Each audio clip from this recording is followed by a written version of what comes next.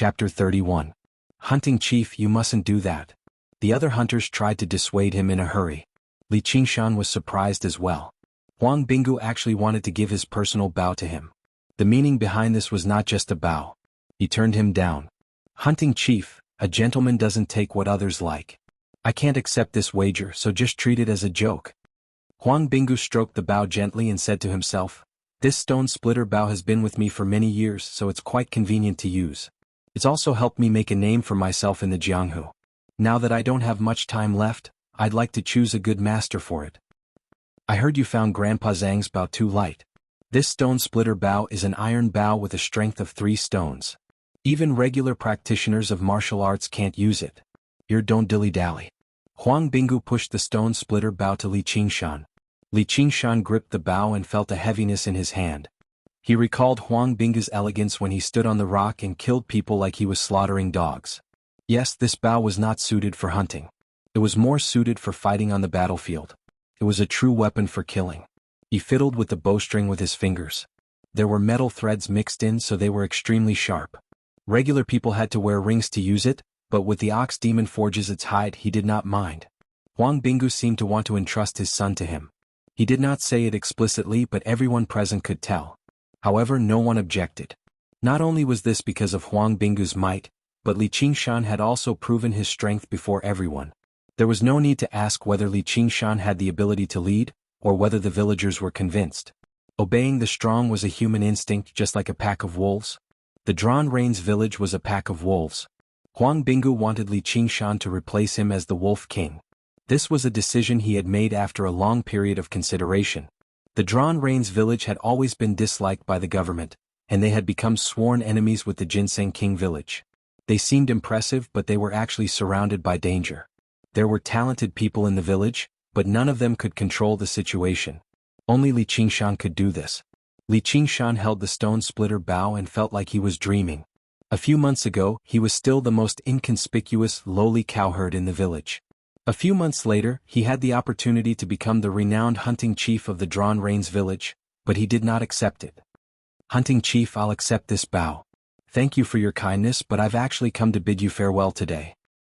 With that, there was an uproar. Everyone felt like Li Qingshan did not know how to appreciate his kindness. Even though Huang Binggu understood Li Qingshan's strength and potential, his expression was rather ugly after being rejected in front of so many people. Huang, but I want it for myself. Li Qingshan returned to his room and took out a small bottle of alcohol, passing it to Huang Binggu. This is the medicinal alcohol my master left behind in the past. It might be able to cure your illness. You from Tian Tttt. Li Tit, Tttt. Li Qingshan smiled and said, there's no harm in trying. This was the spiritual wine brewed from the spiritual ginseng. Although he was not skilled in medicine, he had some understanding of Huang Binggu's illness. He had been born with a weak body, and his many years of practicing martial arts had exhausted his origin, so he had to rely on his inner strength to support himself. This was an incurable disease that even a divine doctor would find difficult to cure. This was a congenital defect that no one could cure. However, the spirit ginseng had an innate qi that could save his life. Huang Binggu drank the spiritual wine in one gulp, then sat down to meditate. After a short while, wisps of white qi emitted from the top of his head, and his originally sallow complexion regained its ruddiness. After a long time he opened his eyes.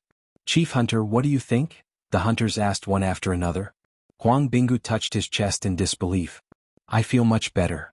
It was not just much better, it was better than ever. It was as if he had returned to his youth. There was a burst of cheers and many of the hunters shed tears. Many of the people who had originally been hostile towards Li Qingshan all changed their attitudes, holding his hands and thanking him profusely. Li Qingshan raised the stone splitter bow. Then it would be impolite of me to refuse this bow. Huang Binggu's expression darkened slightly. Then, Qingshan, can we change the wager? Having escaped from death, he was immediately reluctant to part with this old companion. Don't even think about it. Li Qingshan refused firmly. The words of a man of the mountains are like the mountains. How can I repent so easily?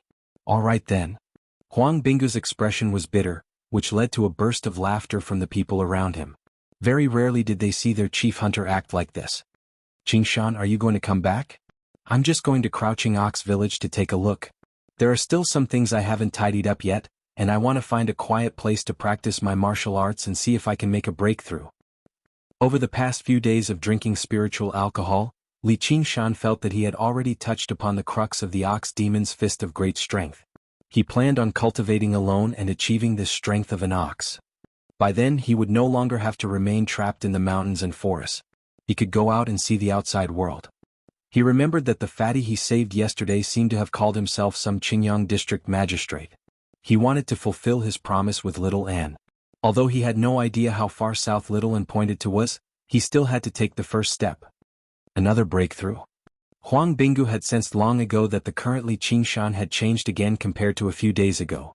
His entire being had undergone a drastic change. This rate of improvement was basically shocking. Yet in the blink of an eye he said he wanted to make another breakthrough. He could not help but think of how Li Qingshan had once said he wanted to become an innate master. Back then he had only thought of it as a passing thought. Now he suddenly felt that perhaps he really could achieve it. But what about the prey you've hunted? Li Qingshan's harvest over the past few days had almost caught up to the entire village's harvest. I don't want anything else. I just want the tiger bones from that tiger. Also, I want you to collect some tiger bones for me. I want to make some medicinal alcohol. I'll buy them at market price. The reason why he chased after the tiger relentlessly was not just because he wanted to show off in the village. Instead, it was because Oxen had told him that once he achieved the strength of an ox with the ox demon's fist of great strength, he could begin practicing the tiger demon's fist of bone forging. He needed to use another type of medicinal alcohol. The most important ingredient was like ginseng, precious but not uncommon. It was tiger bones. Hunters and tigers were mortal enemies.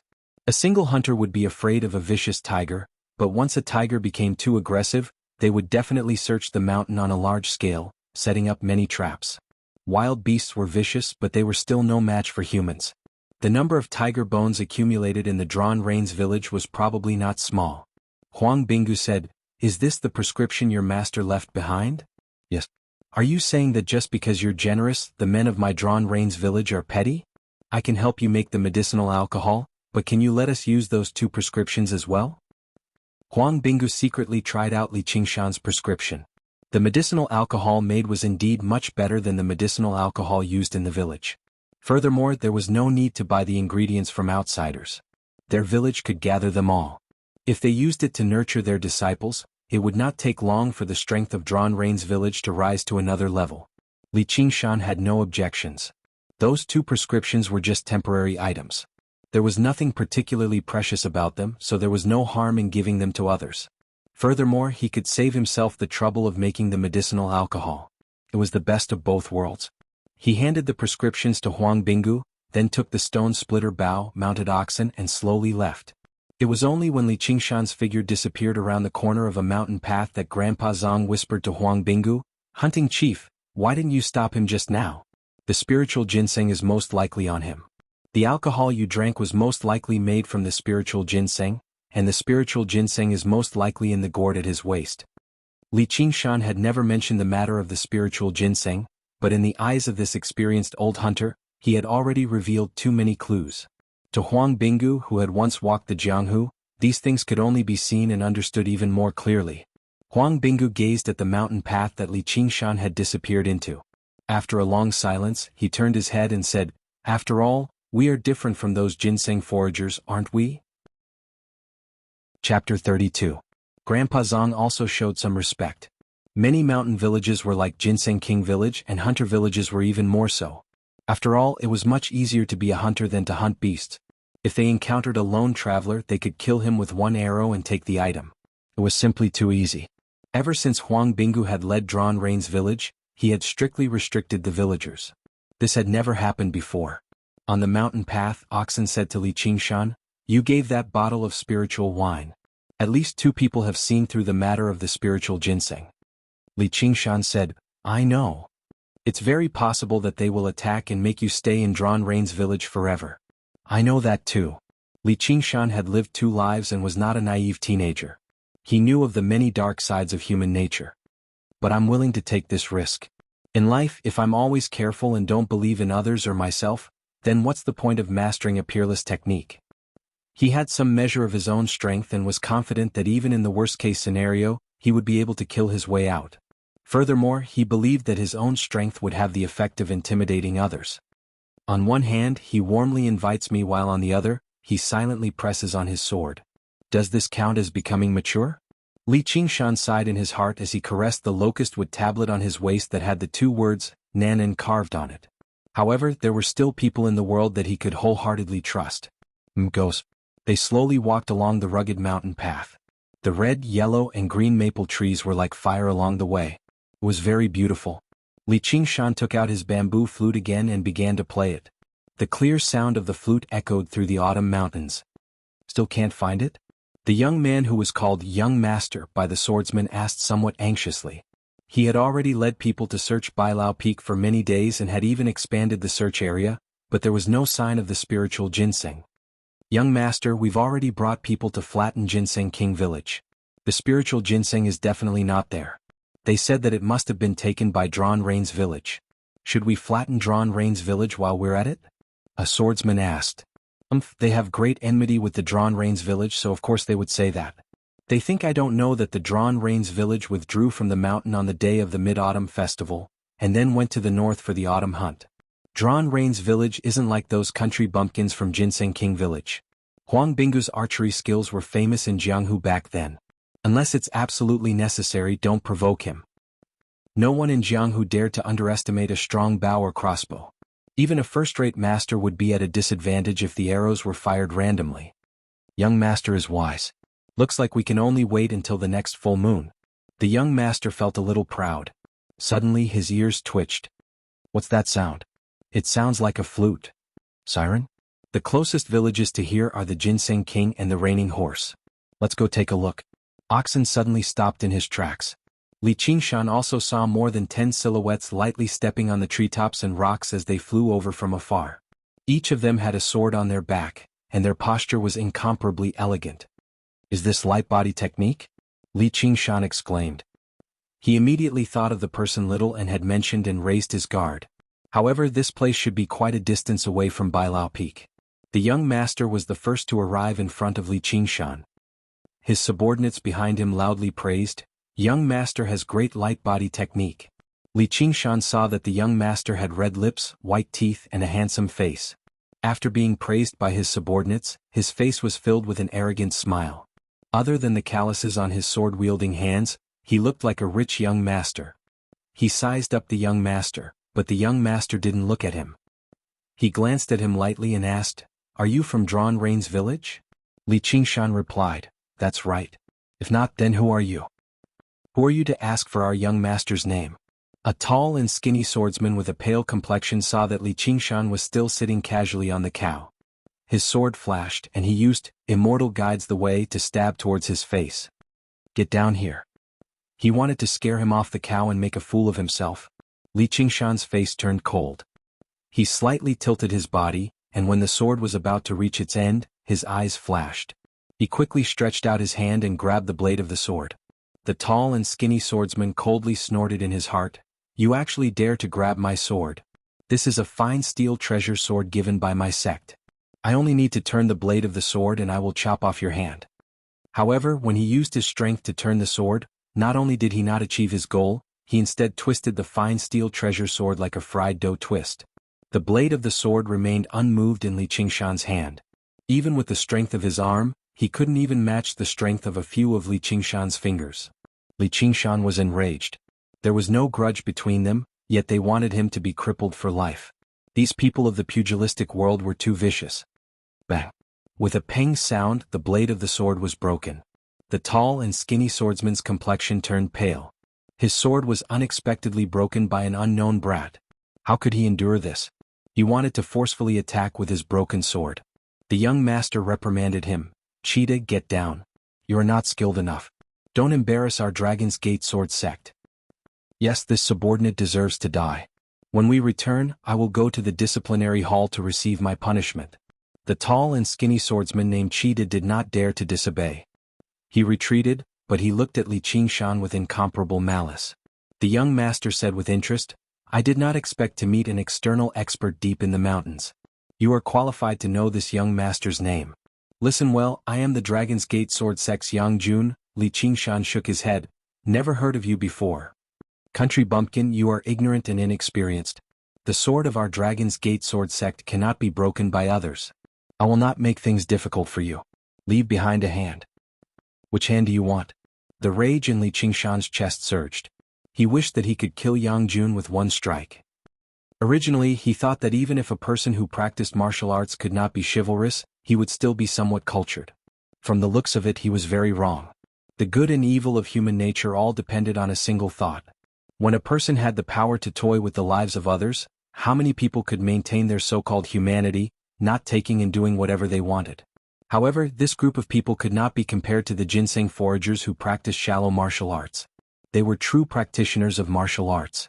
The ox demon forges its hide could block fists, but it could not block fine steel swords infused with inner chi. Furthermore, they all possessed movement techniques. Even if they managed to escape, it would not be easy. Yang Jun said, though, seeing how you're so young, your talent is quite good to be able to practice external martial arts to such a level. Crippling you like this is quite a pity. Why don't you become my servant?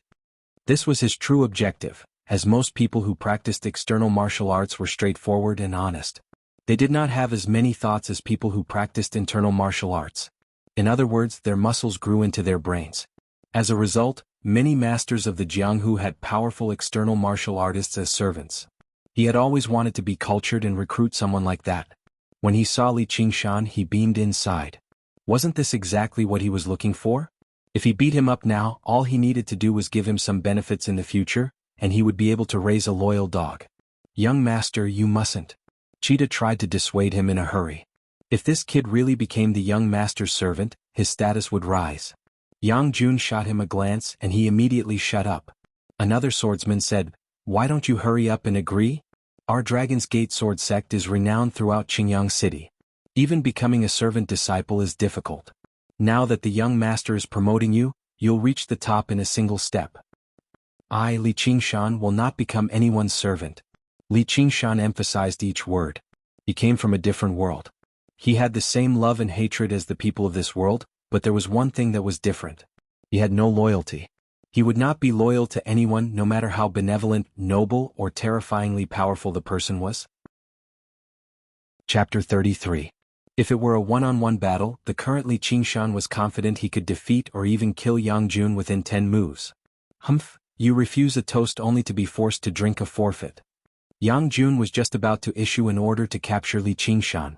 Even if the Drawn Rains village was not to be trifled with, there was no need to worry about the news of him being destroyed in the depths of the mountains. Li Qingshan's body tensed up as well. He planned on capturing the ringleader first. He would deal with the blow and capture Yang Jun first. Suddenly, someone said, young master, he seems to be carrying the stone splitter bow on his back. What? The stone splitter bow? Yang Jun stopped and studied the great bow on Li Qingshan's back. He had some understanding towards the weapons of famed figures near Qingyang City. Where did you get this bow from? The hunting chief obviously gave it to me, said Li Qingshan. Yang Jun's expression wavered. He had been influenced by what he saw and heard in the sect, so he knew everything he needed to know. The person who could obtain this weapon was probably Huang Binggu's successor, the next hunting chief of the Drawn Rains village. If someone like that died, the Drawn Rains village would never just let the matter rest. They would be able to find out about their activities in the region without any effort at all. If they really did everything they could for revenge, the hidden arrows and traps would be difficult to deal with. He could not provoke trouble like this over a moment of anger. He swung his hand. Kid, don't let me run into you again. In the blink of an eye, they all vanished. Only Li Qingshan remained on the mountain path. He could not read minds, but he could guess that they feared the Drawn Rains village. When strangers saw you, they would never see you as a person. Instead, they would see your influence, power, and wealth. Li Qingshan had reached the level of a third-rate master, but he had relied on the bow on his back to escape danger. He was furious. He thought to himself, if I don't get my revenge, I'm not human. I, Li Qingshan, will never allow anyone to bully me, nor will I rely on someone else's reputation to live. Originally, he didn't quite agree with Oxen's theory that a man should be more broad-minded. But now he realized that a lot of deadly feuds were formed because of a single glare, and they wouldn't stop until one of them died. After over a month, Li Qingshan returned to Crouching Ox Village once again. Before he even stepped through the door, he heard something inside. Is there a thief? It's also because I live in a remote place. I'd like to see which petty thief dares to steal from me. The anger in his heart had not yet subsided. He quickly walked in and grabbed the man. The man turned around in pain. Their eyes met and both of them were stunned. Li Fugui. Erlang. What are you doing in my house? Erlang, you're not dead. Li Qingshan looked at the room. Although it had been more than a month, it was still spotless. He knew that Li Fugui was not stealing but helping him clean the room. Of course I'm not dead. Why do you say that? Only after asking around did he find out that Li Qingshan had returned from Cypress Stream Village without any news. Everyone in the village had seen him get into a conflict with the people of the Drawn Rains village at the market, so they all thought that he was done for. Li Fugui even helped him burn some joss paper and cried. Li Qingshan did not know whether to laugh or cry. I'm alive and well, aren't I? Hunter Huang of the Drawn Rains village invited me to the village as a guest, so I stayed for a while longer. Li Fugui never thought that he would actually be able to come out alive after entering a dangerous place like the Drawn Rains village. As for the fact that Hunter Huang had invited him over as a guest, he did not really believe it. In his eyes, although Li Qingshan was powerful, he was still nowhere close to someone like Huang Binggu. He did not know what to say either. He only muttered, "That's good. That's good." It did make Li Qingshan feel rather touched. He had not helped the wrong person back then. However, Li Fugui's expression suddenly became worried. You should leave quickly. Don't let the villagers know. What now? The eldest son of the village head's family has returned. He says he wants to make trouble for you. Li Long. Village head Li's eldest son as well as Li Qingshan and Li Bao's elder brother. The name was not unfamiliar to Li Qingshan. Instead, the villagers had almost grown calluses from hearing it. Originally, Li Long was only a few years older than him. However, it was said that when he was playing outside when he was young, he caught the eye of a noble and was taken to Qingyang City to learn martial arts. He would only return home during festivals.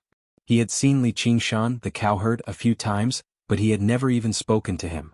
In the eyes of the villagers, he was an important figure who had emerged from the Crouching Ox village and arrived in Qingyang City. He had made a name for himself. Every single family had a daughter and they all hoped to marry her off to him. Together with Caretaker Lu's son, Little Caretaker Lu, they were known as the two talents of the Crouching Ox. Of course, with the sudden rise of Li Qingshan, perhaps they should be known as the three talents of the Crouching Ox. However, Li Qingshan had never seen the world. He had never set foot in Qingyang City, so it was rather difficult for him to become the third talent. Li Qingshan said, "You think I'm afraid of him?" Not only was he not afraid, but he even wanted to see for himself. He ignored Li Fugui's advice and made his way to Village Head Li's home. In Village Head Li's home, a young man with a buzz cut lectured Village Head Li. Just anyone is bold enough to bully us. You really are regressing the more you live. Then he pointed at Li Hu and Li Bao. You two are grown men, yet you allow him to bully you all the way to your doorstep. He had basically grown up in Qingyang City, so his horizons and experience were extremely abundant. He had already begun to treat himself as a Qingyang citizen. Right now, he viewed the matters of the village from the perspective of a city dweller. He felt a natural sense of disdain, not just towards Li Qingshan, but towards everything in the Crouching Ox village. He was not young, but he had never married. His family had once tried to find a partner for him in a hurry, but he rejected all of them. Right now, he was no longer someone that village girls could match. Village Head Li, who was awe-inspiring in the village, only said meekly, "Don't be angry, my son. He's already dead anyway. He's seeking his own death by provoking the Drawn Rains village. There's no need for me to go through the trouble of teaching him a lesson." Li Hu shrunk his neck in meekly, but Li Bao said, "Big brother, you won't let us join the Iron Fist and learn martial arts, so of course we'll be bullied in the village." Li Long shot a glance at him. "That's because you don't have enough talent. Li Qingshan's not dead. Li Qingshan's back." At this moment, someone suddenly called out from outside. Li Long suddenly stood up. If this news only kicked up a commotion in the peaceful village, then Li Qingshan has gone to Village Head Li's home.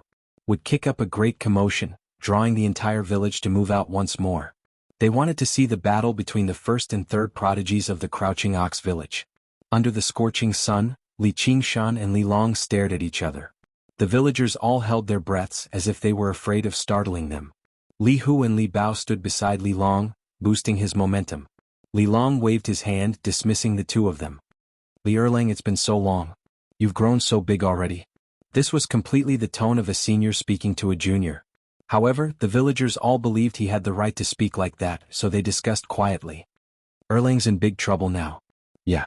Li Long can't be compared to patch-haired Lu and those scoundrels. Chapter 34. Even though Huang Binggu had a sickly body, the feeling he gave off was that of a tiger's bones standing tall and mighty. He was extremely dangerous. Furthermore, in their last exchange, Huang Binggu had made a tactical error.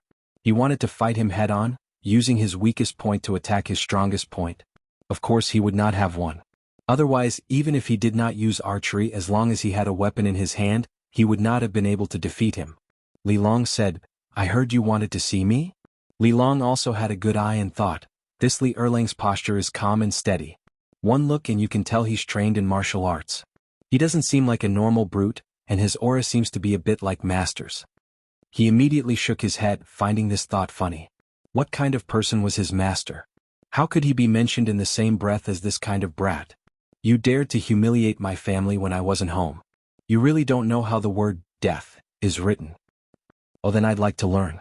Before Li Qingshan finished speaking, Li Long gave a loud roar and rushed forward to attack. With a metal tree piercing the clouds, he attacked Li Qingshan's chest. Cries of alarm came from all around. Li Fugue called out, "Erlang, be careful." Li Qingshan's body did not move. It was unknown if he could not dodge or if he was stunned. Li Long felt disdain in his heart. So he was just pretending. Just now it seems I've misjudged him. With a muffled bang, the fist landed on Li Qingshan's body. Li Qingshan used the ox demon stomps the ground, his 2 feet seemingly rooted to the ground. He did not move at all. Seeing that we're from the same hometown, I'll let you have 3 punches. Li Long was stunned. Although he had only used 30% of his strength in this punch, there was no one in the same sect who dared to take it head-on. Now that it had been taken by an unknown brat, he was even more furious when he heard Li Qingshan's words. He actually dared to be so careless. In the blink of an eye, he sent out a second punch, using 70% of his strength. He thought, don't blame me for not showing mercy this time. His fist carried a fierce gust of wind as it landed on Li Qingshan's body. Li Qingshan shuddered and said, "You haven't used your full strength yet. Hurry up, this is the last move." Li Long stared at Li Qingshan as if he had seen a ghost, but he did not believe it.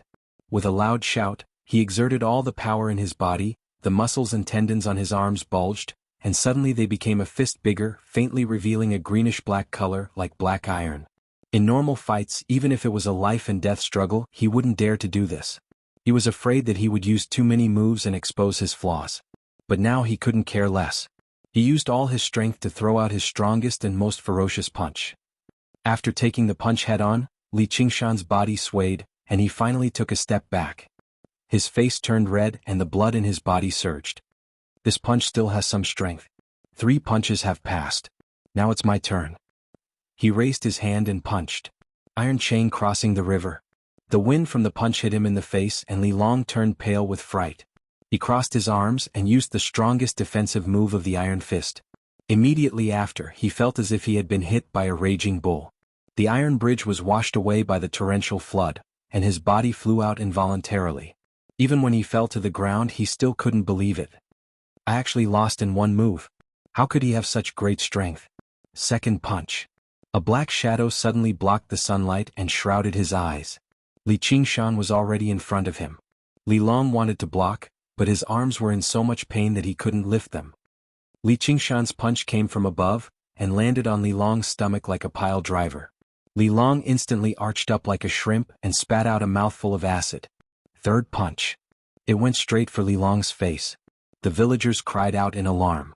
They were stunned by this sudden turn of events. The number 1 hero of the village, Li Long, whom they had been talking about for many years, was actually defeated in an instant. Moreover, he was defeated so thoroughly. The 2 brothers, Li Hu and Li Bao, couldn't believe that their big brother, whom they had always admired, was actually so vulnerable. Village Chief Li shouted at the top of his lungs, "Show mercy." The wind from the punch hit his face, but there was no sharp pain. Li Long slowly opened his eyes, only to see Li Qingshan's fist firmly stopping on his head. Only then did he realize that his whole body was covered in cold sweat. Just now at that moment he felt as if he was facing his invincible master, and he could only close his eyes and wait for death. Village Chief Li threw himself at Li Qingshan, and his skinny hand tightly grabbed his arm. Erlang, for the sake of your dead parents, let my Xiaolong go." "Dad, go away, let him come at me." Li Long struggled to get up.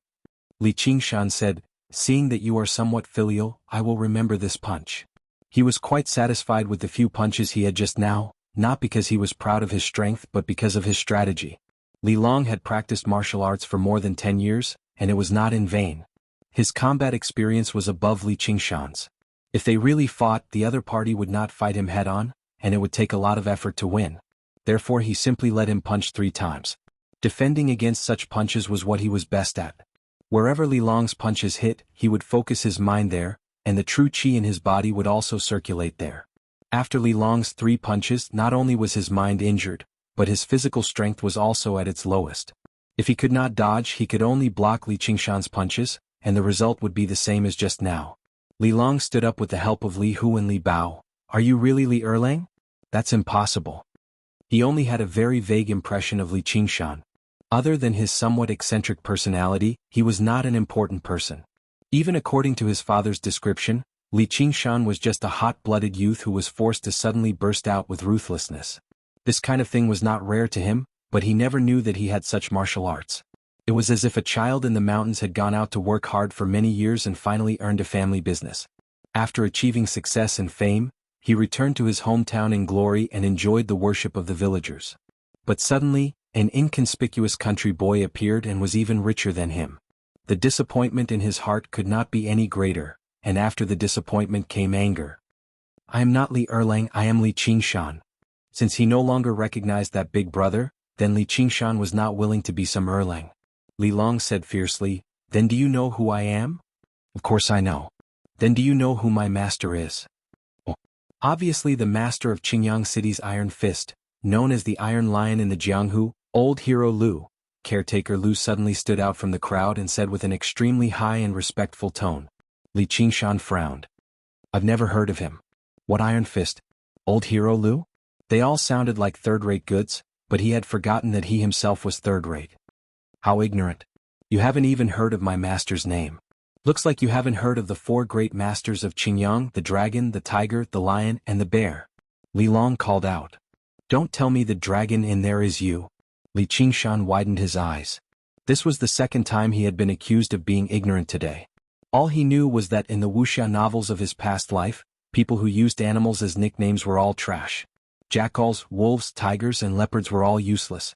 Only true masters who used directions as nicknames were nicknames, such as Eastern Heretic, Western Venom, Southern Emperor, and Northern Beggar. Of course not. Li Long almost laughed out of anger. In the government office of Qingyang City, the advisor held a small booklet and introduced the fat official one by one. Sir, apart from these local aristocrats and landlords, there are 4 other places and 4 people that you can't offend. The fat official said in irritation, I might as well not offend a single person in the entire Qingyang City. The advisor ignored his feelings.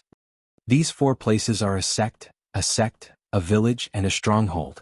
What do you mean by a sect, a village, and a stronghold? The sect is the Iron Fist, the sect is the Dragon's Gate sect, the village is the Drawn Reins village, and the stronghold is the Black Wind stronghold. The dragon, the tiger, the lion, and the bear are the leaders of these places. Sir, if you offend these aristocrats, you'll be chased out of Qingyang City at most and lose your position as district magistrate. However, if you offend them, you might lose your life for no reason. Chapter 35.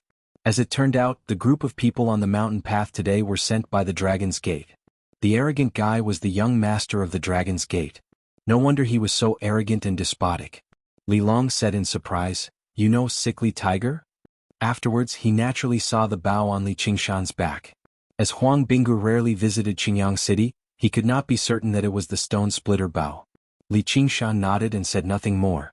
Li Long said, Don't tell me your martial arts are also his. No, and it's none of your business. If you want revenge, feel free to come. Li Qingshan did not want to use Huang Binggu's name to intimidate others.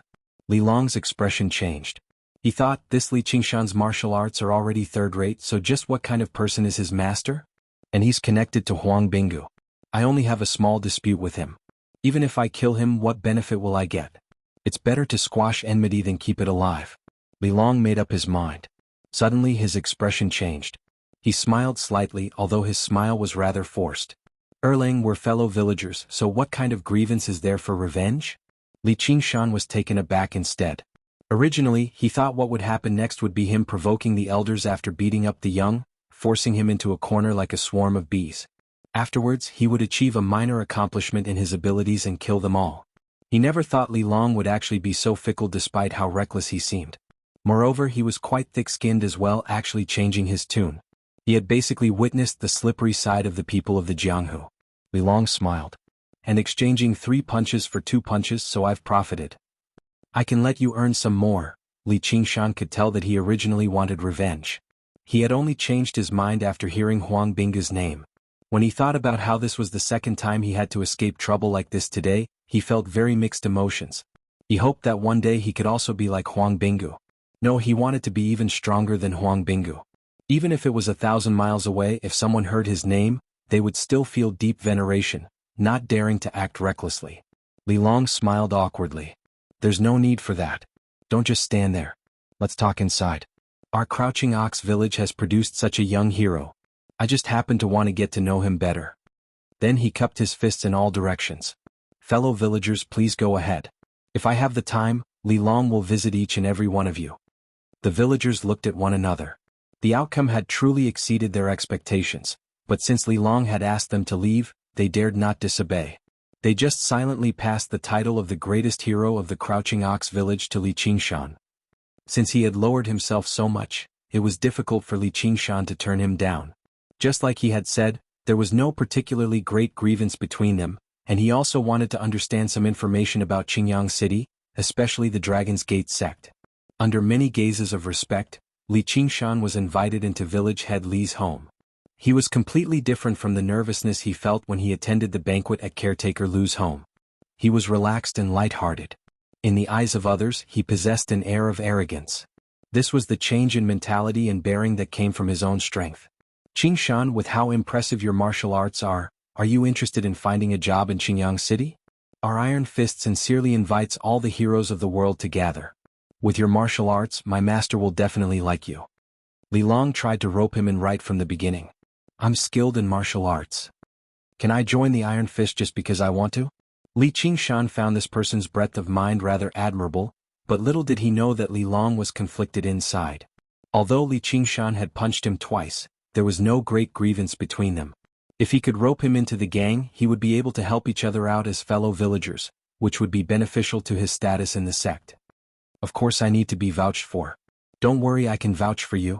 Our Iron Fist is a great clan with a great business. Our influence is not limited to Qingyang City.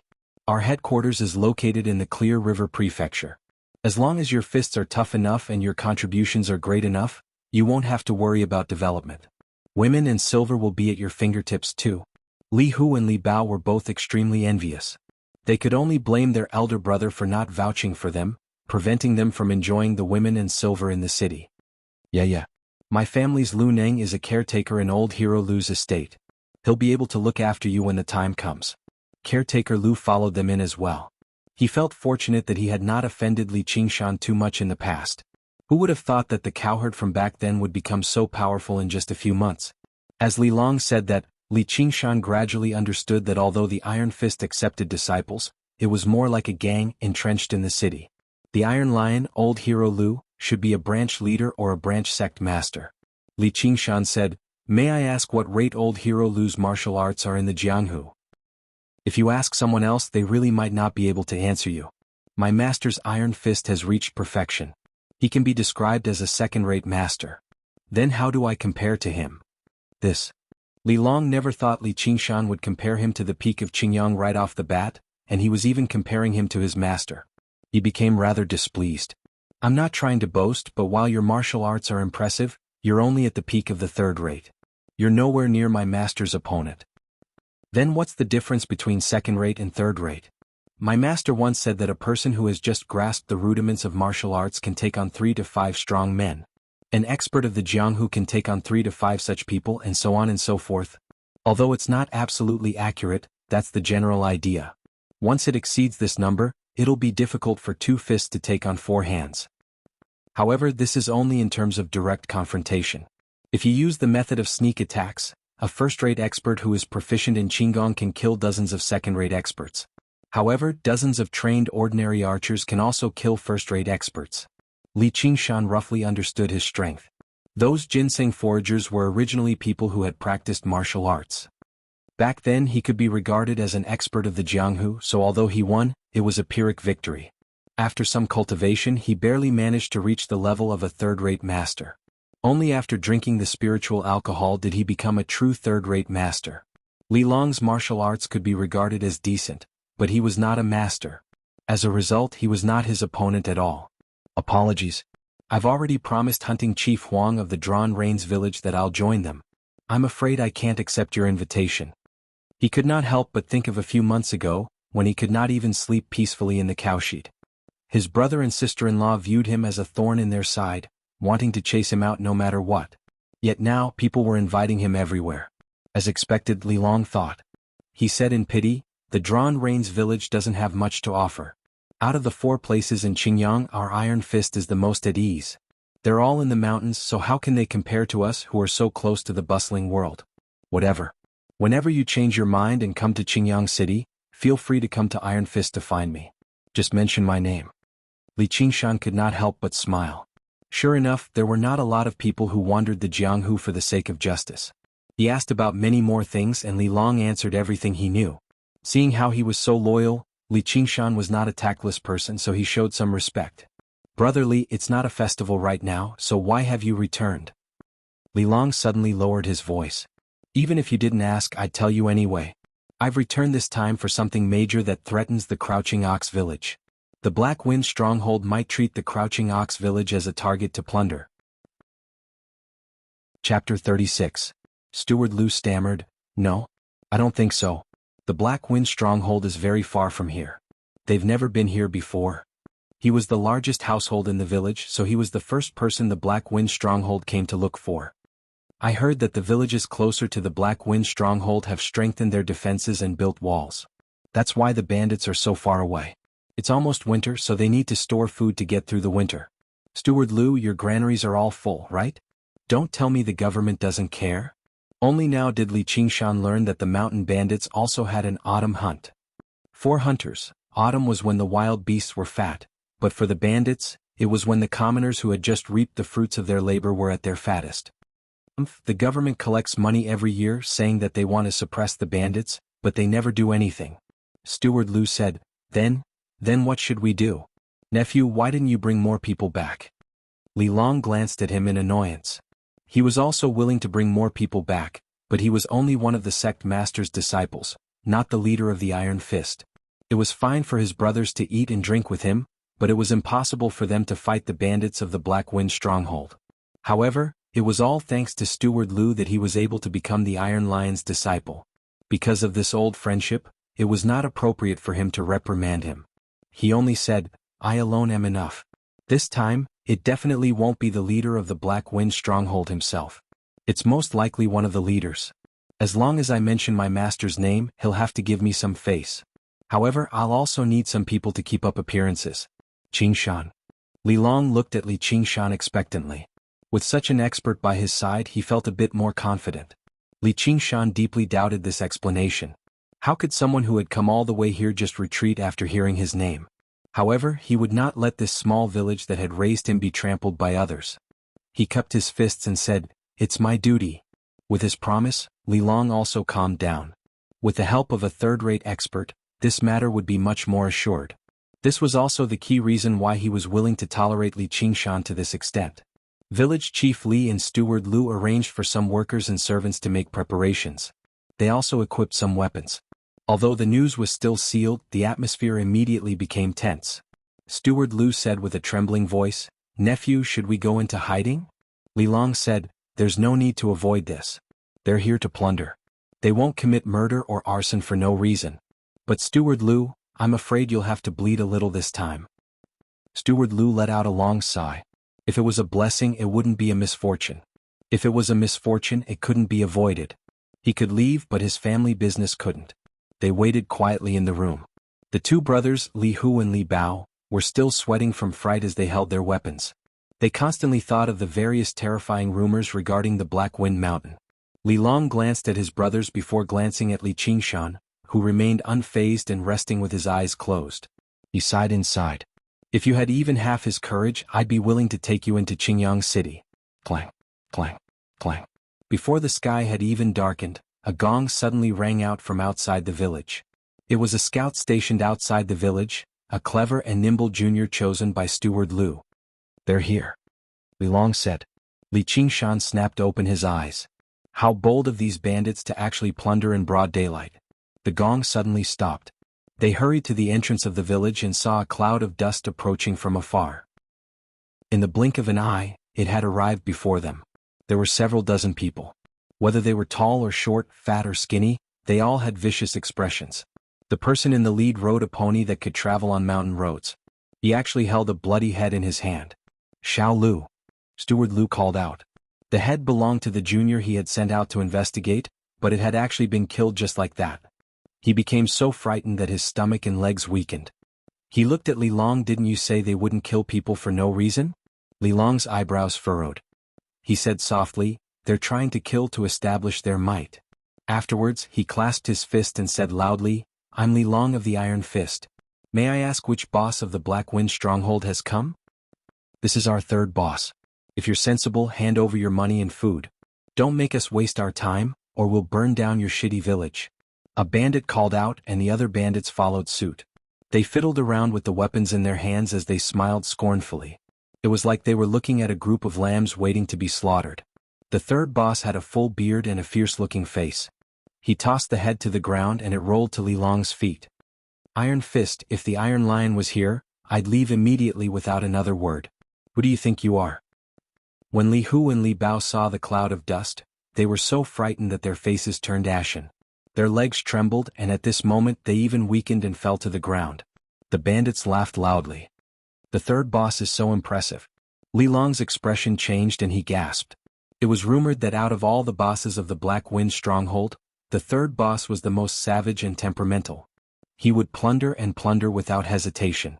In the eyes of the villagers near the stronghold, he was someone even more terrifying than the master of the Black Wind Stronghold. However, since the third boss had asked him what he was, it proved that he was still fearful of the Iron Fist and asked about his relationship with the Iron Lion. The situation was out of his control, so he could only hold back his anger. I'm Master's final disciple. I knew you were coming, so I didn't want you to return empty-handed. I've given you a small gift, so please spare the Crouching Ox village for my master's sake. Caretaker Lu offered up an embroidered box with trembling hands.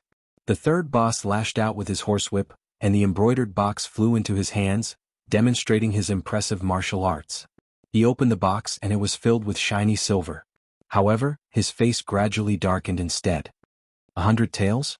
Are you trying to send off a beggar? Great King, we've already done our best. Before nightfall, I want to see 1,000 taels of silver and 1,000 caddies of rations. Otherwise, When the third boss reached there, he suddenly licked his lips and smiled obscenely. My brothers also want to borrow a few women. Don't worry, we're not robbing them, we're just borrowing them. Once we're done, we'll return them to you next spring.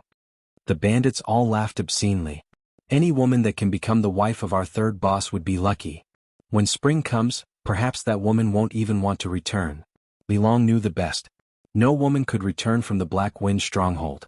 They had all been raped to death. He said loudly, does the third boss really not care about the Iron Fist at all? Caretaker Lu was even more stunned by this number. He was stunned speechless. Don't make me wait too long. The third boss did not even look at Li Long. He turned his head and ordered his subordinates, hurry them up. The 20 or so bandits laughed as they walked around Li Long's group. They entered the village and knocked on every door. If anyone dared to open the door, they would break it down. Hundreds of villagers were chased out like sheep. They gathered together in fear. The barking of dogs and the wailing of women and children filled the air. The third boss laughed as he looked at this scene. Let's rest in this village tonight. This child is only 14 years old. He hasn't done anything bad in his life. Suddenly, an extremely calm voice sounded. It was so calm that it did not seem suitable for the current situation. However, within that calmness, there seemed to be an uncontrollable killing intent suppressed. Li Qingshan picked up Little Six's head from the ground and gently closed his eyes. The third boss narrowed his eyes. Who are you? He did not notice Li Qingshan. From the beginning, when the head was thrown, Li Qingshan's head was lowered and his body was trembling. He thought that it was fear. However, Li Qingshan was no longer trembling. He slowly said, "This is a very good and clever child. His parents also love him very much." The third boss yawned. "What are you trying to say?" Chapter 37. The bandits roared with laughter as if they had heard a hilarious joke. However, the third boss sensed something terrifying from Li Qingshan's body and didn't laugh out loud. The head fell to the ground and the bowstring was fully drawn. "Die!" Li Qingshan attacked in an instant. His angry roar couldn't drown out the sound of the bowstring, and the arrow shot towards the third boss with his monstrous rage. A black light shot through the air, and the enormous force sent the third boss flying high into the air before he fell heavily to the ground. The power of the three-stone bow was astonishing, and Li Qingshan's movements were smooth. At such a close distance, only a second-rate expert or higher would be able to dodge it, but the third boss was clearly not one of them. The noisy village instantly quieted down. The bandits all stared with wide eyes, unable to believe this scene. The grand third boss had actually been killed by a teenager. The villagers looked at him as if he were a god. To them, the bandits were terrifying demons and the third boss was the leader of these demons. Now that Li Qingshan had killed the third boss with one strike, he was like a god. The situation had reversed, but there was no joy on Li Long's face, only fear. "Third boss! Third boss!" A few bandits surrounded the third boss and he coughed up a mouthful of blood. With a fierce expression, he pointed at Li Qingshan and said, "Kill him!" He could be considered a third-rate expert, so he reacted in an instant. Although he couldn't dodge the arrow, he avoided a vital point. The arrow pierced through his right shoulder, shattering all the bones nearby. His right hand could be considered crippled. His eyes were bloodshot, and he wanted nothing more than to skin Li Qingshan alive. The bandits reacted and picked up their swords and halberds, roaring as they charged at Li Qingshan. A gust of wind blew behind his head as a short javelin stabbed towards the back of his head. Without turning his head, he slightly tilted his head and grabbed the javelin. He turned around and threw it. The javelin shot back with 10 times its original speed, nailing the attacking bandit to the door. A halberd, a goose feather saber, and a red-tasseled spear all stabbed towards him at the same time. Li Qingshan grabbed the shaft of the spear and pulled hard. The two bandits lost their balance and fell towards him in fright. A pair of iron arms were already waiting for them and struck their chests like iron hammers. Muffled sounds were heard and the two bandits were sent flying while vomiting blood. Seizing this opportunity, the Yenling saber stabbed into Li Qingshan's chest. The ice-cold saber and sword touched his lower abdomen. It looked like the saber was about to pierce through Li Qingshan's body, but it was unable to move even an inch further. Li Qingshan's pair of iron palms struck the bandit's head with the force of 2 piercing winds. When he put down his hands, the bandit collapsed to the ground as if he had lost his soul. Blood slowly seeped out of his 7 orifices. He strode towards the third leader, but the battle cries behind him were already deafening. With a flick of his toes, he hooked the halberd and held it in his hand. There was no technique, no apprehension, just a sweep. The strong wind stirred up a semicircle of dust and rushed towards the mountain bandits. The tip of the halberd broke and flew up, piercing the ground. Several weapons flew up, followed by a series of blood-curdling screams. Some people tried to block, but they couldn't block the sweeping force of the halberd. Smoke and dust scattered in all directions. 4 bandits fell to the ground. Only a short bandit was swept across the face and died on the spot. The other 3 bandits all had their chests cut open and were screaming on the ground. Fresh blood sprayed on the ground as if it was worthless, and the rich color flowed everywhere. "Then are we just going to let them trample over and humiliate us?" Li Qingshan growled. "Qingshan, I know how you feel, but the situation is stronger than you." "Then let me become even stronger." The expressions of all the villagers changed. At this moment, they heard the third boss leave behind an extremely vicious sentence from afar. "Your crouching ox village will be massacred." Some people fell to the ground in fright. Cries and wails rang out again. There was no joy from repelling the bandits at all. An injured bandit clutched his chest as he smiled cruelly. "You'll all be buried with me. Are you done?" Li Qingshan said. "What?" Li Qingshan released Li Long and kicked the goose feather blade beside his feet. The blade pierced the bandit's throat, and he immediately breathed his last. "I won't go back on my words." Li Qingshan finished off the other injured bandits one by one. He turned around and said to the villagers, "Nothing will happen. I promise." Afterwards, he strode off in the direction the bandits had fled in without even looking back. The sun set in the west, and the last ray of light vanished from the horizon. Darkness descended on the mountains and land. Beside the roaring bonfire, two bandits helped the third boss pull out the arrow. The third boss cried out in pain and slapped one of the bandits away. "Can't you be a little more fucking gentle?" The bandit's mouth was covered in blood from the slap. He stuttered, afraid to talk back. The other bandits were all dejected. Under the Black Wind Stronghold's fame, it had already been a very long time since they had experienced a defeat like this. They had already grown used to gazes of fear and flattery, and they were used to taking silver and women as they pleased. "All of you buck up. We'll definitely get our revenge. Once we capture that brat." The third boss smiled cruelly. "Cut him into 1,000 pieces." Immediately, another bandit agreed. Chapter 38. Who did it? Who did it? The third boss roared. Although he was injured, he still had his cultivation. Just who was it that could actually kill someone under the watchful eyes of so many bandits? Pooh! Another bandit's throat was slit and he fell to the ground. Just now, he was the first to agree with third boss that he wanted to cut Li Qingshan into 1,000 pieces. The dark forest seemed to hide a terrifying demon. A terrifying shadow instantly enveloped all the bandits. No one could see who did it. How did it happen? They didn't know if they would be the next to die. The fear of the unknown was the scariest. In the chaos, the third and fourth bandits fell to the ground. It was as if the scythe of the Grim Reaper was silently harvesting lives. The night wind was cold. An exquisite hunting knife, like a venomous snake, slithered through the tall withered grass.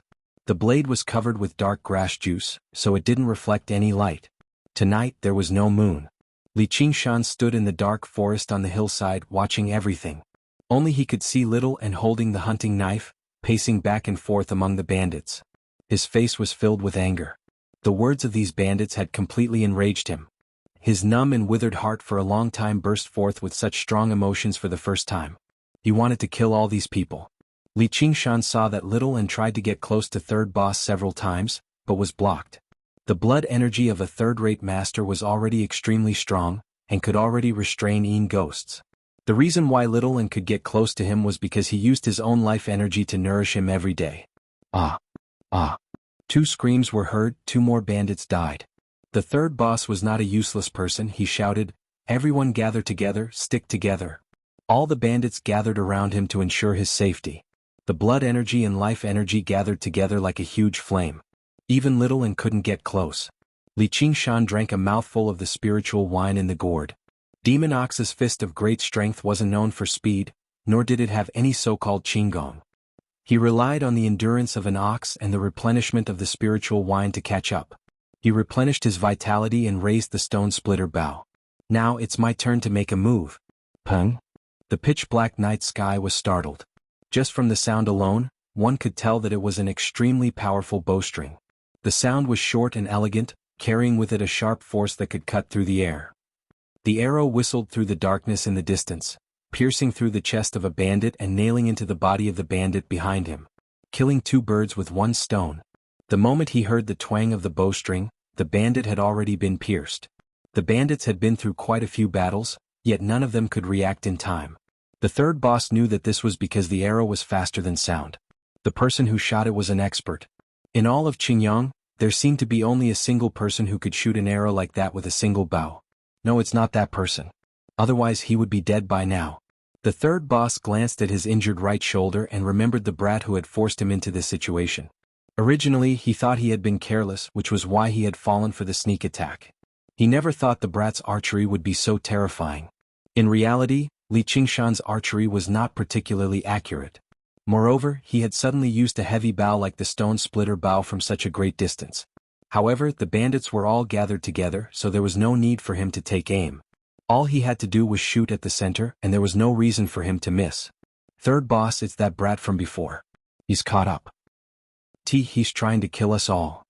The arrow came from that direction. "Let's fight it out with him." "No, we can't. Once we separate." As they argued, the second arrow pierced the chest of another bandit. Every single bandit's face twisted in fear. They were so flustered that they were like a group of lambs waiting to be slaughtered. The third boss ordered, "It's all that brat's doing. Let's charge up and kill him together." He led the bandits as they charged up the hill, yelling and shouting. Li Qingshan stood where he was without any hesitation, shooting arrow after arrow. An arrow shot out from the taut bowstring, whistling through the darkness. It pierced through 3 withered leaves as it spun, stabbing into the body of a bandit. Then it pierced through layers of flesh until it was stuck in the bones. Just now it unwillingly stopped moving. The immense impact of the arrow didn't even leave the bandit with a chance to cry out in agony. One of the bandits by the side halted his footsteps and looked over in horror. Before the fear in his eyes could dissipate, he felt a sharp pain in his head, and he lost consciousness. The interval between the arrows was actually so short. The bandits' charge came to a halt, and they hurriedly searched for cover. However, before they could even catch their breaths, the strange bloody marks once again appeared on their throats. They were even more accurate and terrifying than the arrows. Someone died at every moment. The morale that had been raised by fear vanished. Only when they returned to their senses did they discover that the third boss had already mounted a pony and galloped off towards the Black Wind stronghold. They immediately scattered. Li Qingshan carried the stone splitter bow on his back and felt his arms ache slightly. The power of the 3-stone bow really was extraordinary. He had only fired a dozen or so arrows, and he found it rather difficult to continue. He sucked in a deep breath and took another sip of alcohol. "Little Ann, let's chase after them." In the Crouching Ox village, the villagers were still in a state of panic. Li Long was currently ordering people to collect the corpses. Long, how did you end up like this?" An old, dignified voice rang out in the darkness. Li Long shuddered. "Master, why have you come?" It was the master of the Iron Fist who had shaken up Qingyang City, the Iron Lion Lu Hong. "I was afraid that you wouldn't be able to subdue those bandits, so I came to take a look." Lu Hong emerged from the darkness. His eyes were like rings and he radiated dignity even without being angry. He wore large, luxurious robes and seemed awe-inspiring, like a mighty lion. He glanced at the corpses of the bandits. "You've fallen out with the Black Wind stronghold?" "You didn't do it." "What a heavy blow. Tell me what happened." Li Long could only tell him everything in detail. When Lu Hong heard the third boss' actions, he snorted coldly. "How dare he look down on me in the Iron Fist like this? If I were here, I'd definitely kill him myself. I'd like to see whether that blind bear is bold enough to fall out with me or not." When he heard how Li Qingshan had struck out, he praised, "What boldness and skill. How old do you think this Li Qingshan is?" "Roughly 15. Li Long himself was rather surprised, so he could only say it out loud. Only now did he remember that Li Qingshan was only a teenager. "What? He's only 15? Lu Hong was shocked. He was a veteran of the Jianghu. Let alone 15-year-old third-rate masters. He had even seen first-rate masters before. However, behind these talented youths were all the shadows of large clans and sections. At the very least, they had a master with unparalleled martial arts. Chapter 39. Li Long pointed in a direction and Lu Hong strode over. The Iron Fist was not particularly skilled in movement techniques, but he took 7 or 8 steps longer with each step than a regular person. His sleeves fluttered in the wind and he did not slow down at all. Before long he arrived where the Black Wind Mountain bandits had stopped and set up a campfire. Only a few corpses remained there now, and a few wolves were currently gnawing on the corpses. They raised their heads and let out threatening howls when they heard the noise. Lu Hong snorted coldly like a clap of thunder. The wolves howled and fled in fright. Lu Hong examined the corpses. This really is the power of the stone splitter bow. Huang Binggu has actually given away his famed weapon. Is he Huang Binggu's disciple? No, with that sickly tiger's martial arts he can't raise a disciple like that.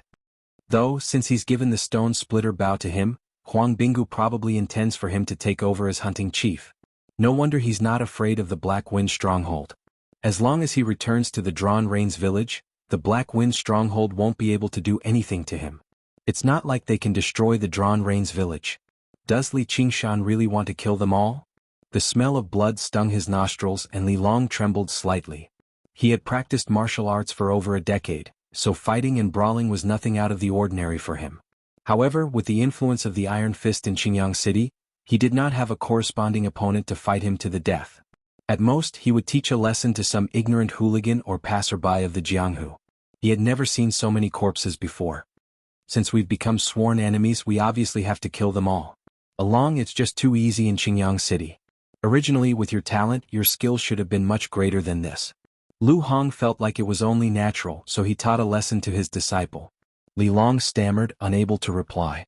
Lu Hong continued to examine the corpses. These wounds are so strange. He discovered a bandit who had died from having his throat slit. What's so strange about it? This bandit died in a pile of people. Look at his expression and posture when he died. He doesn't seem to have reacted at all. What's this all about? Afterwards, he discovered many other bandit corpses with the same wounds. Li Long's heart shivered as he imagined the strange sight. He could not help but look around. The dark mountains and forests seemed to be hiding ghosts. Only when he saw Lu Hong did he feel much more at ease. As long as your movement technique is good enough, you can achieve that. However, across the entire Qingyang, only the sect master of the Dragon's Gate sect can rival a movement technique like that. Not only does this Li Qingshan have assistance, but he's very powerful as well. No matter how experienced Lu Hong was in the Jianghu, he couldn't guess that the mountain bandits couldn't react because they couldn't see the enemy. They followed the tracks left on the ground and went deep into the mountains.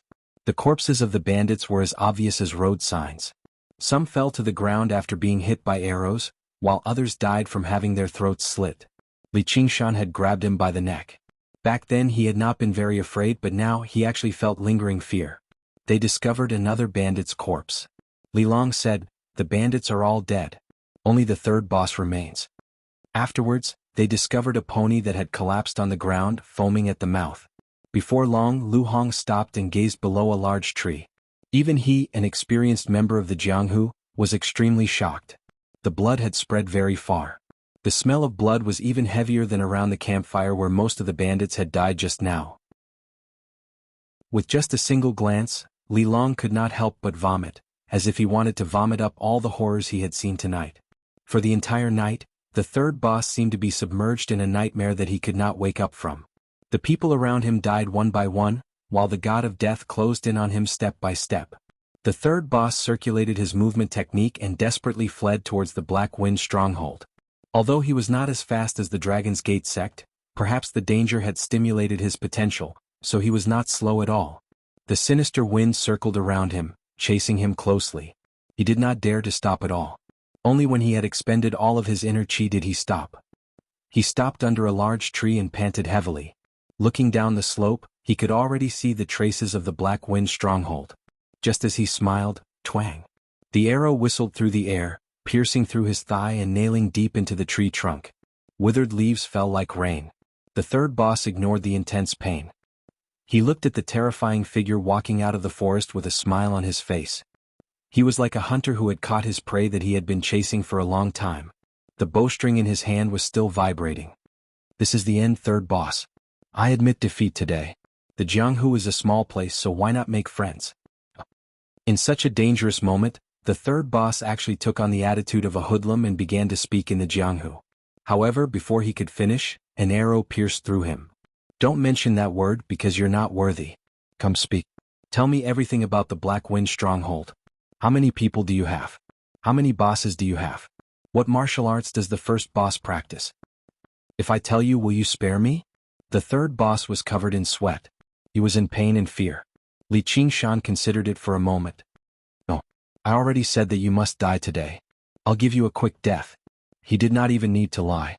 He just told the third boss clearly that he wanted to kill him. He could tell him or not.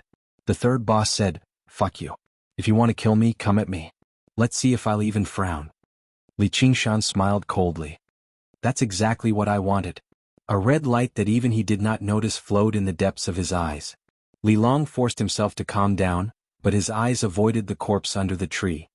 "Master, should we continue chasing?" Lu Hong waved his hand. "There's no need. With such a star of evil appearing, the Jianghu will be filled with trouble from now on." He had seen many ruthless people in the Jianghu. This third boss was not inferior to them. However, it was rare to see someone so ruthless and merciless as soon as they entered the Jianghu. Who wouldn't want to vomit a few times? Only after experiencing many life and death experiences could one's heart gradually harden. Li Long said, "He's only a third-rate martial artist." He relied on a sneak attack to heavily injure the third boss. "Why does Master care so much about him?" Lu Hong said, "I can only tell you that there are many people like this in the Jianghu. Not a single one of them is weak.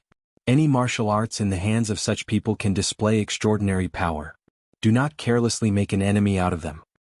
"Why is that?" Li Long did not understand. Could it be that being vicious and merciless meant that one's martial arts were high? The essence of martial arts lies in killing. However, Li Qingshan, who was regarded as a star of evil by Lu Hong, was currently kneeling by the stream and vomiting. His tears flowed down his face as he vomited. In the end, the third boss bones were not as hard as he had said. He told Li Qingshan everything he wanted to know in full detail. All he wanted was to die. After killing the third boss, the red light in his eyes dimmed. He seemed to have realized what he had done. He had used an incomparably cruel method to torture a living person. But that was not all. What was more frightening was that he felt great pleasure from it. What's going on with me? A cow's hoof stepped into the stream. Li Qingshan raised his head. Oxen looked at him and said with a tone that seemed to be praising and mocking, "You're becoming more and more like a demon." Chapter 40. Oxen asked, "Do you still want to continue? Don't blame me for not warning you. You might really end up becoming a demon." "As long as I have a clear conscience and can freely express my thoughts, I will have no regrets even if I end up becoming a demon," Li Qingshan said as he stood up. His confused heart was instead strengthened by Oxen's words. Oxen could not help but look at him in a different light. Even a cultivator with a firm will would feel fear and repulsion when they heard that they would fall into the path of demons and become a demon. It had already prepared itself to patiently advise him, but Li Qingshan was not too affected. He was still firm in his choice and did not show any signs of wavering. It was truly rare. However, this was also good. If he was the kind of person who would only care about this kind of thing, it would not be worth Oxen's effort. The age that Li Qingshan lived in his past life was an age of information explosion. As a shut-in, he consumed various movies and novels day and night as mental sustenance. He had come across the most diverse thoughts, as well as witnessed the most terrifying and grand spectacles. Under the impact of all kinds of information, his ability to accept things was probably something few people in this era could compare to. He would not be bound by any traditional way of thinking. This kind of advantage and strength was slowly showing itself, and he displayed a power that no magical ability or artifact could replace.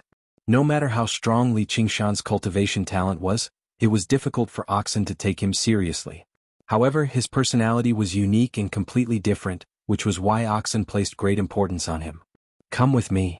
One ox and one man advanced through the pathless mountains. Oxen did not say where they were going and Li Qingshan did not ask. After he understood the strength of the Black Wind stronghold from the third boss, he immediately knew that he was no match for them. He could only become stronger. After walking for an unknown period of time, there was suddenly a sound in the forest. As he moved forward, the rumbling sound grew closer and closer, until it was like thunder. The scenery in front of him suddenly became clear. On a cliff that was dozens of feet high, a waterfall flew straight down and fell into the pool like a jade dragon, splashing snowflake-like foam. In the center of the pool there was a big whirlpool that kept spinning, and there were many smaller whirlpools around it. Li Qingshan stood in front of the waterfall. Even though he had a strong will, he still felt a little shaken in the face of nature's creation. "Brother Nyo, what is this?" "Waterfall. Of course I know it's a waterfall. Why did you bring me here?" "Of course it's cultivation." At this time, a broken piece of wood fell from the top of the waterfall and was instantly sucked into the whirlpool. It crashed into the rocks in the water and broke into pieces. If a person were to be sucked into it, they would definitely die horribly. Li Qingshan gasped. "It's in here?" Oxen said, "If you want to cultivate the strength of a bull, this is the fastest shortcut. Whether you want to take it or not, it's all up to you." With that, Li Qingshan leapt into the pool resolutely. In the air, the information he had obtained from the third boss flashed through his head. The Black Wind stronghold had around 300 people, and there were a total of 7 bosses. Of course, there were 6 of them now and 5 of them were third-rate masters. The first boss was known as the Black Bear Xiong Xiangguo. He was a true second-rate master, and he could defeat the other bosses if they worked together. Li Qingshan's current martial arts were only at the peak of the third rate. If he did not use sneak attacks, he would probably only be able to deal with 2 bosses working together. If he faced 3, he would definitely lose. He could only flee, let alone face the master of the Black Wind stronghold. He was a colossal figure that he could not defeat right now. The only good news was that once winter came, the mountains would be sealed off by snow. If the Black Wind stronghold wanted to carry out a large-scale operation, they would have to wait until spring at the very least. That was the time he had left. He had to become even stronger. Only then could he stop the Black Wind stronghold, protect the Crouching Ox village and fulfill his promise. Various thoughts flashed through his head. He saw the water surface grow closer and closer, and the toughness of Li Qingshan's mental fortitude appeared. He immediately suppressed all of his nervousness and fear. His mind was at peace and he quickly adjusted his position. He sucked in a deep breath and dove into the water. Oxen muttered from the top of the pool, I even said I'd take it step by step. I'd start meditating under the waterfall. Immediately, it felt a wave of resentment attack it. Little and stared at it fixedly, and Oxen felt slightly uncomfortable. Brat, don't look at me like that. The rapids slammed against Li Qingshan's body. He was like a small boat in a storm, unable to control himself. He could collide with the rocks at any time and sink. Li Qingshan was quite skilled in the water, but he was unable to unleash it at all right now. He used the ox demon forges its hide, and the pain from the water against his skin vanished. Before he could even catch his breath, a black shadow pressed towards him. The rapids pushed him towards the rocks. The huge log earlier served as an example. Even with the ox demon forges its hide, he would still die from being smashed to pieces. It was far too difficult to fend off the power of nature with the body of a human. The ox demon stamps its hooves. A mouthful of true qi sank into his dantian, and Li Qingshan's body seemed to grow heavier out of nowhere. Suddenly he plummeted and landed on the tough bottom of the pool. The rocks cracked, leaving behind 2 deep footprints. However, when he reached the bottom of the pool, the direction of the current changed again, pulling him towards the largest whirlpool. He tried his best to stay where he was, fighting against the current. Soon he used up his breath and a suffocating feeling gripped him tightly. In this kind of current, it was impossible to swim out of the water. As soon as his feet left the water, he would be sucked into the whirlpool by the current. Soon he lost his consciousness. Even the deafening roar seemed to be far away.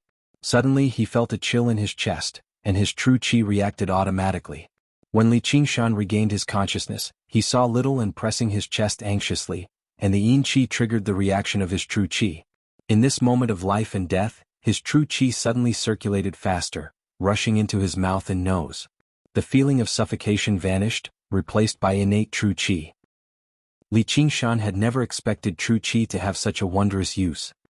He nodded at Little and to express his gratitude before gritting his teeth and releasing his feet, allowing the current to suck him into the huge whirlpool. Little and paced around the surroundings of the whirlpool for a while before suddenly making up his mind.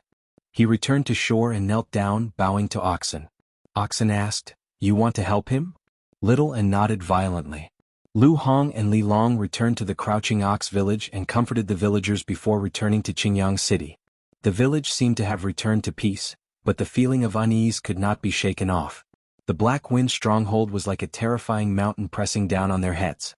Many people wanted to flee the village. However, Li Qingshan's promise before he left gave everyone hope. At a critical moment, the prodigy of the village, Li Long, was unable to protect them, and the important figure of the city, Lu Hong, had only arrived afterwards. Only Li Qingshan stood before them all, protecting them all alone. Afterwards, the rumored soldiers appeared and took away the heads of the third boss and several dozen bandits. Qingyang City shook up. There was actually someone bold enough to offend the Black Wind stronghold. Both the righteous and the righteous learnt a name, Li Qingshan. In the government office, the fat district magistrate ordered the advisor, "Quick, report the merit to the prefect." As soon as I arrived in Qingyang City, I annihilated a group of bandits. If anyone still dares to say I'm useless, hang their heads on the city gates and let the people of the city know my power. Also find that Li Qingshan. I want to thank him in person for saving my life and give him great riches and honor. The advisor said, "Sir, it's only right to report the merit to the prefect, but there's no need to hang their heads. The Black Wind stronghold is not to be trifled with. As for that Li Qingshan, he'll probably die."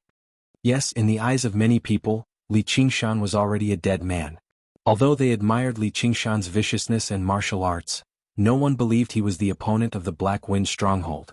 The Black Bear, Xiong Xiangwu, was a figure who could stop children from crying at night in Qingyang City. He had made a name for himself even before Li Qingshan. The two of them were on completely different levels. Chapter 41. All the advisor could do was agree. The district magistrate's desire for silver had already overwhelmed his fear of the Black Wind stronghold, so he could not persuade him otherwise. And the Black Wind stronghold probably would not be bold enough to openly kill an official and rebel. The fat district magistrate's aura suddenly vanished. He said softly, "It's not like I killed him. There's no need for the master of the Black Wind stronghold to make trouble for me, right?" The advisor twirled his mustache. "He probably won't, but just in case. Ask your sister for reinforcements and get the prefect to send reinforcements." The fat district magistrate said, "Yes. He might be the prefect, but he's also my brother-in-law. We're all family." As long as he sends a hawk-wolf guard, we won't have to fear anyone. Although he was chubby, his younger sister just happened to be as pretty as a flower. The prefect took a fancy to her and took her in as a concubine, so she was very doted on. His status rose as well, so he begged his sister to give him a pillow talk so that he could get a position. However, the prefect did not like him, so he casually sent him to the remote Qingyang city to become the district magistrate. Not only did it deny him the opportunity to use his connections to intimidate others, but it also kept him away from his sister. It was basically killing two birds with one stone. The advisor thought, how can the hawk-wolf guard be sent over so easily? Just finding a decent guard in the prefect's estate will be enough. Then what about Li Qingshan? The fat district magistrate thought about it and said, he's my savior no matter what. When I see him, give him some silver and send him elsewhere. The Clear River Prefecture is so large, so where can't he go? In the Drawn Rains village, Huang Binggu received the news. At first he was surprised before laughing aloud. Nicely done. Ever since he had ingested the spiritual alcohol, his sickly appearance had vanished. He had become rosy and full of life. Not only had his martial arts recovered, but they had even improved drastically. Hunting Chief, won't he be making trouble for the Drawn Rains village by offending the Black Wind stronghold like this? He's carrying your stone splitter bow. You shouldn't have given it to him in the first place and he's already gone missing. He's probably already fled. Xiao He was dissatisfied. That day at the market he had eaten Li Qingshan's fist. Although he did not dare to retaliate, he still had some resentment. Originally he was the leader of the younger generation in the village, but when Li Qingshan came he was completely overshadowed. Now that he was in the limelight, his heart was filled with jealousy. Huang Binggu said, if the Black Wind stronghold comes knocking on our door, we'll receive whatever methods they have. However, he won't run, much less come to us for protection. I'm just a sick tiger, but he's a true tiger that has descended from the mountains. Therefore the name, Descending the Mountain Tiger, became Li Qingshan's first nickname. When the heads of dozens of Black Wind Mountain bandits were hung on top of the city walls, Li Qingshan's name spread even further. Large patches of snowflakes floated down from the sky. In the middle of the night, a black shadow scuttled onto the top of the city walls and took down the third boss's head. Then he urged his horse to gallop back to the Black Wind stronghold, bringing it to the chief of the stronghold, Xiong Xiangwu. Xiong Xiangwu was just like his nickname. Not only was he abnormally tall, his hair was also thick and black. From afar he looked like a giant bear. With a single glance, it was obvious that this person was born with great strength. He stood up and looked around. Regardless of whether it was the bosses on the two sides or the surrounding bandits, no one dared to make a sound. Boom! His huge, bear-like palm slammed down, and the head, along with the thick rosewood table, was smashed to pieces. This is the fate of the incompetent. This is also the fate of those who dare to provoke me. Pieces of wood shot in all directions. The nearby bandits were all pierced in the face, but no one dared to make a sound or move. The second boss waved his fan and stood up. He was a middle-aged man dressed like a scholar. Even at this time of the year he still wore a long robe, which showed just how deep his inner strength was.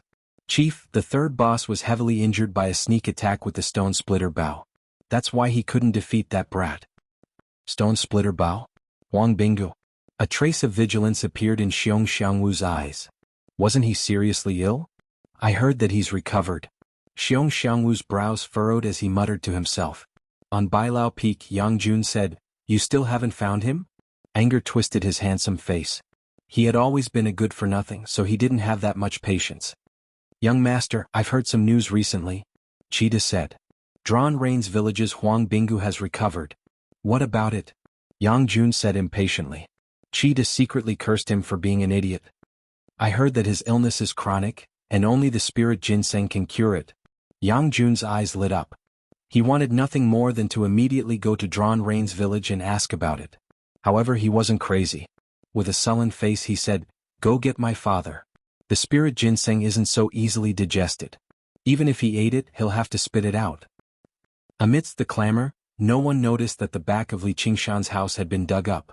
The porcelain jar that contained the white bones had disappeared. Snow fell, and the pond water became even more bone-piercingly cold. It didn't show any signs of freezing. Li Qingshan crawled out of the pond water, his lips turning blue. He lay down on a patch of withered grass and looked at the gray sky above the white waterfall. The breath he exhaled turned into white mist.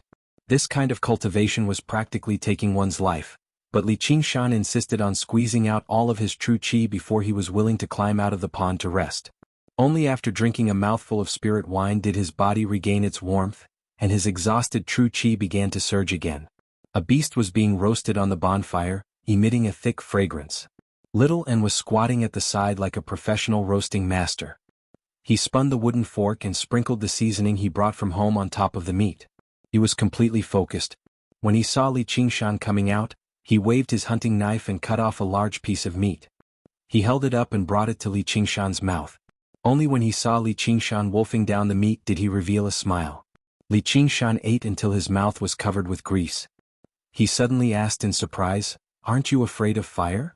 Little N was afraid of sunlight and also afraid of fire. There were many restrictions on what he could do. It was impossible for him to squat beside the fire so casually.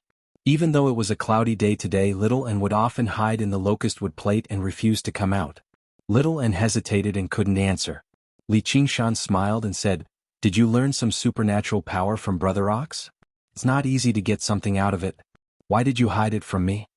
Little N hesitated for a while, then he carried out a porcelain jar from the bushes with difficulty. Li Qingshan opened the lid and a bloody smell assaulted his nostrils. There was a small white skeleton inside, dripping with bright red blood. The two colors, red and white, were extremely glaring and bright. They were filled with an evil and bloody feeling. Li Qingshan frowned. "What is this?" Little N was like a child who had done something wrong. He lowered his head and didn't say anything. "Path of white bone and great beauty." Oxen suddenly appeared and said 5 words. "This is also a supernatural power?" Ghosts don't have a physical body.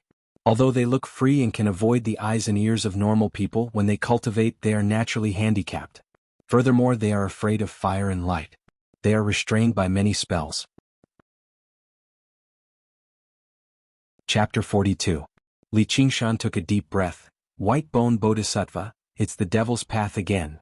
Although he didn't know how high a Buddhist monk who was about to become a bodhisattva was, he knew that this was probably a supernatural power that was far beyond his imagination. Li Qingshan said with a serious expression, "I'm afraid this supernatural power isn't easy to cultivate." Oxen said, "Yes, this kind of supernatural power involves the creation of life and death. Not only does it require the cultivator's soul to be extremely talented, it also requires the blood of a living being that is about to die as a sacrifice, enduring the burning of blood and qi to obtain a large amount of qi. But right now we're only using beast blood to make up the numbers. The best thing to refine is naturally human blood, especially for martial artists with vigorous qi and qi." Li Qingshan's heart trembled. No matter who heard this kind of cultivation method, they could only think of it as an evil method or the devil's path. And no matter what legend or story, those who used human lives to cultivate were all villains, and in the end they all died horrible deaths. He couldn't help but ask, "Why do you want to cultivate this?" Little N was so scared that his face turned pale. His spiritual wisdom was gradually awakened. He also knew that this was an extremely evil devil's path. Oxen said, "Of course, to help you. Heck, could it be that this is the upper level of ghost-controlling heart sutra?" Li Qingshan's whole body trembled. No longer able to say any words of reproach, he lowered his head and could only smile bitterly. "Looks like we've all followed the wrong master. We're destined to walk on this devil's path until the end." Only then did Little N calm down. He smiled shyly. A Sika deer dashed through the forest, trying to avoid the chilly wind that followed it like a shadow. But in the end, its throat was slit by a hunting knife. Before the blood splattered to the ground, it was caught by a porcelain jar. As soon as the hot blood fell into the jar, the chilly wind rolled up a blood-drenched skeleton and sent it flying. White Bones sat cross-legged like an old monk meditating. There was a mysterious feeling of a mixture of holiness and evil. If there was an eminent monk here, he might be able to comprehend the essence of Buddhism and Taoism, the cycle of life and death. Li Qingshan could only watch on as Little N attached himself to the white bone and refined the blood energy. The blood energy rose up like blossoms of blood flames. Little N frowned. His soul trembled as he withstood a great deal of pain. Most of the demonic path's divine arts took shortcuts, but shortcuts were also dangerous. One had to pay an enormous price and take an enormous risk. The pain of having one's soul burned by blood energy was even worse than having one's body burned by fire. One had to rely on great willpower to maintain their sanity. Cultivating supernatural powers wasn't something that an ordinary person could do. Li Qingshan clenched his fists tightly. He felt as if there was a ball of fire burning in his heart, an unbearable heat. The pain that Little Ann had suffered at Witch's side was probably not even 1/100th of what he was experiencing now. He reached out to stop her. Oxen said, "This isn't just for you. You have something you want to do, a wish you want to fulfill." He is the same. This is his freedom. His wish? Yes, his wish is to help you. Oxen couldn't help but laugh at his own witty words. But as he saw that Li Qingshan wasn't smiling, he restrained his smile. "Did you know? When I agreed to this little demon he was so happy. And now he is also very happy. As long as he can fulfill my wishes, he will have no regrets no matter what he does. Didn't you say that yourself?" After a long time, the blood energy was completely refined and fused into the white bone. A faint layer of dark red appeared on the white bone. Li Qingshan took out the spirit ginseng and a drop of ginseng liquid. He placed it between Little Ann's eyebrows. Little Ann closed his eyes and fell into a deep sleep. Li Qingshan turned around and jumped into the cold pond once again. Only by doing so could he calm his heart. The days passed quickly. The 10,000 mountains were covered in snow. Li Qingshan went into the water every day to cultivate. Almost every day he would get a body full of injuries before coming back up. If it weren't for his extraordinary physique and the constant nourishment from the spirit wine, his body would have collapsed long ago. Little Ann constantly hunted wild beasts. At first he only used the blood of small herbivores like hares and gazelles to cultivate. Later on he used the blood of carnivores like tigers and leopards that were full of blood energy and killing intent to cultivate. The two of them seemed to be in a competition. They practiced with all their might. The taste of the spirit wine made from the spirit ginseng also became fainter and fainter. Until a month later the waterfall was still roaring and the whirlpool in the pond was still spinning. In the center of the whirlpool, one could vaguely see the figure of a person dancing in the water. Against the boundless torrent, as if facing countless enemies, Li Qingshan used the ox demon's fist of great strength in the water. Every move and form was the same as when he was on land. He didn't lose his form at all, but instead was filled with a heavy strength. The ox demon tramples its hooves stabilized his body. The ox demon forges its hide blocked the torrent, and the ox demon butts its horns attacked the whirlpool. His true chi also spun like the whirlpool, forming a small cyclone. The true chi flowed to his limbs and bones at an increasing speed. The pond water surged, 10 times more turbulent than usual. Li Qingshan punched out. Boom! Like thunder exploding in the water, a terrifying aura came from the water, startling countless birds and beasts. Little Ann's heart skipped a beat. It was as if some terrifying beast had been released, far more powerful than wolves, tigers, and leopards. He stared at the surface of the water. The water had calmed down and the spinning whirlpool had actually disappeared. A smile appeared in the green ox's eyes. A tall figure jumped out of the deep pond and landed on the rock. Li Qingshan's bronze-colored body was as sturdy as an ox, as if he was carved out of rock. Every muscle was filled with explosive power.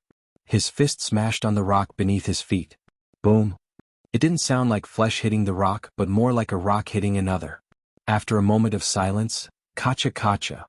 The huge rock that had been polished by the pond water for countless years cracked, and finally shattered. Before the rock shattered, Li Qingshan had already jumped to the edge of the pond. Looking at his hands he muttered, "This is the strength of an ox." He felt as if there was endless power in his body. His entire body seemed to have been reborn. If he met a third-rate expert like the third boss again, he would only need one hand to crush him to death, and he wouldn't be able to harm a single hair on his body. Oxen said, "You've finally learned the basics." Li Qingshan picked up the stone splitter bow and drew it like a crescent moon. The originally tough metal bow was now as soft as a regular wooden bow. Twang, twang, twang. Li Qingshan plucked the bowstring again and again. He had actually used the rapid arrow technique with a 3-pickle bow. With this series of shots the bowstring boomed. The sound of it vibrating seemed to cut through the air. Li Qingshan felt like he still had power to spare, so he did not stop. With a great roar he shot up, down, left, right and in all directions. Power, endless power. It was as if as long as he wanted it, he could do anything and defeat all enemies. Now this was the feeling of a supernatural ability. It did not belong to any martial arts of the mortal world. Little Ann watched on from one side. He was filled with endless admiration. "Little Ann, it's time to leave the mountain." Li Qingshan picked up the porcelain jar and made his way out of the mountain. He did not go to the Black Wind stronghold but to Qingyang City. The sound of the waterfall faded away, and the water surged again. The whirlpool spun again. Chapter 43. Li Qingshan did not return to the Crouching Ox village. At the very least, the small village was still safe and sound right now. He did not go to the Drawn Reins village either. He did not want to bring his troubles to others, nor did he directly attack the Black Wind stronghold. He had already fallen out with the Black Wind stronghold, and once spring arrived, the Black Wind Mountain bandits would probably move out and massacre the small village that had raised him. He sneered inside. You treat me as an enemy, so why wouldn't I treat you as an enemy? I will definitely kill my way into the Black Wind stronghold and take the head of the famed master of the Black Wind stronghold. Only then will I feel at ease after I make him guilty of all his crimes and die a horrible death. Why did he train so hard? It was to kill all of his enemies. However, before that, he needed to make some preparations. He did not even have a suitable weapon on hand. He would be at too much of a disadvantage if he were bare-handed. Even a lion would use its full strength to catch a rabbit, not to mention the fact that the 200 bandits of the Black Wind stronghold were not 200 rabbits. Every single one of them had taken lives on their hands. They were extremely vicious. Once he charged in, it would no longer be a fight of the Jianghu. Instead, it would be a fight on the battlefield. If he were still careless, then there would be something wrong with his head. The arsenal of arms in Qingyang City was an extremely renowned weapon store. He planned on checking it out, but he had to spend money to buy weapons. Not only was he penniless right now, but he did not even have any decent clothes on him. His clothes were tattered, bearing his chest, which attracted the attention of passers-by. Was he not afraid of freezing to death dressed like this in weather like this? Li Qingshan cultivated in the icy pool every day, so how could he be afraid of this little bit of coldness? But no one treated him like a beggar, because his face didn't have the self-abased and wretched look of a penniless person. Instead, it was brimming with strong self-confidence, as if no matter what difficulties he encountered, he could use his hands to solve them. As he strolled around, he admired the city that was filled with a classical style. He did not go out of his way to hide the fact that he was a country bumpkin. A carriage suddenly sped over. The driver waved his whip and yelled, "Piss off!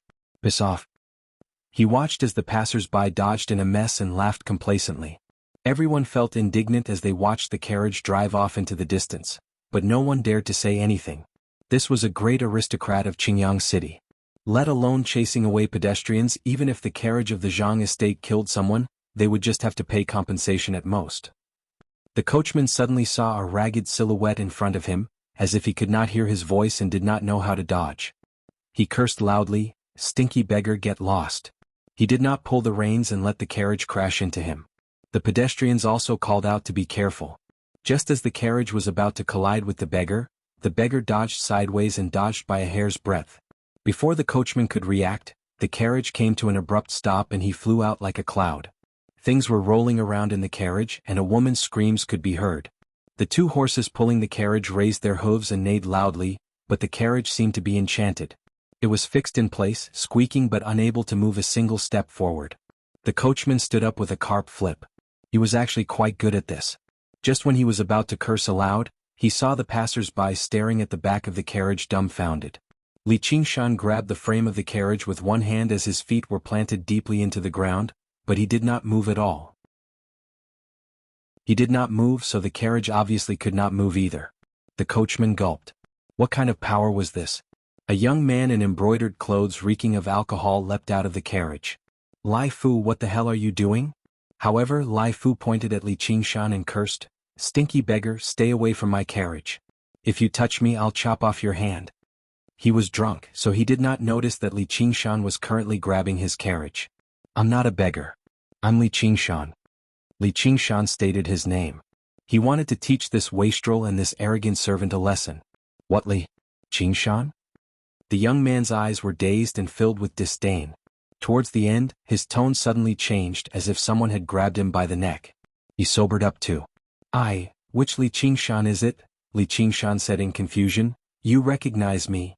The coachman wailed, "Young master, it's the descended tiger." His face that was originally flushed red suddenly paled. "Descended tiger? What's that?" Just as Li Qingshan frowned, the young master knelt down with a thump. No, it's this lowly one who has offended you. Please spare me, young hero." Afterwards, he removed the money pouch from his waist and offered it up with both hands. "Treat this money as my apology to the young hero." The bystanders had never seen the young master of the Zhang family behave in such a subservient manner. They all raised their eyebrows, but when they heard the words "descended tiger," their gazes towards Li Qingshan immediately changed. There was admiration mixed with fear. Li Qingshan weighed the money pouch in his hand.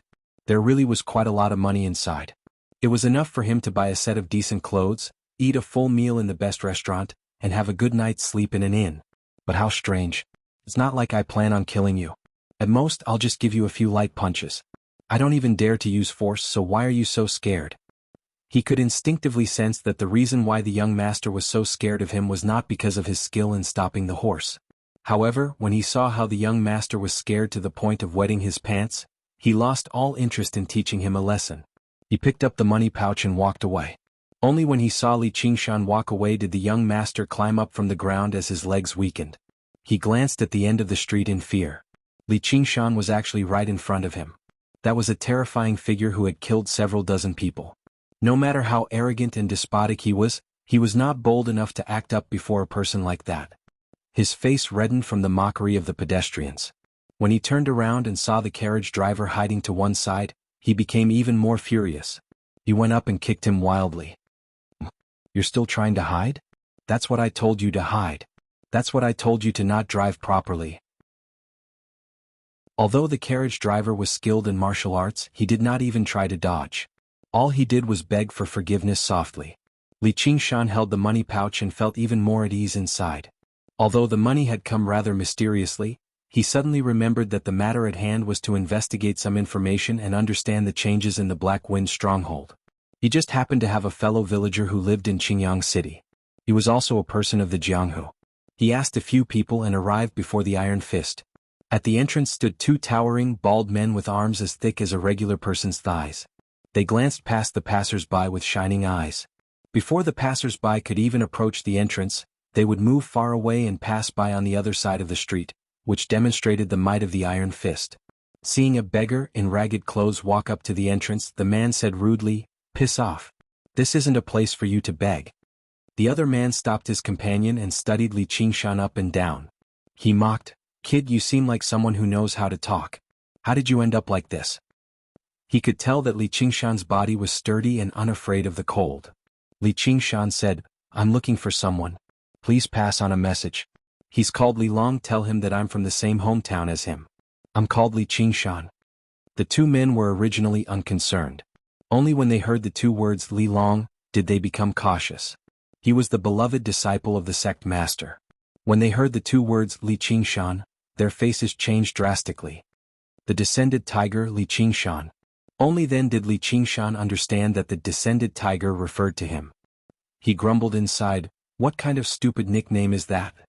The people of the Jianghu were uncultured, but he did not want to be associated with wolves, tigers, and leopards. Chapter 44. Little, hunting chief, your body? My body has recovered.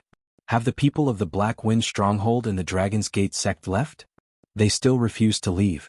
They insist on seeing the stronghold master. Just say I'm heavily ill, so it's inconvenient for me to see him. If anyone dares to barge in, don't hold back. Shoot them dead. Huang Bingu placed his hands on the stove. How bold of you, hunting chief Huang. You want to shoot even my people dead? A voice suddenly rang out from outside. The door shattered and a fierce gust of wind swept in. A refined, middle-aged man with a sword hanging from his waist stood at the entrance. However, his gaze was as sharp as a sword, flickering with light. He was not as gentle as he seemed on the surface. Huang Bingu dared not tarry either. He leapt up and clasped his fist. "Sect Master Yang, long time no see." Within a radius of 50 kilometers, there was only a single person who could be referred to as a sect master. He was the sect master of the Dragon's Gate sect, Yang Anji. His Dragon's Gate sword style was renowned, and his movement technique was wondrous. In terms of martial arts alone, he could be regarded as the greatest in Qingyang. If the descendants of the nearby large sects and clans wanted to practice martial arts, they would all be sent to the Dragon's Gate sect. When the descendants of these aristocrats gathered together, it was inevitable for them to be arrogant and despotic, but at the same time, they were an extremely great organization. Speaking of which, even the orthodox organizations of Qingyang Yang Anji studied Huang Bingu. You really have recovered. No wonder even the elders of my sect refused to see you. I'll cut to the chase. Where's the spiritual ginseng? Yang Anji said, I've never seen any spiritual ginseng before. Does Sect Master Yang want to take advantage of my drawn reins village because there's no one here? Several dozen hunting bows pointed at Yang Anji. The hunters in the village had already reacted. Yang Anji said, "If you have another stone splitter bow, you might be able to make me stay. Why don't you try hunting Chief Huang?" Huang Bingu squinted his eyes. "What are you trying to say?" Yang Anji said, "Stronghold Master Xiong is right outside. Your stone splitter bow killed his third boss. Do you want to provoke us as well?" Huang Bingu sneered loudly. "The mighty leader of the righteous path of Qingyang is actually working together with the most vicious bandit leader. Do you really not care about your dignity at all? That's right, I forgot, there's no difference between the two of you. You're all bullying the weak and the kind. In fact, Sect Master Yang is better at making money." Anger flashed across Yang Anji's face, and he placed his hand on the hilt of his sword. However, the sounds of bowstrings being pulled taut around him made him stop. He coldly threatened, "Hunting Chief Huang may not be afraid, but if a battle really breaks out, I want to see how many people in this manner will survive." Huang Bingu said, "I've already eaten the spirit ginseng. Sect Master Yang, even if you say anything more ruthless, you can't take it back." Yang Anji said, "The spiritual ginseng really is in your hands. Don't try to trick me. The spiritual ginseng is not something that can be digested in a day, nor can it be kept for yourself. You've already used it for so long. If you hand it over now, I might help you fend off the Black Wind stronghold for your sake." Huang Bingu said, "I said I ate it, so I ate it. If Hunting Chief doesn't believe me, feel free to snatch it." The bowstrings were fully drawn and the swords were unsheathed. A great battle was about to begin. At the side, Xiaohei suddenly said, "We've never seen any spirit ginseng before. Our Hunting Chief's illness was cured because he drank the wine that Li Qingshan gave him. If you want to find someone, go find him." Yang Anji's eyes lit up. Huang Bingu flew into a rage and shouted, "Shut up!" Xiaohei hardened his tone and said, "Hunting Chief, he's just an outsider. He gave you the spirit wine and took the stone splitter bow. We don't owe them anything, so why risk our lives to protect him? I'm just thinking for the manor." Yang Anji smiled and said, "So that's how it is. I've wronged Brother Huang. No wonder that brat's martial arts improved by leaps and bounds. I'll take my leave now." He used his qinggong and floated away. If Li Qingshan was here, he would know that this person's qinggong was 10 times better than his son Yang Jun and his group of disciples. The hunters did not dare to shoot without orders. Yang Anji said from afar, "Hunting Chief Huang is indeed good at managing his subordinates. The disciples of the manor always consider the bigger picture." Huang Bingu's expression became even more unsightly. The leader of any faction had to have absolute authority. As long as he made a decision regardless of whether it was right or wrong, his subordinates would not easily disobey. Li Qingshan saved my life before. He gave me the spirit wine despite the risk. He trusted me. Otherwise, no one would know that he had the spirit ginseng. You're setting me up for injustice." Xiaohei knelt down and said, "Xiaohei is willing to accept death." The group of hunters gathered around and advised, "Hunting Chief, Xiaohei is doing this for the sake of the manor. So many days have passed and Qingshan has already escaped to who knows where. There's no need for us to resist." Li Qingshan looked at the large man who scrambled off to report the situation before looking at the trembling man at the entrance. He asked in confusion, "Am I that scary?" The man left behind could only blame himself for being too slow, allowing his companion to beat him to it. As for whether he was scary or not, he dared not answer the question. All he knew was that the young man before him had personally killed several dozen mountain bandits.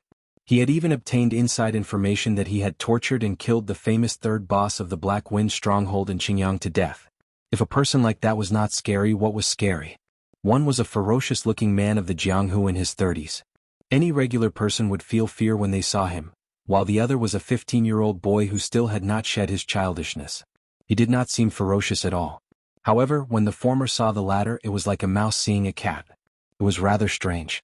Li Qingshan suddenly understood that his reputation had already been established. Although it had started with the rather unpleasant nickname of Descended Tiger, it was enough to deter thieves and robbers. A while later, Li Long came out to receive him. When he saw Li Qingshan, his heart suddenly skipped a beat. He was afraid to make eye contact with him. He thought of the bloody scene he had seen in the mountains a few days ago, and an unsuppressible fear rose up in his heart. He smiled unnaturally and said, "It's Qingshan. Our sect master invites you." Li Qingshan followed him in and made his way around the screen wall with the word martial written on it. He passed through the courtyard and arrived in the training grounds. All he saw were 2 rows of bare-chested men welcoming him. However, their expressions were unfriendly. The sect master of the Iron Fist, Lu Hong, sat boldly on the armchair and said sternly, "You're the descended tiger, Li Qingshan?" Li Qingshan frowned.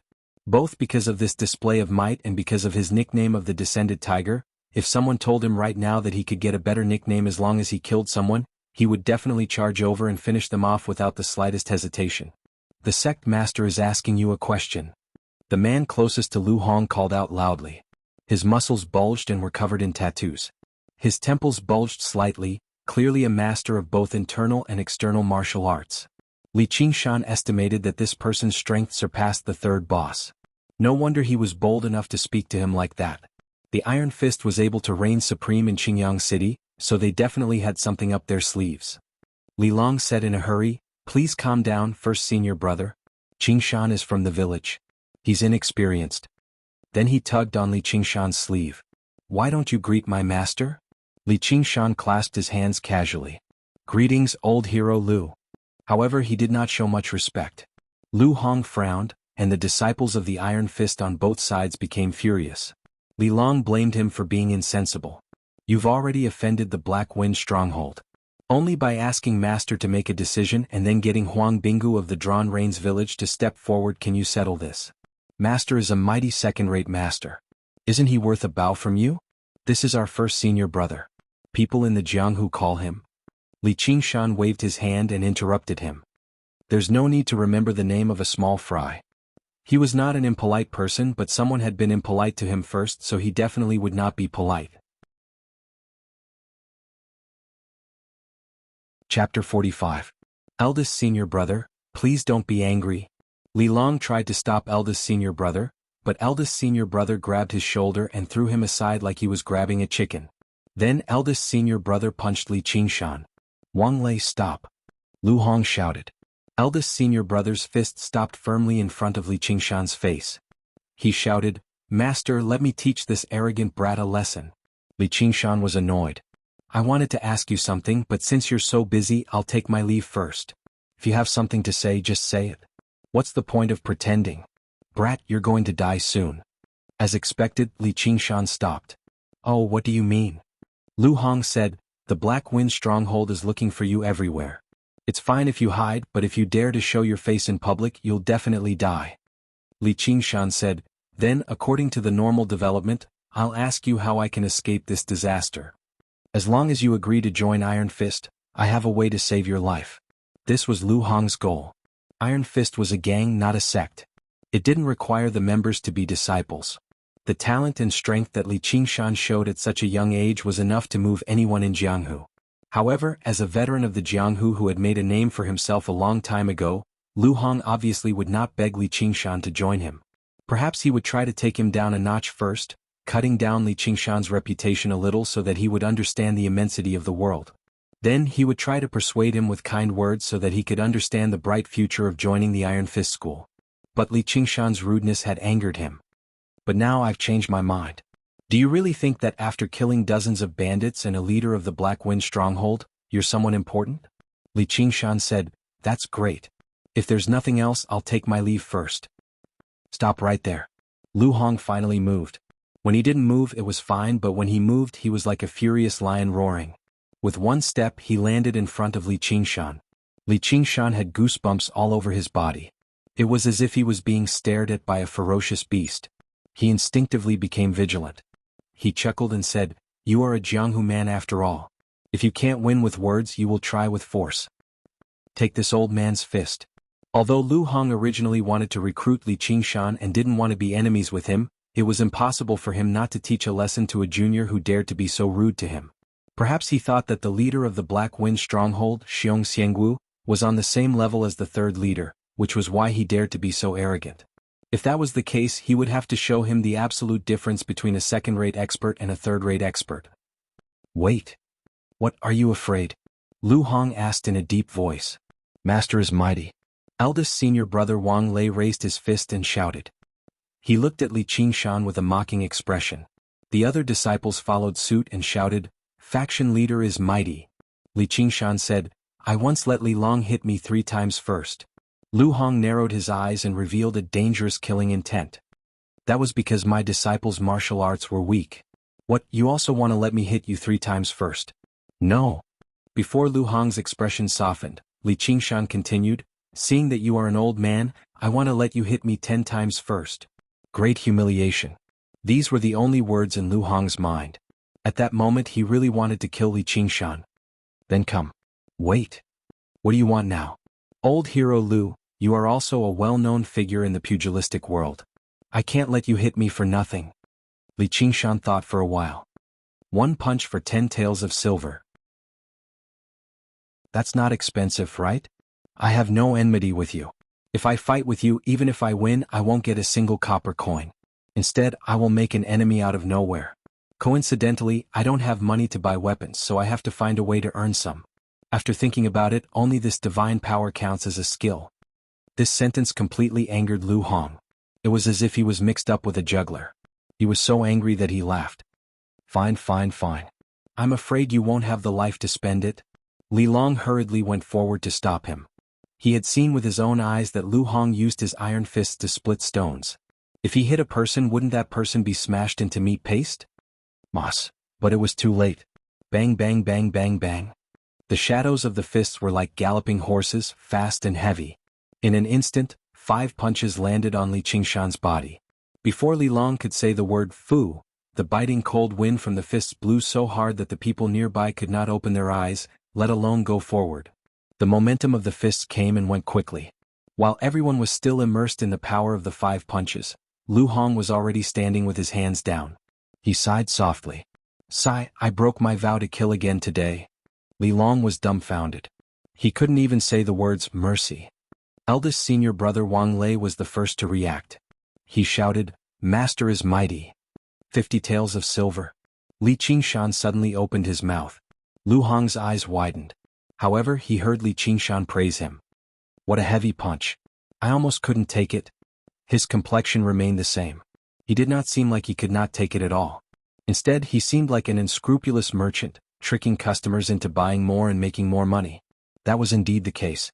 After cultivating the strength of an ox, the ox demon forges its hide had undergone an earth-shattering change. The original ox demon forges its hide gave people the feeling that it was just a powerful external martial art. Now, it could be considered to have the true power of the supernatural power. A tough membrane formed between his skin and flesh. When the heavy punch that could shatter rocks landed on him, it felt like it had landed on rubber. All of the force was nullified, and the dense inner force in the fist was dissolved by true chi as soon as it entered his body. The punches of second-rate masters could no longer harm him. With ease, he had earned 50 taels of silver in a second. Even robbing the rich to help the poor was not that quick. And, unless he had no other choice, he did not want to do something as shady as climbing over walls. Though, does this count as a business of flesh? Before he could think too much about it, the Iron Lion bellowed out and lunged over. Just how many years had it been? Ever since he returned to Qingyang City to retire, he had never been so humiliated, and he had done it before so many disciples. The heavy punches were like a storm, swallowing up Li Qingshan.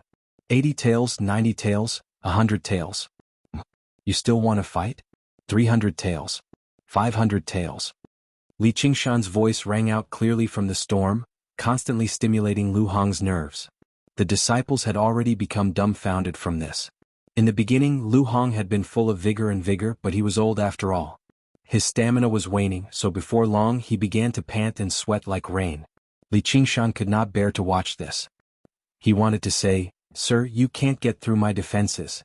However, when he thought of his money-making plan, he could only hold back his benevolence and allow him to continue beating him up. Just the 2 words, iron fist, were enough to completely overwhelm Li Qingshan. This was not to say that fists were completely inferior to weapons. As a matter of fact, to masters of martial arts like him, fists were even easier to unleash their inner force, shattering the enemy's organs in a single stroke. It also possessed the effect of shaking up the enemy. As long as he gained the upper hand in close combat, it would be extremely easy for him to kill his opponent. However, he just happened to run into a freak like Li Qingshan. Lu Hong did not lose because his skill was inferior, but because he practiced martial arts, while his opponent practiced supernatural abilities. Lu Hong breathed heavily as he punched Li Qingshan's chest powerlessly. Li Qingshan said, "That should be enough." He glanced at Li Long. Chapter 46. I'm just practicing a new divine ability. Li Qingshan couldn't say that, so he said respectfully, "It's just a hard body technique. Just now, old hero Lu, you punched me more than 100 times, so I'll only charge you 1,000 taels." His words were much more polite than just now, like a salesman who treated his customers as his god. The other disciples were still in shock, wondering if they were dreaming. You. Big senior brother was just about to scold Li Qingshan, but when Li Qingshan glanced at him, he didn't dare to say anything. Instead, he fiercely glared at Li Long. "Didn't you say that he was a third-rate master?" Li Long also felt wronged. Back then Li Qingshan was indeed a third-rate master. Could it be that he was hiding his strength? Now this was the only explanation. No matter what, he couldn't believe that Li Qingshan had improved to this level through hard work during this period of time. Lu Hong waved his hand. "Go get the money." "Master. Don't talk nonsense." Lu Hong handed 1,000 taels of silver notes to Li Qingshan. "Just now, I've been rude. Young hero, please don't take offense. Take this money as my apology." Li Qingshan was startled. He didn't expect Lu Hong to change so quickly. As expected of Li Long's master. Originally, he thought that Lu Hong was angry because of the humiliation. "Young hero, you're extraordinary and your martial arts are excellent. If you continue to sink in the wilderness, wouldn't it be a waste of talent? Why don't you join my Iron Fist? I definitely won't disappoint you. As for that Black Wind Stockade, I'll help to say a few words. I think that black bear will give me some face. Who doesn't die in Jianghu? Are you saying that only your master is allowed to kill people? As the saying goes, a porcelain pot doesn't touch an earthen pot." As Lu Hong spoke, his tyrannical aura was swept away. He looked like a kind old man who cared about his juniors. The disciples had never seen Lu Hong like this before, and they all widened their eyes. Li Qingshan suddenly realized that he and Lu Hong were now on the same level. In fact, he was even a little higher than Lu Hong. Unlike when he entered the door, Lu Hong's eyes were looking down on him. All of this was because he had shown an outstanding martial arts. Since the other party had become polite, he returned the courtesy. "Just now, I was rude and offended old hero Lu. This money was just a joke, please take it back." After the two of them made some concessions, he put the money into his bosom, feeling much more at ease. "Thank you for your kind intentions, old hero, but I have no intention of joining any gang for now. I haven't been hiding during this period of time, I've been training. I'll personally remove the tumor that is the Black Wind Stronghold. I'm just here to gather some information." Lu Hong said, "The Black Wind Stronghold has existed for so many years, so how can they be uprooted so easily? I'm confident that I'm not much weaker than the Black Bear, but if I take on the Black Wind Stronghold alone, only death awaits me. Being trapped in a battle formation is not a one-on-one battle. Even my strength won't be enough." Martial arts were not the only things that mattered in the Jianghu. There was also influence. He recognized Li Qingshan's martial arts, but he was still a loner without any influence. Li Qingshan shook his head slightly. "I have my own plans." Lu Hong could not dissuade him any further, so he told him about the recent changes in the Jianghu near Qingyang in detail. When Li Qingshan heard that the Black Wind Stronghold had gone to make trouble for the Drawn Rains village, he said, "Old hero Lu, I have something to ask of you. Please spread the news as much as possible that I, Li Qingshan, am in Qingyang City and have not fled. I will take responsibility for my own actions, and I will never drag others down with me." "All right." In the end, he concluded, "In the Jianghu, no matter how great your martial arts are, you won't be able to make it far if you blindly act tyrannically. Someone's going to be out of luck this time." His words were very profound. No one knew whether he was talking about the Black Wind Stronghold or Li Qingshan. However, under Li Long's lead, Li Qingshan made a beeline for the arsenal of arms. With silver in hand, he was filled with confidence. He stepped through the door. "Boss, I want to see weapons." He glanced at Li Qingshan, and when he saw Li Long, his expression immediately eased up a lot. He placed down the account book in his hand and clasped his hands. "So it's young hero Li of Iron Fist. I brought a friend to look at weapons. The ones outside are all inferior. Come. Please come in." It was impossible for a business owner to avoid making contact with a local tyrant like Iron Fist. Li Long could be regarded as having some fame on the streets of Qingyang City. All the shopkeepers would show some politeness when they saw him. Stepping into the hall, a variety of weapons greeted their eyes. Blades, spears, swords, halberds, axes, hooks, and tridents were all available. It really was a large weaponry store after all. May I ask what weapon this young hero is proficient with? Is it a blade or a sword? We have high-quality forged blades and forged swords of all sizes here. If you're not satisfied, you can even have them made for you. As the shopkeeper introduced, he ordered people to take out high-quality blades and swords. Every single one of them flickered with light and were extraordinarily exquisite. Chapter 47. The shopkeeper was taken aback.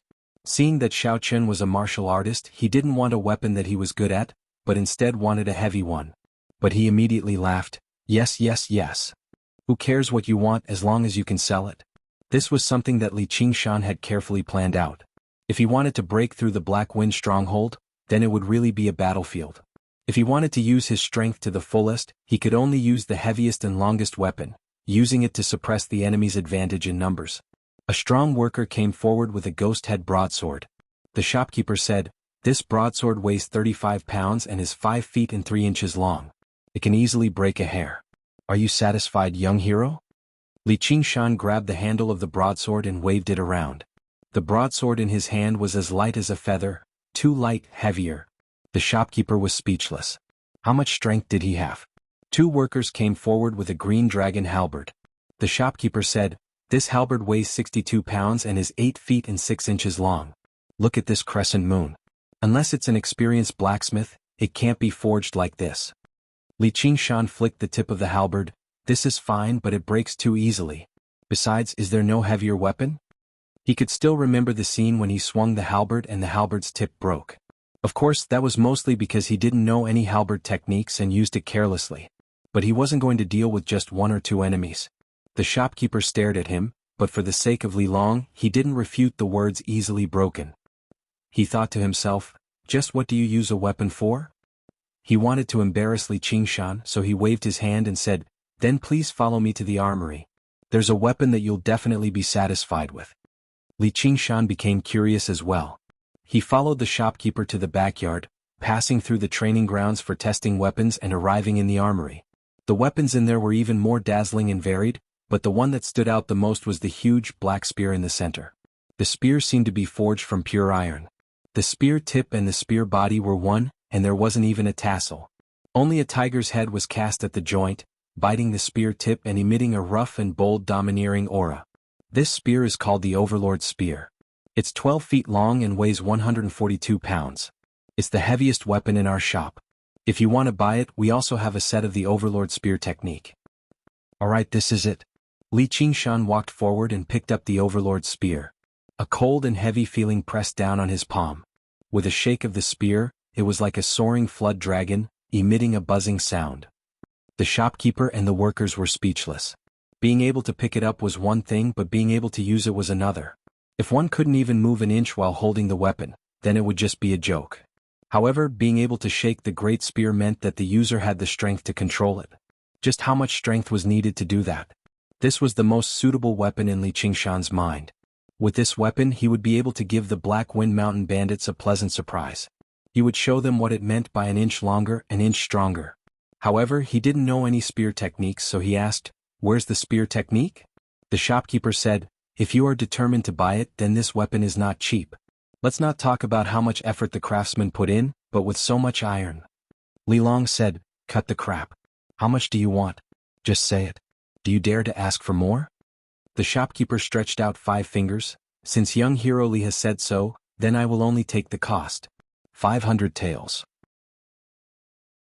Li Long immediately reprimanded, "What? 500 taels? Are you crazy? Aside from me, who else would want to use this black iron rod? It's just gathering dust here. I don't think it's even worth 100 taels." As the 2 of them were haggling over the price, Li Qingshan's eyes were looking around the armory. A bright light caught his attention. In the dark armory, the weak light was extremely eye-catching, as if it was unwilling to be buried in the dust. Li Qingshan looked around and saw that no one else seemed to notice the speck of light. He knew his eyes were different from regular people, so he made his way over like it was a coincidence. He arrived on the weapons rack and picked up a wooden box. Opening the box, he saw an exquisite knife lying inside. It was only 3 inches long and was covered in a layer of faint blue light. He asked, "Shopkeeper, how much is this?" The shopkeeper was startled. "Young hero, you really have good eyes. This is our shop's treasure. A disciple of a famous family who had fallen on hard times left this knife here. It is extremely sharp and I spent 100 or 200 taels to buy it." Li Qingshan casually put the knife back into the box and said, "It's a pity it's too light and too small." "That's not true. It's precisely because this knife is light and small that it's hidden. It can be used to defend oneself at a critical moment." Li Long said, "You're bragging again. No matter which one we pick up, it will be your shop's treasure. We can just treat this knife as a bonus. I won't haggle over these few taels of silver with you." "How can that be?" The shopkeeper cried out in shock as if someone had stabbed him with a knife. In the end, one big and one small, along with the spear and knife, settled on a price of 400 taels of silver. The shopkeeper had a pained expression on his face as he handed the items over to them. However, his heart was filled with joy. These 2 pieces of trash had finally been sold. There was no need to talk about the Overlord's spear. After it was forged, no one would be able to use it. It was a waste of so much iron and it was a waste to reforge it. He cursed the blacksmith for this spear. However, the origin of this knife was true. A young man in dire straits had brought this knife to his door and was sent away by him for 10 taels of silver. However, he quickly regretted it. This knife was indeed a good knife that could cut through iron like mud. However, it was too small. Could it be that someone would buy it for a few dozen taels of silver and use it as a flying knife? Li Qingshan did not know any spear techniques. The Overlord's spear technique was quickly delivered to his hands. As expected, it was the most common spear technique in Jianghu. However, the names of the moves were extremely domineering, such as sweeping away 1,000 army, and Overlord Rampage. Li Long only took a glance and no longer looked at it. Li Qingshan, on the other hand, looked at it from beginning to end. He carefully pondered for a while before coming to the practice field and practicing each move. Spear techniques were much harder to practice than knife techniques. However, after he cultivated the strength of an ox, not only did he increase his strength, he also gained a deeper understanding of the principles of martial arts. Weapons were just an extension of the limbs. At first, Li Qingshan's movements were very slow. However, as time passed, his movements became faster and faster. A great spear danced like a black dragon, coiling around Li Qingshan's body. The practice field was filled with a violent gale. Li Long retreated a few steps back. He was shocked speechless by the power of the spear. It was as if he was really a peerless general, using his own strength on the battlefield to fend off an army of thousands. Wherever the spearhead pointed, a cold light would shoot in all directions, blood would splatter everywhere, and ghosts would wail and gods would howl. Although he did not hear what Lu Hong said, he understood why his master suddenly became respectful towards Li Qingshan. At such a young age he already had such amazing martial arts skills. He only looked at the spear manual once, yet he was able to master it thoroughly. In addition, he also had incomparably ruthless methods. Such a person, as long as he did not die prematurely, would become a famous figure in Jianghu in the future. His future would be far above that of a second-rate expert. He might even be able to comprehend the innate realm and reach a realm that he could not even imagine. Chapter 48. If Li Qingshan knew what he was thinking, he would definitely praise him for having a good eye. He was a true innate master, but this ox demon's fist of great strength did not place much emphasis on qi, and he had only cultivated it for a short time, so it did not show. His mind was completely immersed in the spear technique. When he was excited, he shook his wrist and 7 spear flowers bloomed. They were like flowers in full bloom, bright and dazzling, shaking the air and making banging sounds. Li Qingshan suddenly retracted his spear and the wind stopped. His muscles relaxed. So satisfying. Although he was not a master of the spear after all, no matter how good his comprehension was, no matter how profound his supernatural powers were, he could not compare to a true master of the spear who had decades or even a lifetime of practice. But no master of the spear was his match. As long as their weapons collided, the Overlord spear that weighed 142 kilograms, in addition to his ox demon's great strength, would send any weapon flying. A crack between the thumb and forefinger would be a light injury, and the bones in his hand or even his arm could be broken. This was why he had to find a heavy weapon. As the saying goes, one man can defeat 10 men. After testing the spear, Li Qingshan was still not satisfied. "Shopkeeper, I need 2 more things. One is a feather arrow and the other is armor. You don't seem to have them here." He had already decided to use his advantage to the fullest. Although his ox demon forges its hide could block the fists of a second-rate master, or even the swords of a normal person, it could not block the weapons of a third-rate master infused with inner force. Blunt weapons and sharp weapons were two different things. With his strength, even if he wore a few dozen kilograms of armor, it would not be a burden, but his defense would greatly increase. When he rushed into the enemy's lair, he would not have to worry about the enemy's numbers. The shopkeeper said awkwardly, "These are all military equipment, not normal weapons. Normally they are not allowed to be sold. I'm afraid they can only be found in the city's arsenal." Actually, this was not the main reason. Most of his customers were people of the pugilistic world, who would wear heavy armor when they walked the pugilistic world. There were even fewer people in the pugilistic world who used bows as weapons. Otherwise, with the profit-seeking nature of the merchants and the strong background of the arsenal of arms, as long as there was money to be made, there was nothing they wouldn't sell. Li Qingshan nodded. "All right, then I'll bid you farewell." The shopkeeper said, "Wait, may I know young hero's name? Why have I never seen you before?" "I'm Li Qingshan. This is my first time in Qingyang, so of course you haven't seen me before." The descending tiger, Li Qingshan. The shopkeeper was shocked. How could he not know about the person who had caused such an uproar recently? Li Qingshan raised his eyebrows and made up his mind to change his nickname. He went to the silk shop to buy a set of good clothes and booked a room in the best inn in the city. Li Qingshan washed up and changed his clothes. When he came out again, Li Long also praised him. Good. He had changed into a set of navy blue warrior's clothes, which accentuated his well-built figure. He seemed extremely valiant, but it was not just the clothes that made the man. After experiencing slaughter and arduous cultivation, he was in high spirits, like a treasured sword that was gradually sharpening its edge. His bronze-colored face still couldn't be said to be very handsome, but the corners of his face were clear like a stone carving. As he looked around, he really had the flavor of his nickname, Fierce Tiger Descends the Mountain, and he was awe-inspiring and didn't allow others to belittle him. At this moment, two bailiffs suddenly arrived. When they saw Li Qingshan, they bowed in a hurry. They did not even dare to look at him directly, completely unlike the arrogance they would show to regular citizens. "May I ask if you are young hero Li? Our district magistrate wishes to see you. The carriage has already been prepared." Li Qingshan was stunned. He did not know what the district magistrate wanted him to do. Could it be that he wanted to reward him for killing the bandits? He immediately agreed. Since he was the district magistrate, he had the responsibility of suppressing the bandits and pacifying the people. If he could send some people, then he would be more confident.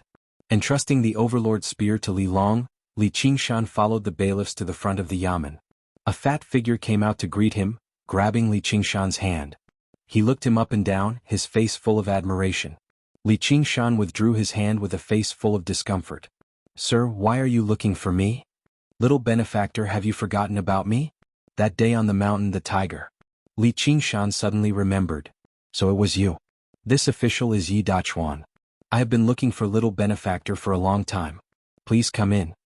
Yi Dachuan welcomed Li Qingshan into the hall behind the yamen. His face changed. "Why are you still wandering around the city? Quickly escape."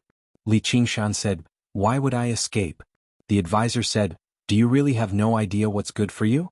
The people of the Black Wind Mountain are searching for you everywhere. If you don't hide your tracks properly and show your face in public in Qingyang City, someone will come knocking tomorrow to take your life." As he said that, he shoved a bag of silver and other items into his hands. "We've already prepared a horse outside. You can hurry to Clear River City right away. Don't stop along the way. There's a letter in there. Take it to the prefectural yamen and hand it to the district magistrate." Yi Dachuan kicked the advisor. "That's what I wanted to say. I'll get my younger sister to ask the prefectural magistrate to guarantee you a prosperous future. No matter how powerful the people of the Black Wind Mountain are, they won't be able to chase you there." Then he sighed. "Originally, I wanted to keep you as a constable so that you can lend me a hand and collect more bandits suppressing silver. Cough cough. The reinforcements I've asked for haven't arrived yet. Perhaps they've been delayed on the way here? This place is just too remote." The advisor thought the prefectural magistrate would love nothing more than for you to die a clean death. Why would he send someone for you? Originally, Li Qingshan found it hilarious. Yi Dachuan was short and chubby. He wore a set of great red official robes, which made him seem extremely like the corrupt officials in dramas and novels. Even if they were slightly better, they would just be mediocre, while if they were slightly worse, they would just oppress the good. However, when he saw how eager he was to pave a path for him, he was touched. No matter how many crafty and despicable people there were in the world, there would always be people who knew how to repay kindness. Originally, when he left the mountain, his head was filled with thoughts of how he could uproot the Black Wind stronghold and slaughter them all before avenging the humiliation from the young master of the Dragon's Gate. His thoughts were written all over his face, and he radiated with murderousness. As time went on like this, his vicious, murderous side would definitely gain the upper hand. However, Li Long always helped him out because they were from the same hometown, while Yi Dachuan earnestly wanted to repay him for saving his life.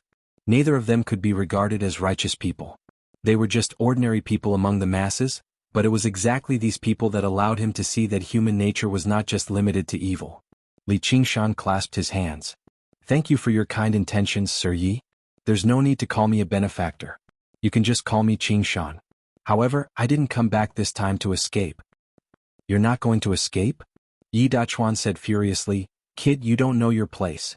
Do you know just how great of a risk I've taken by letting you enter the government office?" The advisor also tried to persuade him. "Yeah, you should escape." Li Qingshan smiled. "I can escape, but Crouching Ox Village can't escape. As for you, Sir Yi, you can't escape either, can you? Since I'm bold enough to remain here, I obviously have some confidence." He opened the bag and saw a few silver ingots. He grabbed them and squeezed them casually. Yi Dachuan and the advisor widened their eyes as they watched the silver ooze out of Li Qingshan's hand like mud. They were not people of the Jianghu, so they had never seen martial arts like this before. Immediately, their evaluation of Li Qingshan increased by another level. Yi Dachuan hesitated. "With your martial arts, you might really be safe as long as you remain in Qingyang City. I'll introduce you to a few more people.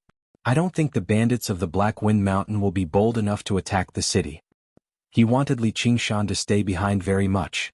By then, if any aristocrat dared to look down on him, he would send Li Qingshan to beat them up. He would be able to collect whatever amount of silver he wanted. Li Qingshan said, "Sir, you said you want me to become a sheriff?" Yes. Yi Dachuan beamed with joy.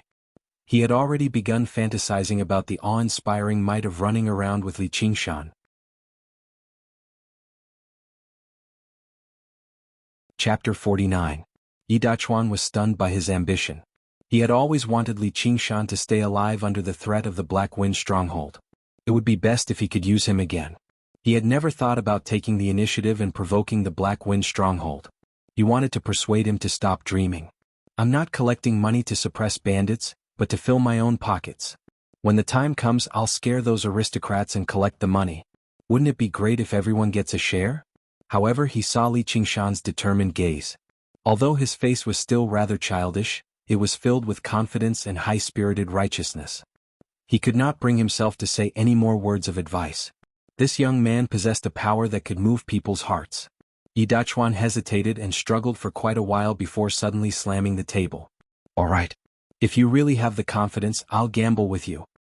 "Sir, you mustn't. There are a few people in those places that you can't afford to offend." The advisor rushed over. Yi Dachuan said, "Go away. I'm also hot-blooded. What can I afford to offend? I'll definitely offend them." His face was hot-blooded, but his mind raced. Li Qingshan killed 20 or 30 people from the Black Wind stronghold alone, including a boss. The Black Wind stronghold has around 200 people, so that's 10 times that. Can't I recruit 160 or 70 people? It had to be mentioned that Sir Yi, who had neither wandered the Jianghu nor fought in battles, was rather naive in his calculations. However, once he began to fantasize, he could not care too much. If he destroyed the Black Wind stronghold, he would like to see just who would still call him an idiot, someone who had risen to power through nepotism. He would like to see just who would still be bold enough to not pay him. If he allowed his sister to talk to him, perhaps he could even be promoted and leave this damned place. Most importantly, the Black Wind stronghold had plundered this place for so many years, so they must have accumulated quite a lot. Perhaps they had 5,000, no, 10,000 taels of silver. He thought about the silver that had piled up like a mountain. Sir Yi could not even maintain his hot-blooded image anymore. He almost drooled. At dusk, the largest and most luxurious restaurant in Qingyang City, the Qingyang restaurant, was brightly lit. There were over a dozen tables of luxurious banquets that even made Yi Dachuan's heart ache. They had invited various people in Qingyang City, all of whom were either rich or noble. Yi Dachuan followed the principle of no sacrifice, no gain. This time he had put in a lot of effort. Of course, the main reason was that no matter how he tried to persuade the restaurant manager, the smile on his face didn't change, but he still refused to let Sir Yi pay on credit. Therefore he sat on the main seat with an ugly expression. Li Qingshan stood at the side like a bodyguard, willing to serve as a foil. Seeing Yi Dachuan's ugly expression, he smiled and said, "Milord, you don't have to feel bad about the money. Haven't I already taken it out?" It turned out that in the end, Lord Yi really couldn't take out that much money. It was Li Qingshan who paid. He wasn't a narrow-minded person. As long as people treated him sincerely and courteously, he would be much easier to talk to than ordinary people. He had the heroic spirit of someone who didn't care about money. But if someone were to put on a high and mighty attitude and try to take him down a notch, then please forgive him for not having such a good temper. Yi Dachuan said embarrassedly, "Wait for me to raise the money, I will definitely return it to you." As the county magistrate, he had lost face and was afraid that this powerful subordinate would laugh at him. Li Qingshan waved his hand and said, "This is also because Milord is helping me. Don't mention the money again." The advisor went downstairs to welcome the nobles. The wooden stairs made dong dong dong sounds non-stop. Everyone who came up bowed to Yi Dachuan and said in a seemingly respectful manner, "Milord Yi." Then he took a deep look at Li Qingshan and cupped his hands, saying, "This must be the tiger from the mountain, who killed dozens of mountain bandits with his own hands. His name is well known. They were all well-informed people and knew very well who was the main character today. It wasn't this Yi Dachuan who had no foundation or means, but this young man who killed dozens of mountain bandits with his own hands. They weren't afraid of Yi Dachuan, and they weren't even afraid of Li Qingshan. But the combination of these two people's fame and power made them feel a little tricky. They probably couldn't treat the county magistrate like they did in the past. Heavy footsteps stepped up the stairs. Before the person arrived, the advisor shouted at the top of his voice, "Old hero Lu of the Iron Fist has arrived." Everyone's eyes were focused on the stairs. Many people even stood up. The degree of respect they showed was not something that Yi Dachuan, the empty shell of the county magistrate, could compare with. Iron Lion Lu Hong walked up the stairs with his two disciples, Wang Lei and Li Long. As expected, he looked around arrogantly. The aristocrats all surrounded him and called him Old Hero Lu and Old Brother Lu, according to their age and status. Even the two disciples beside him received countless praises. Many aristocrats said and glanced at Li Qingshan as if to say, "We know the Iron Fist. Although you are fierce, you can't act recklessly." In their eyes, although Li Qingshan was powerful, there was still a huge difference between him and a long-established figure of the Jianghu like Lu Hong. This was what they relied on. Li Qingshan had never thought that Yi Dachuan would introduce Lu Hong as one of the important figures. However, with some thought, he knew that even if no one took Yi Dachuan seriously when he became the county magistrate, there would still be a welcoming ceremony for the important figures of Qingyang City. Otherwise they would be looking down on the prefect. Obviously, the greatest local tyrant of Qingyang would be present at an event like this. Seeing Yi Dachuan's awkwardness, Li Qingshan hesitated over whether he should stand up or not. He placed his hand on his shoulder and told him to sit still. At this moment, a shocking sight appeared. Lu Hong left the crowd and arrived before Li Qingshan. He smiled, "Young hero Li, we meet again." His gentle attitude made people wonder whether this was the Iron Lion Lu Hong they knew. Wang Lei bowed awkwardly as well. He no longer dared to act rashly towards this young man who was much younger than him. Yi Dachuan was just about to introduce Li Qingshan, but he was stunned when he saw this. "You know each other?" Lu Hong patted Li Long's shoulder. "He's from the same hometown as my disciple, so we've known each other since young. It was Li Long who brought him to Qingyang today to buy this outfit." Ever since he arrived upstairs, he saw Li Qingshan as soon as he saw him. He wore a set of Navy warrior's clothes and stood by the window with his arms behind his back. He stood out like a lone pine tree on a cliff, standing out like a crane among chickens, drawing attention. Even with his slight dislike towards Li Qingshan, his eyes could not help but light up. He praised inside, "What a handsome young man." The men of the Jianghu did not particularly like men who were overly handsome. Instead, someone like Li Qingshan could be treated as a benchmark in his eyes. Li Long's talent was already extraordinary. He had taken a liking to him and accepted him as his final disciple, but compared to Li Qingshan, it was like comparing wormwood to a pine tree. I wonder who saw through him and unearthed this fine piece of jade. Why didn't I see him when I first came to Crouching Ox Village? Never did he think that when he accepted Li Long as his disciple, Li Qingshan was still in swaddling clothes. Even though the various changes the abilities had brought to Li Qingshan, he could also see that Li Qingshan's talent was not bad in the first place. Coupled with his wisdom from 2 lives, if it were not for the fact that he had reincarnated into a remote place like Crouching Ox Village, he would have been valued by others a long time ago and achieved some accomplishments. Although heroes were not afraid of low birth, no one could deny the importance of birth. Originally, they wanted to rely on Lu Hong's influence to fend off Li Qingshan, but never did they think that Li Qingshan was even more familiar with Lu Hong, as if they were of the same generation. When they looked at Li Qingshan again, their gazes became much more cautious. However, Yi Dachuan was overjoyed inside. So the government guards came from you. Qingshan once saved me from the jaws of a tiger, so I've finally found him today. I'm inviting him to be a constable. Originally, Lu Hong found this strange as well. How did Li Qingshan come into contact with County Magistrate Yi as soon as he arrived in Qingyang City? Just now he understood. So Qingshan is the young hero who chased away the tiger you spoke of, County Magistrate. Sir Yi is recruiting people of talent, regardless of birth or age. It's only a matter of time before he makes a name for himself in Qingyang City. Li Qingshan said in a manner that was neither haughty nor humble, "You're too kind, old hero Lu. I just want to borrow Sir Ye's power to do some things for the people of Qingyang and remove a cancer."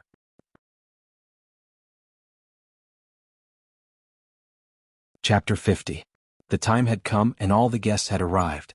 Yi Dachuan stood up and toasted them. He first said some pleasantries like, "It's my honor that everyone has come," before getting straight to the point. He was furious and sorrowful.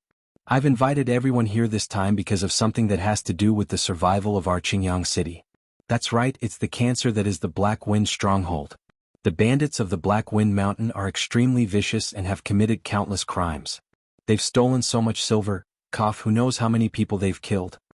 He was extremely furious that the bandits were actually richer than him, the district magistrate.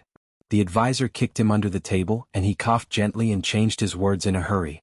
"Now they want to slaughter the Crouching Ox Village. As the local magistrate of Qingyang City, I can't tolerate this. Everyone must have heard of the person beside me, the descended tiger, Li Qingshan." He placed special emphasis on his renowned nickname, the descended tiger, which made the corner of Li Qingshan's eye twitch. "This young hero is also the sheriff of me or even the entire Qingyang City. Not only did he personally kill the 3rd boss of the Black Wind Stronghold and several dozen bandits, but he also wants to destroy the entire Black Wind Stronghold right now. I hope everyone can contribute money and effort to make this happen. Only then will he not let down the heavens and the earth." With that, he drank all the alcohol in his cup. Qingyang City did not have any soldiers for the district magistrate to deploy. Even the bailiffs were old, weak, sick, and disabled. However, the large clans all had large courtyards with high walls and many guards. As a result, most of the security of Qingyang City was actually maintained by the Iron Fist gang. If he wanted to deploy soldiers, he could only borrow people from the aristocrats. As long as each family provided 4 or 5 people, it would basically meet District Magistrate Ye's expectations. However, the aristocrats were unable to drink anymore. They looked at one another. Was the district magistrate serious this time? Asking for money was normal. Which district magistrate did not need money? However, asking for people was not normal. Apart from the previous few district magistrates who would walk around the mountains with a group of people after receiving money, the latter district magistrates did not even bother putting on any airs. They just said the timing was not right. As for when the timing was right, only the heavens knew. The restaurant was in an uproar. The aristocrats did not even want to fork out money, let alone people. If they died or were injured, they would have to spend money to comfort them. Furthermore, they had offended the Black Wind Stronghold. Who knew where Crouching Ox Village was? Whether it was destroyed or not had nothing to do with them. It was not like the Black Wind Stronghold could touch them, and there would be endless deaths of other people's children. A middle-aged gentleman who looked to be in his 40s or 50s said, "Lord Yi, we all understand your concern for the common people. We can't just watch and do nothing. We have to do something. However, it's impossible for us to send people. Even if we agree, the guards won't agree." He very implicitly stated his position. "Seeing that you have the strength now, everyone can give you some money as a token. You take this money and stay here obediently. Don't cause trouble for us. I'm finally going to get money." Yi Dachuan felt that this was a bit unbelievable. He really wanted to pinch his thigh to see whether he was dreaming or not. Ever since he became the district magistrate, he had been asking for money everywhere, but no one took him seriously. He could not even ask for a single tael of silver. Success always came too suddenly. Yi Dachuan calmed himself down and glanced at Li Qingshan. He began to consider whether he should stop while he was ahead. Li Qingshan frowned. He could not blame these aristocrats for being selfish. Most people were like that. Coupled with the actions of the previous district magistrates, it was already rare for them to be willing to pay. Since he could not use this power, there was no need to force it. He said, "Then thank you all. Father, don't give him money." A young man stomped up the stairs and stared at Li Qingshan fiercely. Li Qingshan immediately remembered that this was the young man who had raced on the road and knelt down to give him money. Why did he suddenly become so bold? Was he relying on the presence of the adults? "Don't mess around. This is not a place for you. Leave." The middle-aged aristocrat berated. However, the young man did not back down. Instead, he said arrogantly, "My senior brothers are here. The people from the Dragon's Gate sect are here." One of the aristocrats shouted. His voice was filled with surprise. "My son practices martial arts there." "Yeah, me too." The aristocrats were overjoyed. They whispered to each other, rejoicing that someone stood up for them and that they did not have to pay this sum of money. However, Li Qingshan's expression suddenly turned cold. The humiliation he suffered on the mountain path that day came back to him. A group of people of all ages came up the stairs. All of them were dressed in white and carried swords. They gathered together and looked as if there was no one else around. It was truly an awe-inspiring sight. The person in the lead was the young master of the Dragon's Gate sect, Yang Jun. "Magistrate, you invited everyone to the banquet. Why did you ignore the Dragon's Gate sect? Are you looking down on us?" Yang Jun looked around. When he saw Lu Hong, he nodded his head slightly. It could barely be considered a greeting. When he saw Li Qingshan, his eyes lit up. Then he exploded with extreme hatred. "You really are here. It took us a long time to find you." "You were looking for me?" Li Qingshan found it strange. Looking at the other party's expression, it was as if he had deeply offended them. However, since they had delivered themselves to his doorstep, he would not let them go easily. It was a pity that he did not have the great spear with him. Otherwise, who knew how many people would die or be injured with a sweep of the spear? "I only regret not killing you with one slash. Today I will make you spit out everything you ate." Yang Jun looked at Li Qingshan like he was looking at a mortal enemy. He knew that the spirit ginseng had been taken by Li Qingshan, so he immediately flew into a rage. The spirit ginseng had missed him by a hair's breadth and ended up in this country bumpkin's hands. Although the spirit ginseng could not be digested so easily, it had definitely lost most of its medicinal properties after such a long time. Otherwise, how could this country bumpkin have the strength to kill the Black Wind Stronghold's third boss? That should have been his. In his eyes, Li Qingshan was an extremely despicable and hateful thief. Li Qingshan had stolen something that belonged to him, so how could he not gnash his teeth in hatred? He would definitely cut Li Qingshan to pieces. Yi Dachuan stood up in a hurry. "Young hero Yang, let's talk this out. Qingshan is this county's constable. How can you shout about killing him?" When he saw the Dragon's Gate sect coming at him aggressively with all of them wielding swords, he immediately felt weak. As the saying went, it was difficult for two fists to fight against four hands. When the swords came stabbing at him, no matter how skilled Li Qingshan was, how was he supposed to block them? Yang Jun said with a dark expression, "Lord District Magistrate, this person stole something extremely important from our Dragon's Gate sect. We are here today to apprehend him. Please do not stop us. Otherwise be careful that swords are blind." Then, without waiting for his reply, Yang Jun ordered, "Take him down." He was extremely arrogant and despotic. Then he smiled sinisterly. "Don't kill him. I will slowly interrogate him about the whereabouts of the item." The dozen or so people pressed forward, and the aristocrats moved to the sides with a whoosh. The district magistrate and the advisor fled, and only Lu Hong was left at the large round table, drinking leisurely. Among those present, only Lu Hong understood Li Qingshan's strength the best.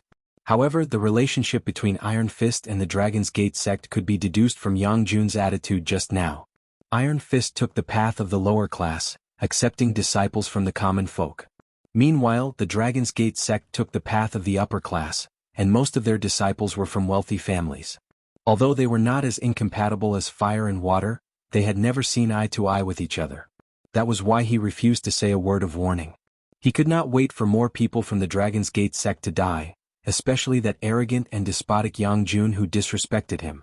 However, he was also guessing what the important item was. He seemed to have heard some rumors.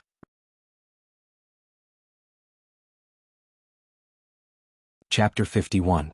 Qing Shan stood at the window like a lone pine tree, as if he did not see the Dragon Gate sect disciples approaching. Dragon Gate sect knows that I have the spirit ginseng. Who told you? Wang Binggu? To think that I saved your life. The anger of being betrayed rose within him, but the corners of his mouth slowly curled up, revealing his white teeth. Lu Hong's heart skipped a beat as he watched from the side. What a heavy killing intent. Bang! He lifted his leg and kicked the heavy square table in front of him. The square table was wide and big and it could accommodate at least 10 people. It was made of jujube wood and weighed more than 100 kilograms. It was sent flying by his kick, and with an extremely fierce momentum, it crashed into the disciples of the dragon sect. Cheetah was the first to bear the brunt of the attack. He didn't even think that there would be such a move. He looked at the square table coming at him in shock. His reaction was fast. He immediately abandoned his sword and waved his palm. He circulated all the inner force in his body and slapped the square table. A mantis trying to stop a chariot? Li Qingshan sneered. Cheetah's arms broke at the same time, and his chest caved in from the impact of the square table. He spat out a mouthful of blood and at the same time the sound of bones cracking rang out. The square table did not stop moving. It carried 7 or 8 Dragon Gate sect disciples with it, smashing through the railing and falling down the stairs with a loud crash. There were guests downstairs as well. When they saw the Dragon Gate sect disciples going up the stairs majestically and murderously, they were wondering who was going to be unlucky. They craned their necks to watch the show. Suddenly they saw a table and 7 or 8 Dragon Gate sect disciples fall down, and they screamed and fled. It was only when the table fell to the ground that they surrounded Cheetah, still in a state of shock. When they saw that Cheetah was no longer breathing, they saw that the other Dragon Sect disciples did not die on the spot because Cheetah blocked them. However, their tendons and bones were broken from the impact and they groaned in pain. They were all dumbfounded. When had they ever seen a Dragon Gate disciple like this? Who was upstairs? For some reason, Li Qingshan thought of bowling. Those Dragon Gate disciples were all dressed in white. Didn't they look like bowling pins? Unfortunately, they did not hit all of them. As the remaining 5 or 6 Dragon Gate disciples were closer to the side, they did not hit the table. However, they were covered in cold sweat from the shock. They stood there in a daze, not knowing how to react. These disciples of rich families practiced martial arts and had never experienced a real battle. All of this happened in the blink of an eye. Almost no one could react to it. In that instant, the situation reversed. The initially aggressive Dragon's Gate sect was wiped out in the blink of an eye. Only Lu Hong was able to clearly see Li Qingshan's movements. He had a grave expression on his face as he thought about whether or not he would be able to block it, and whether or not he would be able to dodge it. His conclusion was worrisome, and his brows furrowed even tighter. The mocking smile on his face deepened. Today he had lost a lot of face to Li Qingshan, but now he seemed to have regained a lot of it. Li Qingshan ignored the others and strode towards Yang Jun. Yang Jun was lying on the ground. Li Qingshan had kicked the square table at him earlier. However, with the Dragon's Gate disciples blocking the way, he had time to react. At the critical moment, he lay on the ground and escaped the disaster. Even now, he still could not believe what had happened. The people he had brought were all experts in the sect. There were 3 third-rate experts among them, and the others were rare experts. However, more than half of them had died in a single move. His act of denouncing Xiao Chen had become an extremely ironic joke. As he watched Li Qingshan approach, he suddenly thought of the dozens of mountain bandits who had died in Li Qingshan's hands. He thought of the terrifying infamy of the person before him and remembered that his martial arts were far from enough. He drew his sword in a frenzy. Kill him. One sword stabbed at Li Qingshan. At the same time, 5 swords flashed with cold light as they stabbed at Li Qingshan from the front, back, left, and right. The stunned Dragon's Gate disciples reacted as well. They were fellow disciples who practiced together all year round. Although they did not have much actual combat experience, their teamwork was not bad. The speed of this attack was exactly the same, trapping Li Qingshan in a net of swords. Be careful of the sword formation. Li Long shouted a warning, but it was already too late. At the same time, 6 swords stabbed into Li Qingshan's body. Delight appeared on the faces of the owners of the swords. They did not expect it to work so easily. Our Dragon's Gate sect sword formation is indeed extraordinary. It was unknown whether it was mockery or pity on Lu Hong's face. He was too inexperienced and had too little experience in fighting in the Jianghu. He was supposed to win, but he gave his opponents the perfect opportunity to surround and attack him. He had dug his own grave. However, the fall of every young talent caused a veteran like him to feel regret. He also felt somewhat relaxed. He wanted to proudly say, "Look, the older the ginger, the spicier it is. The strongest might not be able to live to the end." The tip of the sword stabbed into the skin by an inch and could not go any further. The swordsman's delighted expressions turned into shock. They exerted strength madly, but they only bent the tough swords. Lu Hong was shocked. Could it be that he has already trained his external defensive martial arts to the point where he is impervious to weapons? Furthermore, a fine steel sword infused with inner force was not something that ordinary weapons could compare to. This youth had given him too many surprises.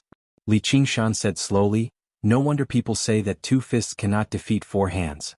Such a combined attack is no weaker than a full-powered strike from a peerless expert." A strange red light that was hard to see with the naked eye flowed in his eyes. "However, how can such weak and powerless swords injure me?" His quintessence spewed out and his swords shattered. All the swordsmen were sent flying back, vomiting blood. However, only faint white marks were left on Li Qingshan's skin. Yang Jun felt an extremely surging quintessence rush into his body. The inner force that he had cultivated for so many years could not stop it at all.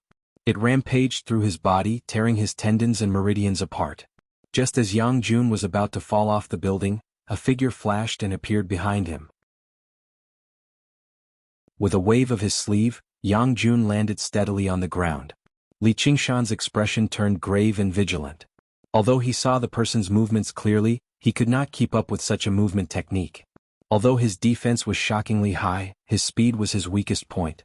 Yang Anji grabbed Yang Jun's pulse with a cold expression. Yang Jun's meridians were in a mess. His martial arts could be considered crippled. Yang Jun called out "Father," and fainted. Yang Anji looked at Li Qingshan again. His eyes were filled with a terrifying killing intent, and he no longer looked like a scholar. His heart was filled with hatred and regret. He had come to the restaurant earlier, but he thought that Yang Jun and his disciples would be enough to capture Li Qingshan. If he had seen Lu Hong, it would have been rather difficult for him to speak. As a result, he had remained hidden in the restaurant the entire time, just in case. However, he never thought the situation would change so quickly. From the moment Li Qingshan kicked away the square table and cleared out half of the Dragon's Gate disciples, he wanted to take action, but Li Qingshan fell into the sword formation right afterwards. He was doomed.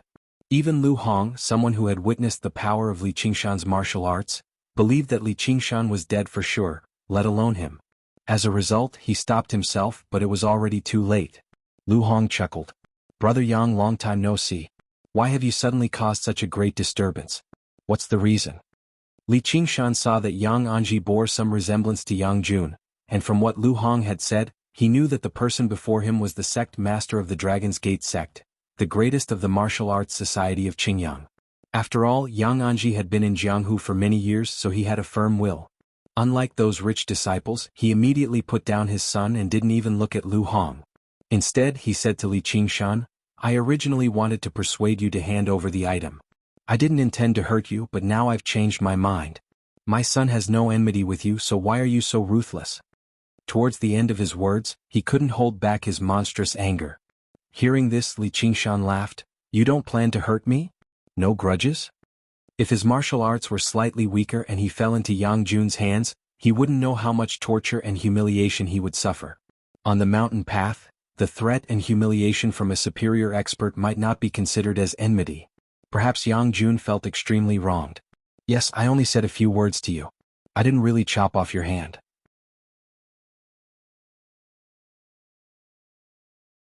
Chapter 52. The Dragon's Gate sect was arrogant and overbearing, but in everyone's eyes, Li Qingshan was 10 times more arrogant and overbearing than the Dragon's Gate sect. With a single sentence, he had decided the fates of the 2 great organizations of the Jianghu that had occupied Qingyang for a very long time. However, Yang Anji's face no longer showed any anger. He recovered the calmness and rationality that a swordsman should possess. Based on his instincts, he had determined that Li Qingshan was one of the few powerful opponents he would face in his life. However, he had absolute confidence. His agile and graceful movement technique countered Li Qingshan's external martial arts the most, just like how Li Qingshan countered Lu Hong's iron fists. No matter how great his strength was, it was useless if he could not land a hit. Li Qingshan could block the swords of regular Dragon's Gate disciples, but he could not block the sword of a mighty second-rate master like him. Li Qingshan understood this extremely well, and he could clearly sense that the sword Yang Anji carried was different from the fine steel swords regular disciples carried. However, against an opponent like that, fleeing was impossible. All he could do was face him head-on. The two of them faced off and the restaurant suddenly fell silent. The killing intent was suffocating. Clang. Yang Anji drew his sword from its sheath, and a cold glow swept towards Li Qingshan. Li Qingshan's eyes narrowed. The blade actually shone with a faint layer of light, just like the knife he had obtained today. The person had a name and so did the sword. This was a famed sword that everyone in Qingyang City knew about. The Soaring Dragon Sword was a treasured sword that had been passed down through the Dragon's Gate sect for several generations. Only the sect master had the right to wield it. The person was powerful with a name, and the sword was sharp with a name. Even in the hands of regular people, the sword could slice through metal like mud. In the hands of a true swordsman, it would be a true murder weapon. This is a spiritual artifact. Returning to before the banquet, Oxen said as he looked at the knife in Li Qingshan's hand. What's a spiritual artifact? Li Qingshan fiddled around with the knife in his hand. Have I really picked up a treasure? In his previous life he had often read about such things in novels. They would randomly stroll around a grocery store and pick up a peerless divine artifact. From then on, they would be able to kill anything that stood in their way. Oxen smiled disdainfully, shattering his fantasy. This item barely has a layer of spiritual chi attached to it, so it can't even be considered a low-tier spiritual tool. It's most likely used by apprentices who have just started learning tool forging. However, at your level it can be considered a treasure. However, the ridicule in the Ox's eyes became more and more intense. This thing could only be used as a flying knife. Whether it was a cultivator or an ordinary martial artist, it was a useless piece of trash. Li Qingshan carefully put away the knife. This was the first spiritual tool that he had obtained. It had a great commemorative value. After all, it was considered a rare item. However, he did not expect to see another one in the blink of an eye, and it was in the hands of the enemy. The shopkeeper of the arsenal of arms was also among the aristocrats. While the other aristocrats were fleeing in panic, he stared at the flying dragon sword with infatuation. If this sword was in the arsenal of arms, even if Li Qingshan took out all of his silver and knelt on the ground to beg him, he would not sell it. Just when everyone thought that Li Qingshan would charge forward like just now, he rolled to the side to avoid the sharp edge of the sword and arrived at a corner of the restaurant. Yang Anji changed his moves even faster. With a flick of his wrist, the light of the sword moved like a shadow, pressing towards Li Qingshan. Separated by a few feet, the cold air pierced Li Qingshan's skin, making him feel cold. Wherever the two went, the aristocrats all screamed and ran, thinking that they were going to be used as meat shields.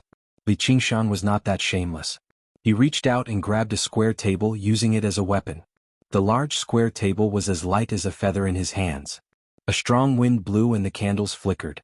Yang Anji did not put this power in his eyes at all. Wherever the light of the sword passed, the square table was cut into pieces like tofu. In the blink of an eye, only one leg of the table was left in Li Qingshan's hands. Li Qingshan seemed to be at his wit's end and threw the table leg out. Perhaps it was because he was panicking, but he missed and it flew past Yang Anji's head. Yang Anji's sword was like a rainbow. Li Qingshan's back was pressed against the wall, unable to retreat or dodge. The restaurant suddenly became pitch black. The table leg that flew out from Li Qingshan's hands struck down the last light. Trying to escape. It's too late. Yang Anji shouted. However, he did not see that when the darkness descended, Li Qingshan's face did not show panic but a smile. Bang! Li Qingshan clapped his palms together and caught the flying dragon sword in a hair's breadth. Yang Anji sneered. It was wishful thinking for him to catch the sword with brute force while he was flying forward. The sword's edge suddenly pierced forward. As the sword and palm rubbed against each other, an ear-piercing sound of metal clashing could be heard. The tip of the sword was only 3 inches away from Li Qingshan's throat. Yang Anji's expression suddenly changed. A cold wind came from the back of his head, making him feel a life-and-death crisis that he had not felt for many years. This is impossible. This was the first thought that came to his mind. Although he could not see, his other senses were still there. Someone was so close behind him. How could he not sense it? How strong was the qinggong? Could it be a hidden weapon? If the lights in the restaurant were still on, everyone would be able to see a small knife flying towards the back of Yang Anji's head. It really did look like a hidden weapon. However, if someone could open their spirit eye like Li Qingshan, they would see that the small knife fitted perfectly in Little An's clean, white hand. Little An cultivated the path of white bone and great beauty and bathed himself in fresh blood every day, so he was no longer afraid of blood and qi at this level. He could truly get close to experts, but he still lacked a suitable weapon. If he used a regular hunting knife with Yang Anji's strength, even if he did not train in external martial arts, his protective inner energy would still be able to knock the knife away. It would be difficult for him to deal any fatal damage. However, things were different now. In Little An's hands, the spiritual knife was not just a piece of trash. Instead, it was a divine weapon for assassination. Li Qingshan had used himself as bait to lure Yang Anji here. He and Little An had not made any prior preparations, nor had they communicated with each other. They had absolute trust in each other, and as expected, Little An did not disappoint him. Their cooperation was perfect. Yang Anji was also impressive. He lowered his head and dodged the knife in the nick of time. The blade practically scraped his scalp. He was shocked, but he did not panic. As long as he continued to exert force and killed Li Qingshan, he would be able to deal with the hidden weapon expert behind him with ease. The small knife suddenly turned and stabbed downwards. It was not a hidden weapon. Yang Anji's mind was immediately thrown into disarray. This was because he still had not sensed the presence of a living person behind him. A chill rose up in his heart. He ignored everything else and tried to pull back his sword to defend himself. Li Qingshan bit down on the tip of the sword with both hands and snickered coldly. It was easy to stab, but the first thing to be pierced would definitely be your head. Want to pull back? Then don't even think about it. As long as the sword existed, the person existed. This was probably a lesson that every swordsman had learned, not to mention that this was a treasured sword passed down from their ancestors. The sword was left in Li Qingshan's hand, but he was sent flying with extremely graceful movements. He could no longer be graceful. His hair was disheveled and he looked extremely pathetic. And all of this happened in the blink of an eye. From the moment Yang Anji swung his sword, forced Li Qingshan to the wall, and then retreated after being assassinated, only a few breaths of time had passed. The aristocrats were all panicking and could not react in time. Only Lu Hong sniffed and smelled blood. His heart was filled with shock. Yang Anji was injured? How did this brat injure him? At the last moment, Yang Anji had decisively abandoned his sword, but he had also paid a heavy price. Little An still used the spiritual knife to pull out a foot-long wound on his back. Fresh blood was flowing out. Li Qingshan had some admiration for his decisiveness. For the first time, he experienced the emotions described in the books. Even if they were mortal enemies and wanted to kill each other at all costs, they would still be shocked by the skills displayed by the opponent during the confrontation. However, in a battle he would not be entangled in such emotions, nor would he be entangled in all the right and wrong. Since they had become mortal enemies, killing the other party at all costs was the right thing to do.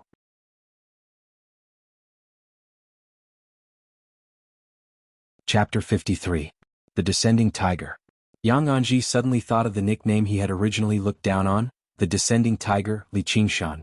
Now, what was lunging at him was not a human, but a ferocious beast bearing its fangs and brandishing its claws.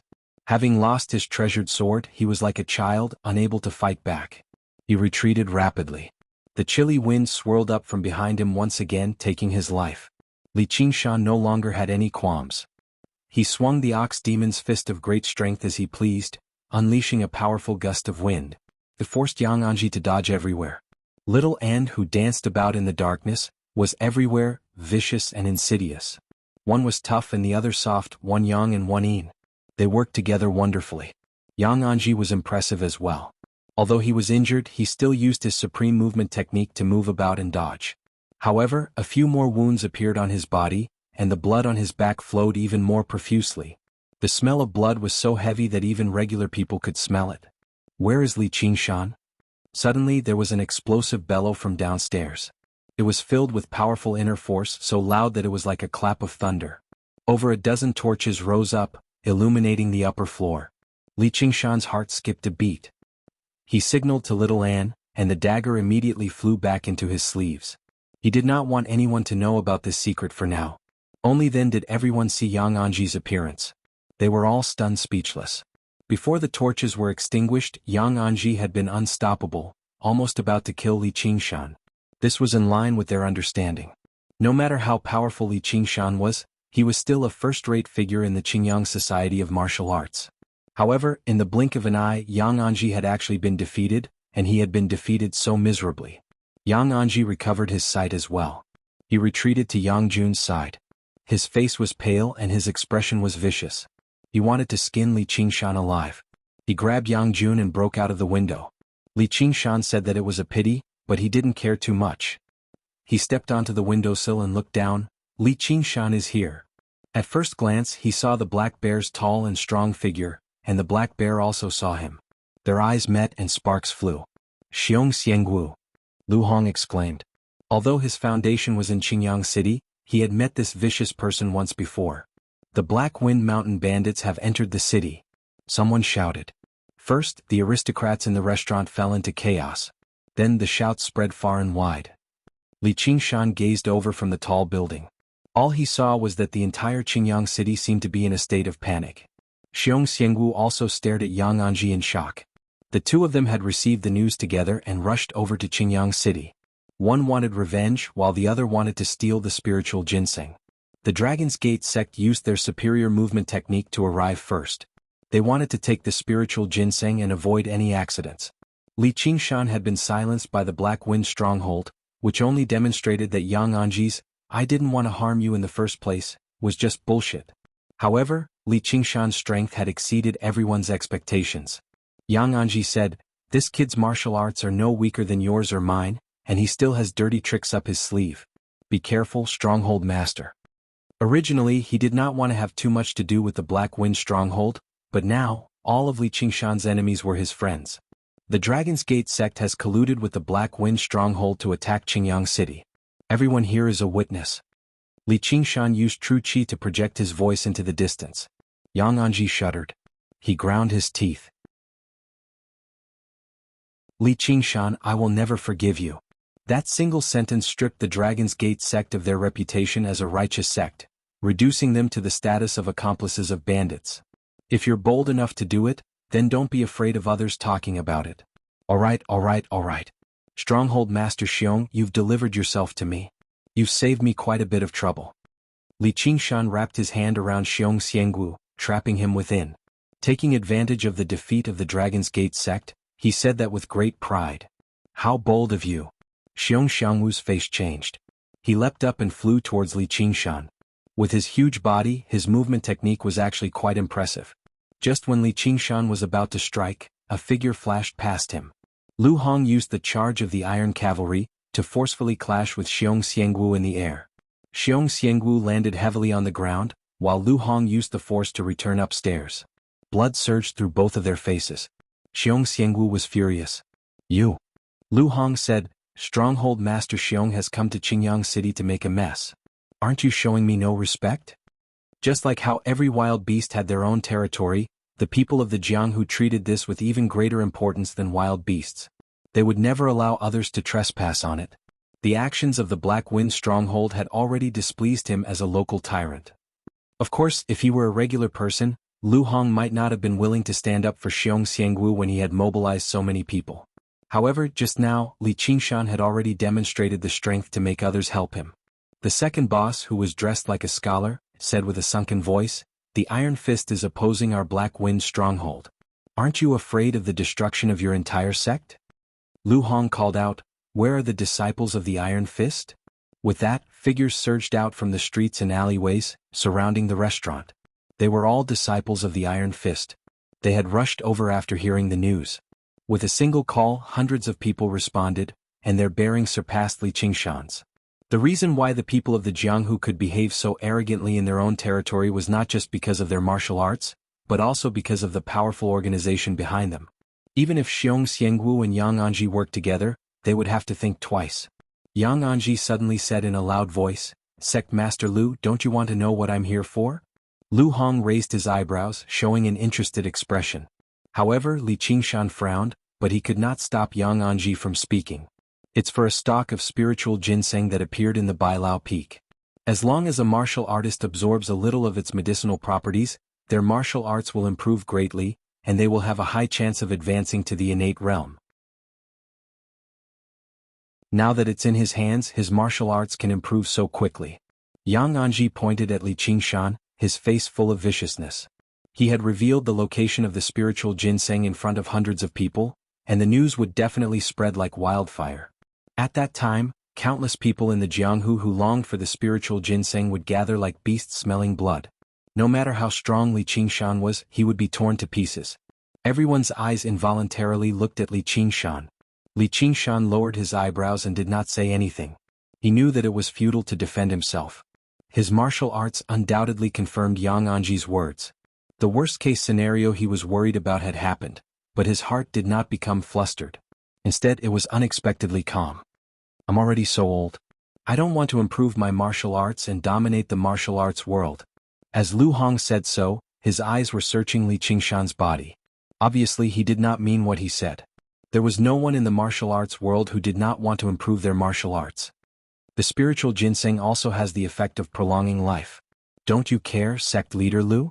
As long as you give the order to capture this brat, the spiritual ginseng will be yours. At that time, Stronghold Master Xiong and I will only seek revenge. We will not fight for the spiritual ginseng. Besides, we won't be able to fight for it even if we want to. Yang Anji demonstrated the terrifying aspects of a sect leader other than martial arts. As expected, Lu Hong was very tempted. Xiong Xiangwu's eyes also lit up. No one knew what he was thinking. In the blink of an eye, it was Li Qingshan who faced everyone again. His eyes were calm, but his mind was anxiously thinking of a way to escape. He did not think that Lu Hong would have any sense of loyalty toward him. Wasn't the reason he was in such a situation because he believed in loyalty? Of course, this was not a hopeless situation. As long as he was willing to give up the spiritual ginseng, he could naturally escape easily. However, he would not do that unless he had no other choice. The magical power of the strength of 9 oxen and 2 tigers did not focus on chi refinement. The spiritual ginseng could be said to be the greatest guarantee for him to become a so-called innate master. The stalemate was broken very soon. Xiong Xiangwu bellowed out and flew up the stairs again. Lu Hong lowered his head as if he was thinking about something. He did not move at all. At the very least, it was not impossible for him to make up his mind to watch from the sidelines or even kick him when he was down. Yang Anji used this opportunity to apply some golden salve and control his wounds. He was about to strike. Just as Li Qingshan was about to be surrounded by 2 great masters of Qingyang, his muscles tensed up. He was ready to strike.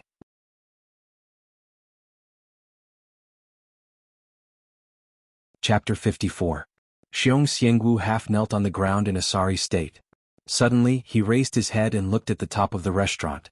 A tall figure stood there, and the bowstring of the great bow in his hand was still trembling. Although it was not as good as the stone splitter bow, it was still a rare hard metal bow. His eyes narrowed. Huang Bingu. Huang Bingu said, Stronghold Master Xiong, this arrow is just a greeting. I hope you know how to retreat or don't blame me for being merciless. Xiong Xiangwu broke out in a cold sweat. He knew that Huang Bingu was not boasting. Just now, if Huang Bingu struck out with his full strength, it was extremely likely for him to be shot to death on the spot since he could not turn around in the air. A divine archer who occupied an advantageous position and launched sneak attacks was just too terrifying. Yang Anji said, You really want to stand up for this kid? Huang Bingu said, The spiritual ginseng was indeed found by Li Qingshan, but I've already consumed it and cured my chronic illness of many years. Sect Master Yang, you found the wrong person. Behind him stood over a dozen headhunters and over a dozen powerful bows. The 4 leading figures of the martial arts community of Qingyang had appeared together, all for the sake of Li Qingshan, whether they were friend or foe. The disciples of the Iron Fist sect were all amazed, while the nearby residents mustered up their courage and opened a sliver of a window, secretly watching this rare sight. The torches danced wildly in the cold wind. Yang Anji, Xiong Xiangwu, Lu Hong, Huang Bingu, and Li Qingshan's expressions flickered. However, they seemed to be frozen without moving. Each of them had their own worries and considerations holding each other back. No one dared to strike out carelessly. Li Qingshan suddenly laughed aloud. His laughter traveled very far in the cold wind. Stronghold Master Xiong, this is your only chance to kill me. Why don't you do it? Once I personally kill you, the macaques under your command will still have the opportunity to flee. If you miss out on this opportunity today, I'll just come back in the future and uproot your Black Wind stronghold, leaving not a single one alive. Arrogant. When everyone present heard this, they felt that it was an ear-piercing arrogance. The Black Wind stronghold had wreaked havoc in Qingyang for many years. Apart from the Drawn Rains village who stood aloof from worldly affairs, the Dragon's Gate sect and Iron Fist both wanted to destroy them very much. However, Yang Anji and Lu Hong had both considered that they only had a chance if they worked together. However, even if they succeeded, they would have to pay a heavy price. But now, Li Qingshan actually said that he wanted to destroy the Black Wind stronghold by himself. Even though he had a good opinion of his martial arts, he still felt that he was too arrogant and ignorant. Xiong Xiangwu's face bordered on fury, becoming more and more like a black bear. Then I'll be waiting for you. If you don't come, I'll make sure not a single person in Crouching Ox Village survives. In the end, he threw down a vicious threat. No matter who it is that dares to help you, I'll exterminate their entire clan. He left in a hurry with his people. The disciples of the Iron Fist stepped aside and did not stop him. A group of bandits actually treated the entire Qingyang city like it did not exist. They really were lawless. Yang Anji also used his movement technique and vanished into the night. His voice rang out from afar, "Just you wait, Li Qingshan. Your enemies will only increase. Your death won't be far away." Lu Hong clasped his hands at Li Qingshan and left with his people. Meanwhile, the aristocrats were willing to donate 10 times the amount of money for suppressing bandits as long as they spared the disciples of the Dragon's Gate sect and did not involve them. The messy restaurant had already become empty. Only Li Qingshan stood by the window, holding the soaring dragon sword he had obtained from Yang Anji. Huang Binggu brought people over. Li Qingshan turned around and said, "Hunting Chief Huang, I want an explanation." 2 hunters brought over Xiao He who had been tied up firmly. Huang Binggu said, "Kneel and speak." Xiao He told him the entire story in detail. In the end he said, "Just kill me. I won't regret it." Huang Binggu said with difficulty, "I've watched Xiao He grow up. I can only blame my lack of discipline for this. Please spare him this time." He drew the hunting blade from his waist and stabbed it into his own shoulder. "Hunting chief," Xiao He said in a hurry. "Xiao He, there are some things that you can't do. I, Huang Binggu, have killed countless people in my life, but I've never been ungrateful, nor have I ever repaid kindness with enmity." Huang Binggu extended his hand, and the hunting chief behind him handed another hunting blade to him with a pained expression. Huang Binggu stabbed it into his left shoulder. Tears streamed down Xiao He's face. He was filled with shame and regret. Ever since he was young, his respect and admiration for this man surpassed even his father's, yet now he had to watch him suffer for him. Huang Binggu stabbed the hunting blade into his chest. 3 blades and 6 holes, a life for a life. This was the explanation that a person of the Jianghu could give. A hand firmly grabbed Huang Binggu's wrist, and the blade could not stab any further. Li Qingshan was stunned at first before coming to an understanding. The hunting chief wants to take all the blame for this and then end it all with his death? It's useless. Even if they are skeptical, they will still come to me. Huang Binggu let out a heavy sigh. As someone who had traveled the Jianghu, he knew how terrifying this matter was. A secret manual or a treasured sword could stir up a sea of blood in the Jianghu. The lives of those first-rate or even super-rate experts were all used as if they were worthless. The red glow in Li Qingshan's eyes disappeared, and he actually revealed a smile. It was not a wild laugh, but a hearty one like a normal youth. "But I'm not afraid of them." These words were said in a hearty and confident manner. Without waiting for Huang Binggu to remind him, he continued, "Is my tiger bone wine ready? I'll have someone send it over tomorrow." Li Qingshan said no more and walked down the stairs. When he was outside the building, he suddenly felt a chill on his face. Raising his head, he saw snowflakes drifting down from the pitch-black sky. A clear shadow flew out from the locust wood tablet and danced around him. Li Qingshan said to himself, "I'm not afraid of enemies, I'm afraid of betrayal." He saw Little and looking at him with a confused expression. He could not help but laugh. "You won't understand even if I tell you. In any case, you won't betray me, right?" Little and might not understand the meaning of betrayal in Li Qingshan's words, but he understood the anticipation in his eyes and hurriedly nodded. "Let's go. Tonight isn't over yet." Li Qingshan's eyes burned with a raging flame, as if it could melt this world of ice and snow. Old Knickers drank a mouthful of aged wine and turned on the charcoal in the stove to resist the pervasive winter chill. He had never had a wife in his life and had been the armory guard for several decades. His neighbors had all forgotten his name, only remembering that his surname was Zhang. They all called him Old Zhang or Old Cutoff. Then, for some reason, the children around him began to call him Old Knickers, causing this old man who had been single his entire life to be tainted with a bit of vulgarity for no reason. It was already very late at night, but he still had not slept.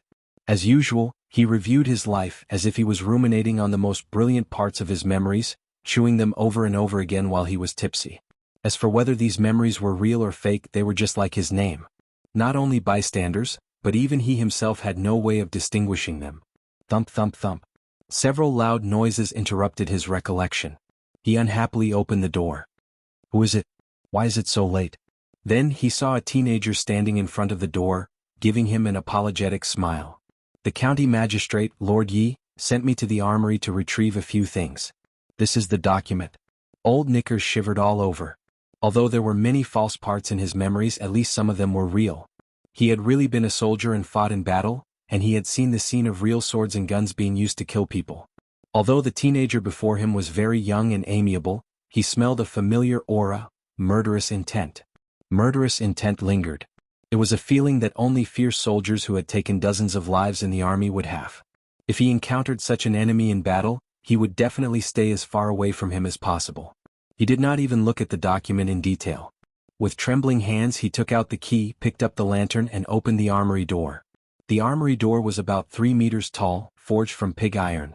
36 iron nails were lined up neatly, and a pair of tiger heads had iron rings in their mouths. Old Knickers forcefully pushed a few times, but the door did not budge.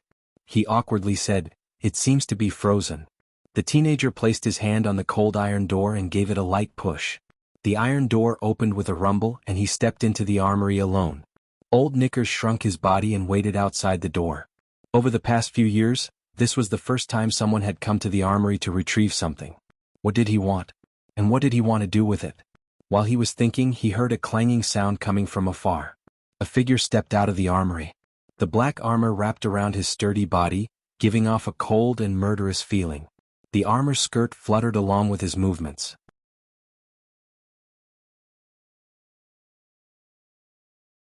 Chapter 55. Li Qingshan patted the 3 quiver of arrows on his waist and carried the soaring dragon sword and stone splitter bow on his back. He rested the shockingly heavy and extraordinarily large tyrant's spear on his shoulder and vanished into the snowy darkness. All he left behind was a string of deep footprints in the snow.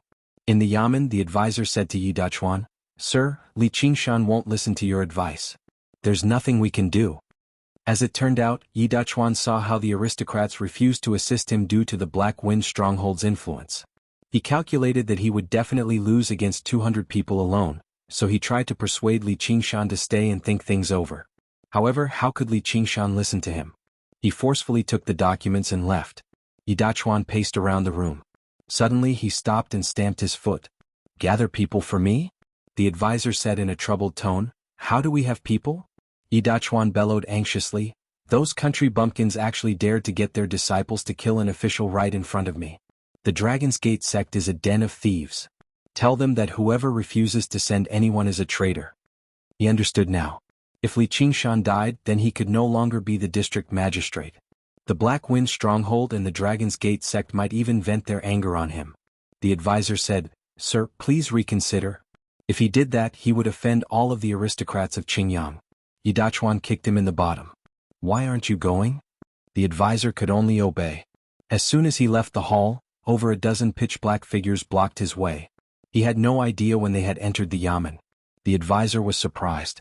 Using the weak lantern light in the hall to look over, he saw that the dozen or so people all had bows and arrows on their backs. "Hey, so it's the Drawn Rains village. Good men, what business do you have visiting so late at night?" Huang Bingu's shoulder was wrapped in white cloth, but his bearing remained steady. He patted the advisor's shoulder and said, "Sir Yi, Huang Bingu of the Drawn Rains village is willing to lend a hand." After Li Qingshan left, Huang Bingu and the others found an inn to rest. Before they had even fallen asleep, they received news that Li Qingshan had left the city in full armor. Of course, Huang Bingu would not think that he was running away. He suddenly stood up and said, "I'm going out for a while. When I'm not around, Little Black will be in charge of everything." Everyone knew where he was going. Xiao He said, "Chief Hunter will go with you." After experiencing this, his face lost a lot of the frivolous childishness of youth and gained a lot of the steadiness of an adult. "Prioritize the village." Xiao He said. The name of Drawn Rains village was not obtained by compromising. We have formed a great grudge with the Black Wind stronghold, so we will definitely not be able to live in peace for long. We can only place our bets on that person. If you want me to take responsibility, then this is my idea. Huang Bingge said, good. I didn't suffer those 2 slashes for nothing today. Qingyang City that had just quietened down became noisy once more. In Iron Fist, Iron Lion Lu Hong was also awake. Instead, he was thinking about everything that had happened today. Li Long stepped through the door and knelt down. Master. Lu Hong frowned. What are you doing? Li Long said, please save the Crouching Ox village, master. The Black Wind stronghold had not massacred the village before because they wanted to capture Li Qingshan, the main culprit, first, and also because of his connection with Iron Fist, which was why they had not struck so easily. However, after tonight, everyone would fall out with each other. The Black Wind stronghold would definitely take revenge madly. They would definitely swing their blades. Lu Hong said, go fetch your father's family and caretaker Lu's family. However, Li Long remained kneeling. Please save the Crouching Ox village, master. Didn't you dislike that place? But that's my hometown. Lu Hong sank into his thoughts for a while as if he was considering the pros and cons of every aspect. Suddenly he stood up. Go gather the disciples. He had already considered the spiritual ginseng that Li Qingshan had brought with him and the wealth of the Black Wind stronghold. Li Long was overjoyed. Thank you, master. Yi Dechuan used his position as district magistrate and borrowed Li Qingshan's prestige and the might of the Drawn Reins village to order the aristocrats to send people. However, there were still some aristocrats who resisted, unwilling to send people. Just as Huang Bingge furrowed his brows and considered whether he should kill them to establish his authority, Lu Hong strode over. He clasped his hands. Hunting Chief Huang, I've heard a lot about you. Afterwards he said to the aristocrats who resisted, today I, Lu Hong, swear that I will eliminate a great threat for Qingyang City. If you are willing to assist me, I, Lu Hong, will never forget. What he was trying to say was, even if you are unwilling, I will never forget. Given the current situation, the aristocrats finally dared not resist forcefully anymore. They sent people over reluctantly. Although they were reluctant, they did their best when they sent people. Xiong Xiangwu's words lingered in their ears. If they did not kill the snake this time, they would be waiting for revenge. As a result, they could only do their best. And, with 2 powerful people like Huang Bingge and Lu Hong watching over them, they really did feel like they had an opportunity to flatten the Black Wind stronghold. The Black Wind stronghold wreaking havoc was not completely unrelated to them. Just like caretaker Lu's nickname, Half-Village Lu, most of the land in Qingyang City had been annexed by these aristocrats and local tyrants. Many of the villages that the Black Wind stronghold had plundered were their assets. As for kidnapping and demanding ransoms, who knew how much they had done? Otherwise, they would never have been willing to collect money from the previous district magistrates for suppressing bandits. Xiong Xiangwu had never thought that his threat would instead force the aristocrats into becoming mortal enemies. Yi Dachuan gazed at the people who had gathered in disbelief. It had completely exceeded his initial expectations. There were actually 400 or 500 people. He watched over them in the center with his identity as the district magistrate, while Huang Bingge and Lu Hong commanded him. He had never done something so valiant in his life. His heart that had been blinded by fame and fortune actually began to burn with a sense of bloodlust. The advisor was dumbfounded as well. He thought of a phrase written in a book that was originally very distant from him, with a call from above, followers will gather, and the entire world will rebel. Perhaps all that was needed in the world was a single warrior, a single hero, and they would be able to turn the impossible into the possible, guiding everyone and completing so-called miracles. However, this hero who led the way would usually not have a good outcome. Old Knickers opened the door to the armory with trembling hands. Armor and weapons were taken out one by one, equipping this group of bandits. With a clang they set off on their journey. Huang Bingge thought, hopefully I can make it in time. This gathering had already taken up far too much time. Lu Hong thought, kid, you better hold on a little longer. Though if you die, I'll avenge you. Li Qingshan advanced quickly in the darkness. His equipment weighed 100 or 200 kilograms, but not only did it not make him feel like it was tiring, but it instead gave him the pleasure of releasing his strength. His armor was cold, but his blood burned hotter and hotter. His footsteps became faster and faster, and in the end he was practically sprinting through the wilderness. His heavy footsteps were like war drums, thumping loudly. He did not know how long he had walked in the deep mountains and old forests, but his footsteps suddenly came to a halt. His gaze pierced through the wind and snow like a sharp sword, shooting towards the ravine. A stronghold was creeping in the darkness and a few faint lights could be seen. The Black Wind stronghold was right in front of him. However, Li Qingshan was in no hurry to go forward. He untied the wine gourd and drank it all in one gulp. The strength he had expended instantly recovered, and there was even a scorching aura rampaging through his body like a wild horse.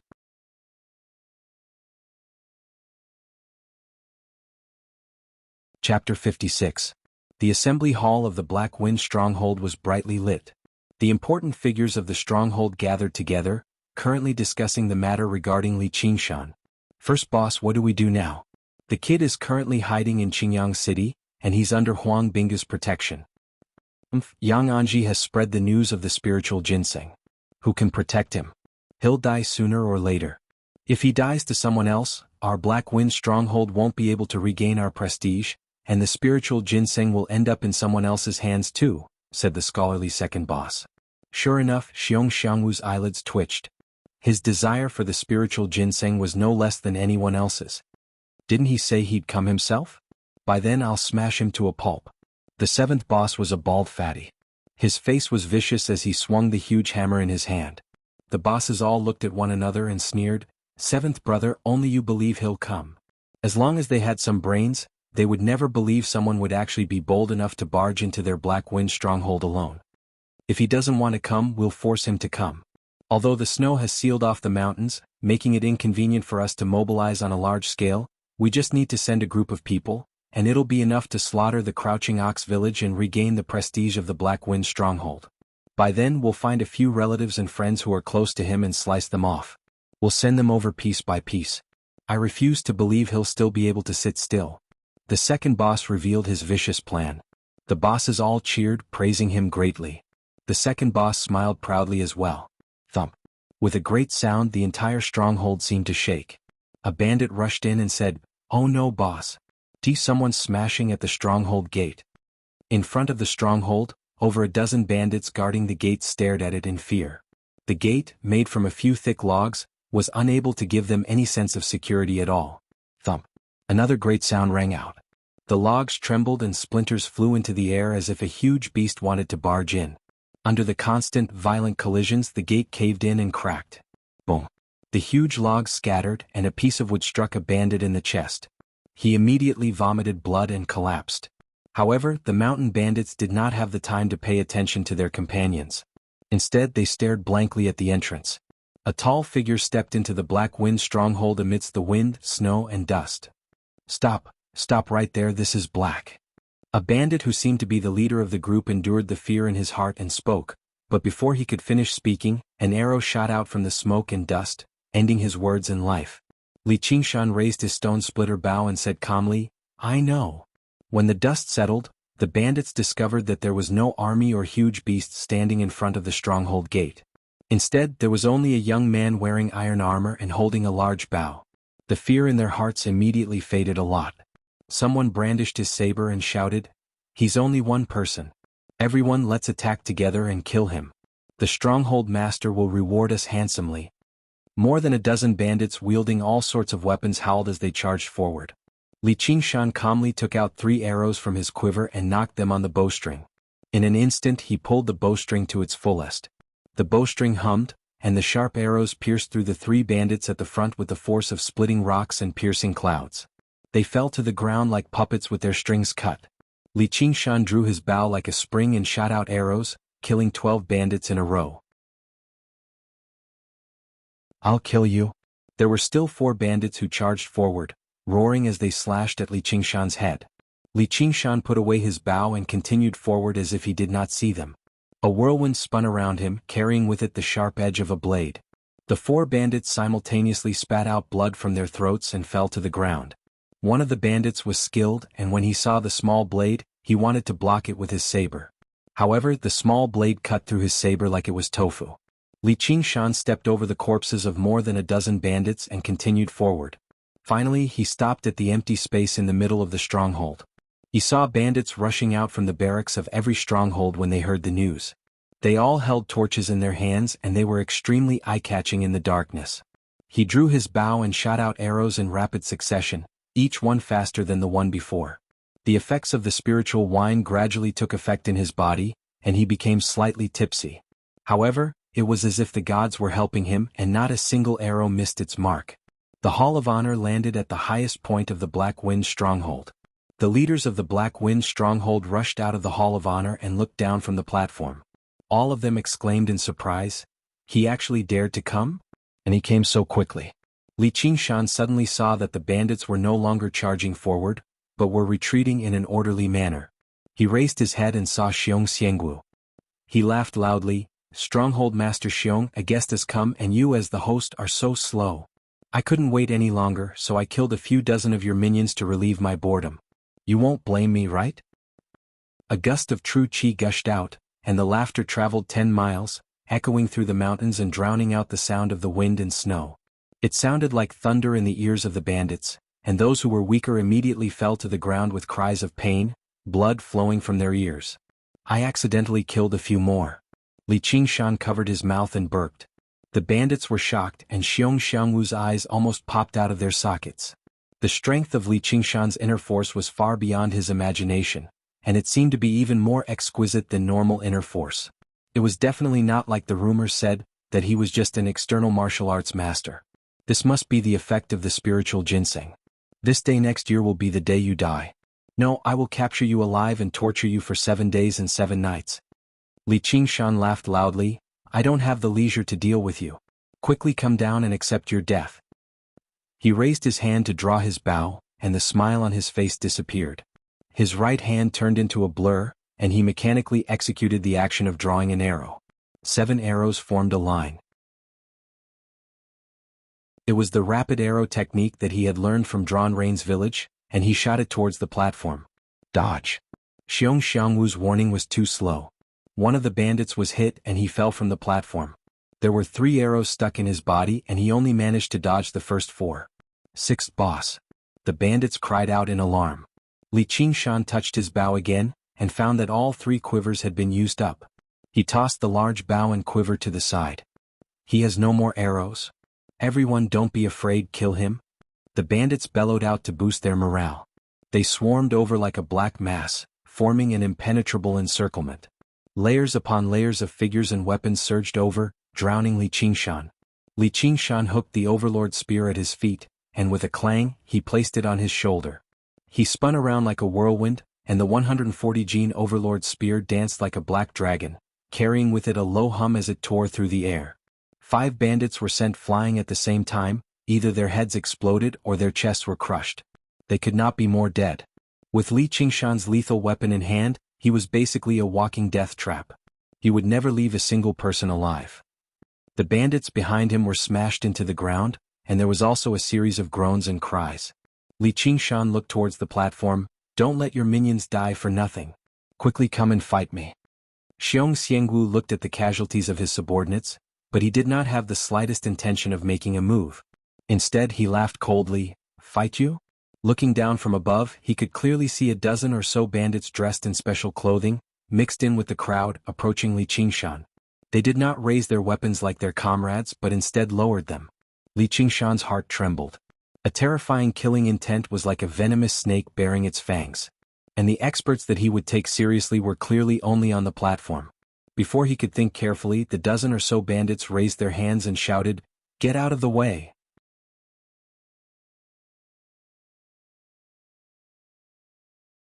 Chapter 57. The bolts tore through the air. They were no weaker than the stone splitter bow. With a clang, they pierced the armor and stabbed into Li Qingshan's body. Li Qingshan immediately froze up. Xiong Xiangwu sneered. "Do you really think you're worthy of fighting me? Dying like this would be letting you off easy." He had gone to great lengths to obtain these crossbows. He had spent a great deal of time training these crossbowmen as well. They were the true trump cards of his Black Wind stronghold. He had gone too far. The other organizations of Qingyang City treated him as a thorn in their side. If they were not prepared, they would not be able to sleep at night. Even first-rate masters would struggle to escape death from the sneak attack of over a dozen crossbows. And then, Li Qingshan, who was supposed to be dead, suddenly raised his head and asked. The bolts struck the armor, but they failed to pierce his tendons. He had also become covered in cold sweat. If it were not for the armor, which nullified the force of impact, He definitely would not have been able to block the crossbows with his ox demon forges its hide. Even with that being the case, it took him quite a while to recover. Crossbows were truly a divine weapon for killing masters. Protect the crossbowmen. Fire again. The second boss ordered loudly. The bandits surged forward and the crossbowmen changed their bolts in a hurry. Crossbows were easy to use, but they were nowhere near as fast as bows, so they were extremely easy to damage. However, with this kind of command they could unleash their greatest power. They could command the bandits like an army. Total annihilation. How could Li Qingshan be willing to become a target? He identified the place with the most bandits and used the tyrant spear style, charging over like a chariot. The might of the spear surged, sucking in over a dozen bandits. He was like a black dragon that had swallowed its prey in a single gulp. When it spat out again, it was over a dozen corpses. With just these people, how could they stop him? Before a crossbowman could even draw the bowstring, his chest was pierced by the spear. His 50-kilogram body was thrown into the air, slamming into another crossbowman in the distance and killing him. Li Qingshan became one with his spear and rushed left and right in the crowd. He only attacked and did not defend. When the swords, spears, swords and halberds landed on his body, they were immediately repelled by his armor and could not harm him at all. When he swung his great spear, it pierced through the chest and head. In a short moment he had killed dozens of bandits and more than half of the crossbowmen had been killed. He stood among the bandits, his iron armor pierced by more than 10 crossbow bolts and soaked in blood. A fierce and murderous aura arose spontaneously, scaring the bandits to death. One of the bandits tried to launch a sneak attack from behind. He turned around and glared at him, a red light flashing in his eyes. Before he could make a move, the bandit's face suddenly turned ashen, and he was scared to death. Xiong Xiangwu's heart ached and he flew into a rage. Even if he won this time, his vitality would be greatly damaged. The faces of the other leaders were also unsightly. This Li Qingshan's martial arts were so high that it could be said that it was beyond their imagination. The second leader said, "Leader, don't be anxious. This Li Qingshan has a great spear and armor. Although he looks invulnerable and powerful, he has to carry several hundred kilograms of weight. Even if his martial arts are high, he cannot last for long. Why don't we wait until he is tired and then make a move? We can just recruit more subordinates." In a battle between experts, it was rare for a battle to last for 3 days and 3 nights. In fact, it was rare for a battle to last for more than the time it takes to drink a cup of tea. This was because a battle was fierce and dangerous. One careless move could determine life and death. Martial artists had to burst out their physical strength and willpower in an instant, suppressing their opponent with a spurt of energy. Xiong Xiangwu calmed his heart. He thought that even if it was him, after shooting the stone splitter bow dozens of times and charging with this kind of equipment, he would not be able to last long. Even if a person had great abilities, once their physical strength was exhausted, they would be at the mercy of others. This was the fearsomeness of a battle formation. It was not just a saying that ants could bite an elephant to death. However, who would have thought that not only was Li Qingshan not tired, he became more and more courageous as he fought. The gourd of spiritual wine he had drunk had a shocking medicinal effect. As it burned in his body, energy continuously surged out. The overlord's spear in his hand turned into a blur. The spear moved with him as he killed to his heart's content. His entire body was bathed in blood. Furthermore, the ox demon's fist of great strength that he cultivated was not something that a mortal martial art could compare to.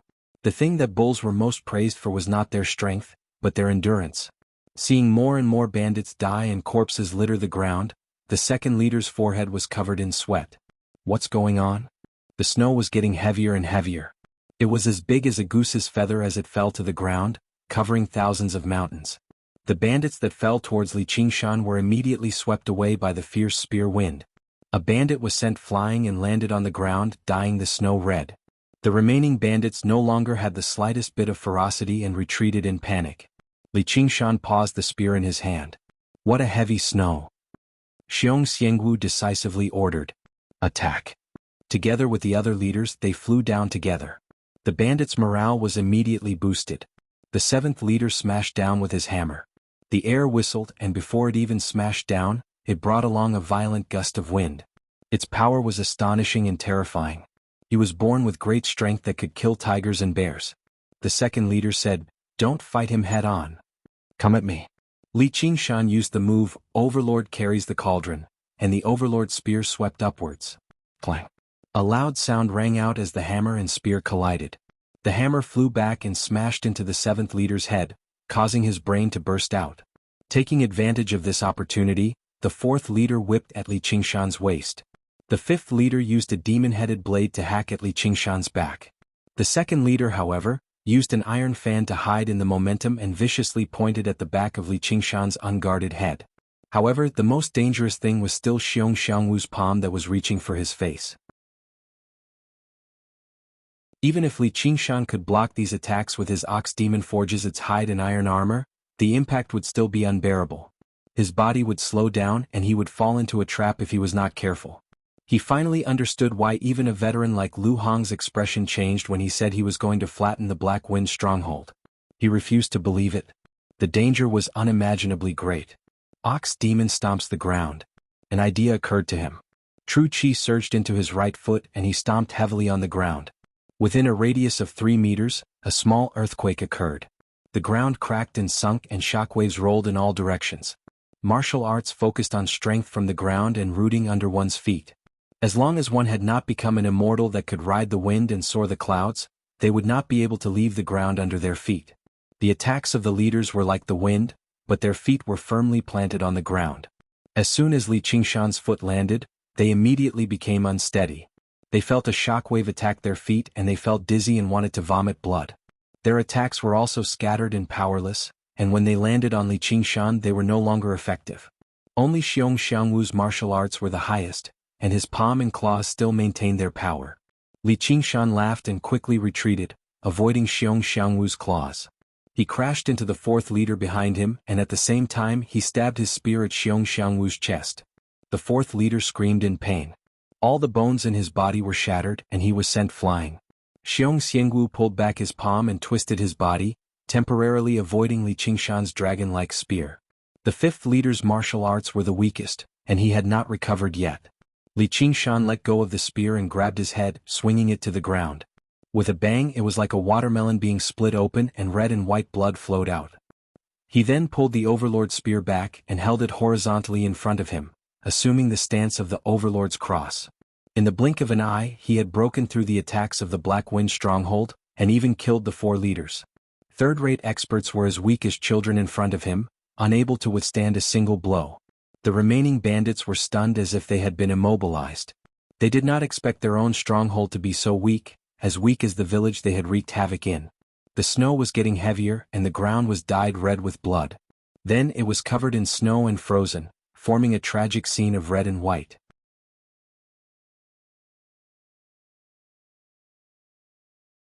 Chapter 58. Li Qingshan kicked away the corpse by his feet and grinned. It's much quieter now. Come, Chief Xiong, I'll give you a quick death. He tilted his head slightly. And the one behind me.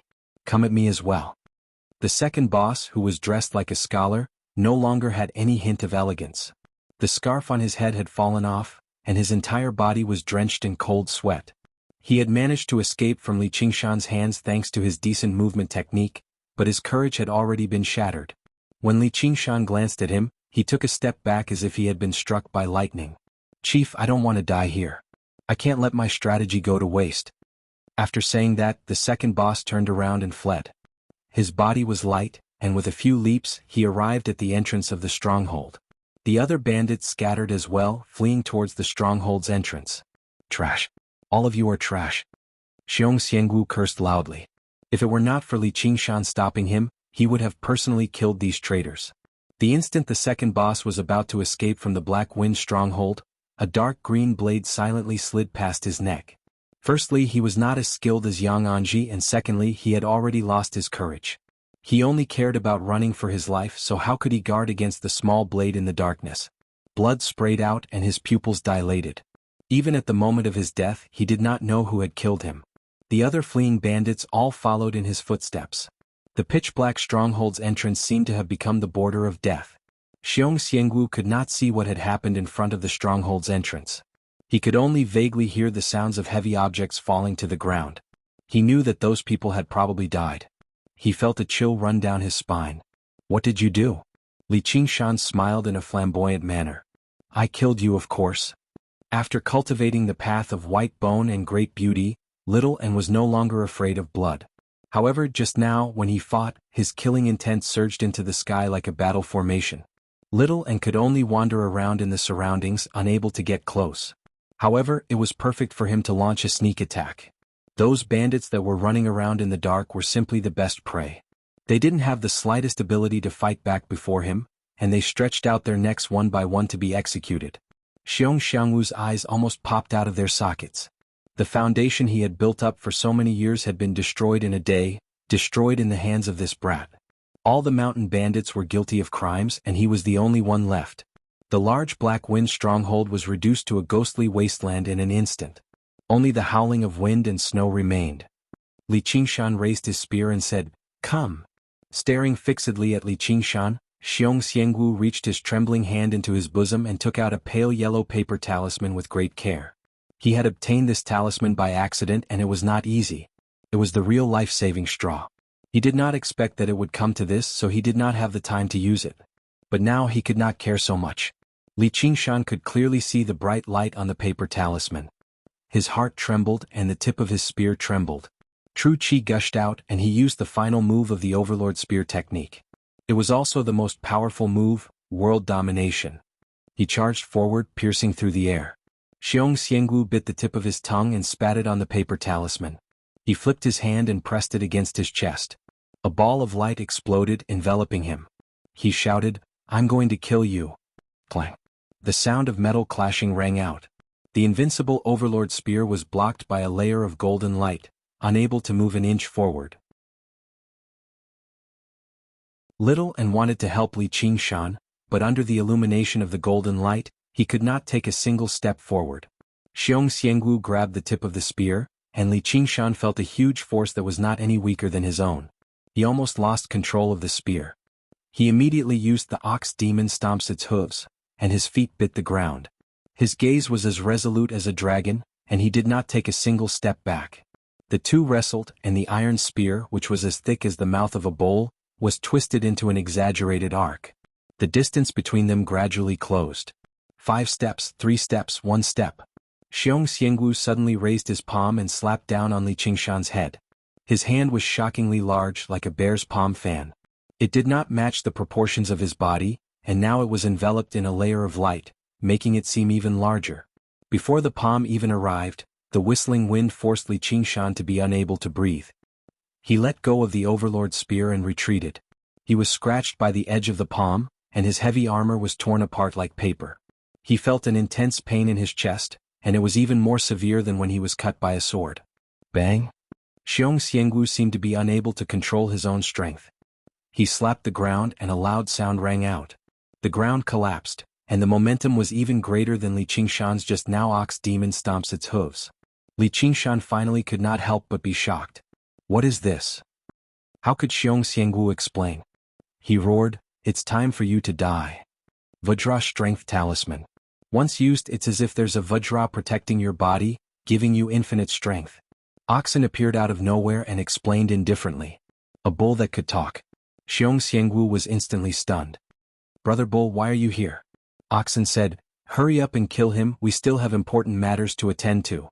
"Alright." Li Qingshan grabbed the remaining armor on his body and tore it off. He strode toward Xiong Xiangwu. "What Vajra protection? Watch me break your turtle shell." Xiong Xiangwu's fan-sized palm slammed down, thinking that Li Qingshan was seeking his own death. The true qi in Li Qingshan's body surged violently. Ox Demon Fist of great strength struck out with all his strength. The fist and palm collided and a loud sound rang out. Under Li Qingshan's feet, the ground collapsed and the rocks shattered. All the bones in his body groaned in pain, and his muscles became numb. However, he did not care and shouted, "Again!" He punched out again. Boom! The giant palm slammed down, and Li Qingshan sank a few more inches into the ground. Xiong Xiangwu wanted to smash Li Qingshan into pieces, but Li Qingshan was like a piece of pig iron. No matter how many times he tempered him, he became more and more courageous. The fist and palm clashed more than 10 times, and Li Qingshan's calves were all buried in the ground. Blood seeped out of his mouth and nose, but his expression became more and more determined. Xiong Xiangwu was, after all, borrowing external force. Although he had infinite strength, his speed of recovery could not keep up. Finally he revealed an opening. How could Li Qingshan let go of this opportunity? He punched out again, but it was once again dissolved by the spirit light. It's useless, you can't hurt me. Xiong Xiangwu laughed wildly. Let's see how many punches you can block. Li Qingshan did not give his opponent any time to breathe. His true qi exploded and he continued to punch out more than 10 times. The spirit light trembled and became fainter. Xiong Xiangwu retreated, and a trace of blood seeped out of the corner of his mouth. Clearly the spirit light could not completely dissolve the fist force, and his lungs were injured. Xiong Xiangwu was beaten until he knelt on one knee. He angrily and unwillingly said, "You." Li Qingshan pulled out the flying dragon sword on his back and poured all of his true qi into it. The sword vibrated and a foot-long sword ray appeared. He slashed down with all his strength, cutting into the spirit light. After a moment of hesitation, it smoothly cut down. A head fell to the ground and it spun a few times. There was still shock and fear on its face. Li Qingshan raised the sword and said, "The Black Wind Stronghold's leader has been beheaded. The Black Wind Stronghold has been destroyed." Then he flicked the sword. What a good sword. He did not use this sword from the start, but first used his fists to consume the spirit light of the talisman. Otherwise, when the spirit light was at its peak, not only would he not be able to kill Xiong Xiangwu, but he would also destroy the sword. Although according to Oxen, this was also a fake spirit weapon that did not make the grade, at least it was more practical. Brother Nyo, what is the important matter you mentioned?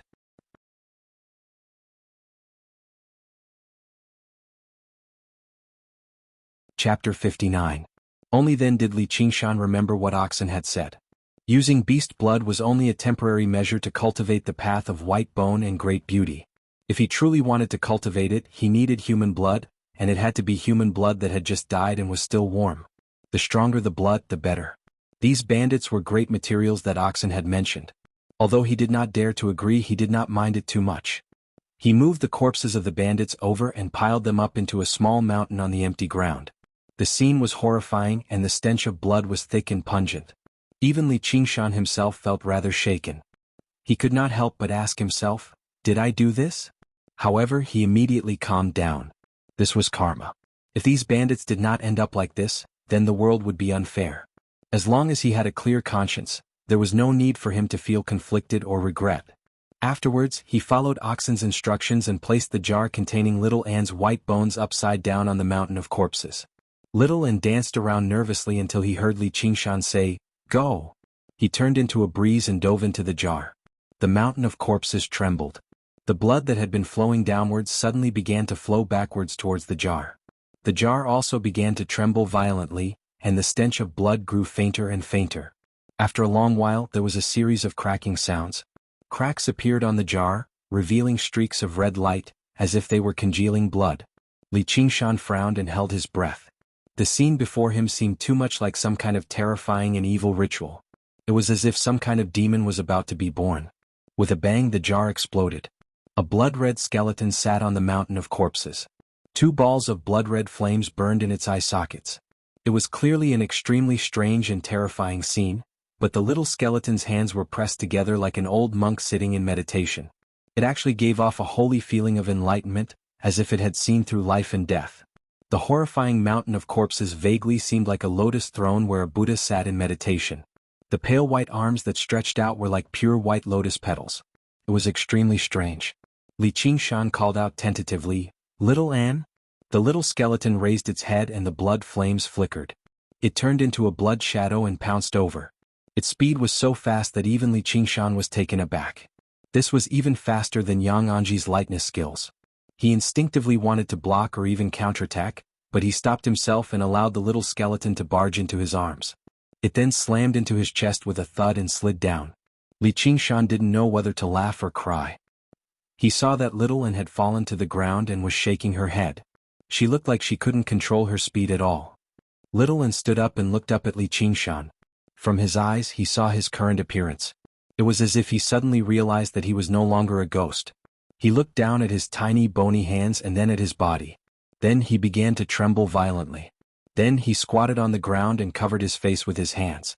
Although there wasn't any sound coming out, Li Qingshan could clearly feel that he was crying. As a ghost, at least he still had a human form. No one would be able to remain calm after turning into such a horrifying, inhuman appearance. Not to mention that he was just a child. Li Qingshan felt a pain in his heart. His heart that was as hard as iron in the massacre suddenly softened. He rubbed his sour nose and squatted down with a smile. He touched Little Anne's head and said, "Why are you like this? Aren't you pretty cute? In the past, only you could touch me and I couldn't touch you. Now it's fair." Little Anne raised his head. The blood flames in his eye sockets were a little brighter. He stretched out his arms and gently hugged Li Qingshan. He put his head on Li Qingshan's chest. Li Qingshan spread out his arms and hugged him tightly. In the wind and snow, under the mountain of corpses, a teenager and a small skeleton were hugging each other. They seemed to feel a kind of warmth from each other's cold bodies. Oxen looked on silently from the side. There was no longer the usual mocking look in his eyes. Little Anne had the temperament of a child after all. His mood quickly improved. He curiously experimented with his new body. One moment he would randomly walk on the ground. The next moment he would pick up a single blade that the bandits had dropped and swing it wildly. Sometimes he would leap several feet into the air, but inevitably he would fall down with a thud and fall to the ground. Li Qingshan was greatly alarmed. He was afraid that Little Anne would fall and shatter his slender bones. However, he saw Little Anne turn over and stand up. Scratching his head, he remembered that he was no longer a ghost and couldn't fly. However, he wasn't disappointed and continued to run wildly in the wind and snow. Only then did Li Qingshan relax. He revealed a smile. Perhaps it was because he loved the house and its crow. He really didn't think that Little Anne was scary. The little skeleton's various childish movements actually had a strange kind of cuteness. However, other people definitely wouldn't think so. He turned to Oxen and asked, "Is Little Anne going to be like this for the rest of his life?" Oxen said, "There's nothing wrong with this. How many people pray to the gods and Buddha to become like this, yet they still can't? However, allowing a yin spirit to cultivate a physical body is something that normal people can forget about. Although it's an ability of the demonic path, it isn't countered by any Buddhist or Taoist arts. Moreover, it progresses at a godly speed and is extraordinarily powerful. If this ability were to spread, I guarantee that it would be 10,000 times more effective than the spiritual ginseng in your possession. Whether it's Buddhists, Taoists, or demons, they would all come to steal it. If someone else gave you a feast, could you still blame the cutlery for not being good?" Li Qingshan could only smile bitterly. "I knew it. The path of white bone and great beauty sounds much more powerful than the strength of 9 oxen and 2 tigers." Not only was it so fast that he almost failed to react to it, but when he turned around he saw Little Anne swinging the 7th boss's huge metal hammer that weighed around 50 kilograms. Then, due to his hands being too small, he lost his grip on the handle. The metal hammer flew several dozen meters away and crashed into a wall. The current Little Anne could slaughter the entire Black Wind stronghold alone. He would definitely be able to do so with even more ease than Li Qingshan. Moreover, the master of the Black Wind stronghold had somehow found a talisman that could contend against his strength of 1 ox. For a bandit leader like him to obtain it, it definitely could not be anything impressive. He could not help but feel a hint of doubt towards the strength of 9 oxen and 2 tigers. He absorbed the essence blood of over 100 people, so of course he's not weak.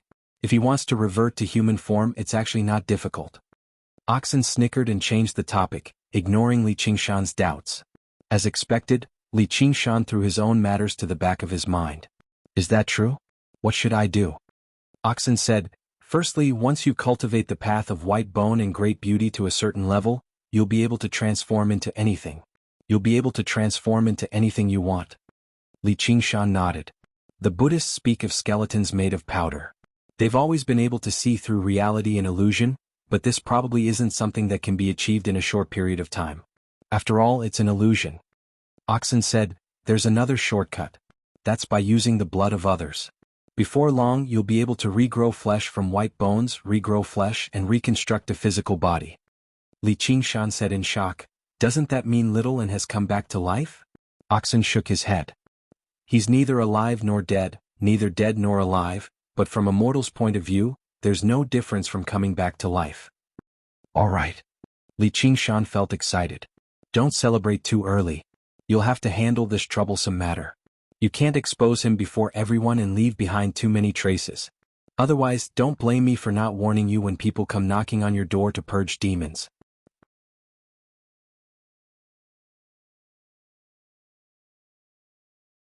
Chapter 60. Oxen said nothing more. Only when Li Qingshan turned around did he say, "You can practice the tiger demon's fist of bone forging once you get back. Training an ox without training a tiger still isn't an ability." Li Qingshan paused, but he did not stop. No matter where this path led to, he would continue onwards without looking back. It was for himself as well as for the child in front of him. Oxen placed all of his attention on Li Qingshan. He had taught little and the path of white bone and great beauty because of Li Qingshan. Was the strength of 9 oxen and 2 tigers he had taught Li Qingshan really just a clumsy, mediocre ability? Li Qingshan searched through the Black Wind stronghold for spoils of war. Little and followed behind him with a series of thuds. Very soon he found a granary. The granary was filled with food that had been plundered from various villages, prepared for winter. Who knew how many people had died of hunger and cold? Afterwards he found a warehouse filled with various miscellaneous items as well as an armory. The warehouse was mostly filled with things like alcohol, meat, salt, and so on. The armory was filled with regular weapons, and none of them were on par with the soaring dragon sword in his hand, so he did not take them seriously. However, he was unable to find the most important treasury no matter how he searched. Instead, he found quite a lot of silver and banknotes in the rooms of the various bosses. The Black Wind stronghold had been in Qingyang for many years, so who knew how much gold and silver they had accumulated? There might even be talismans among them. In the end, it was Little and who was more meticulous. He discovered an extremely well-hidden mechanism in Xiong Xiangwu's bedroom. Activating the mechanism, a secret door appeared. Opening the secret door, the gold and silver utensils shone with jewels and jewels, almost dazzling him. A wooden box contained a stack of silver banknotes, which amounted to over 10,000 taels.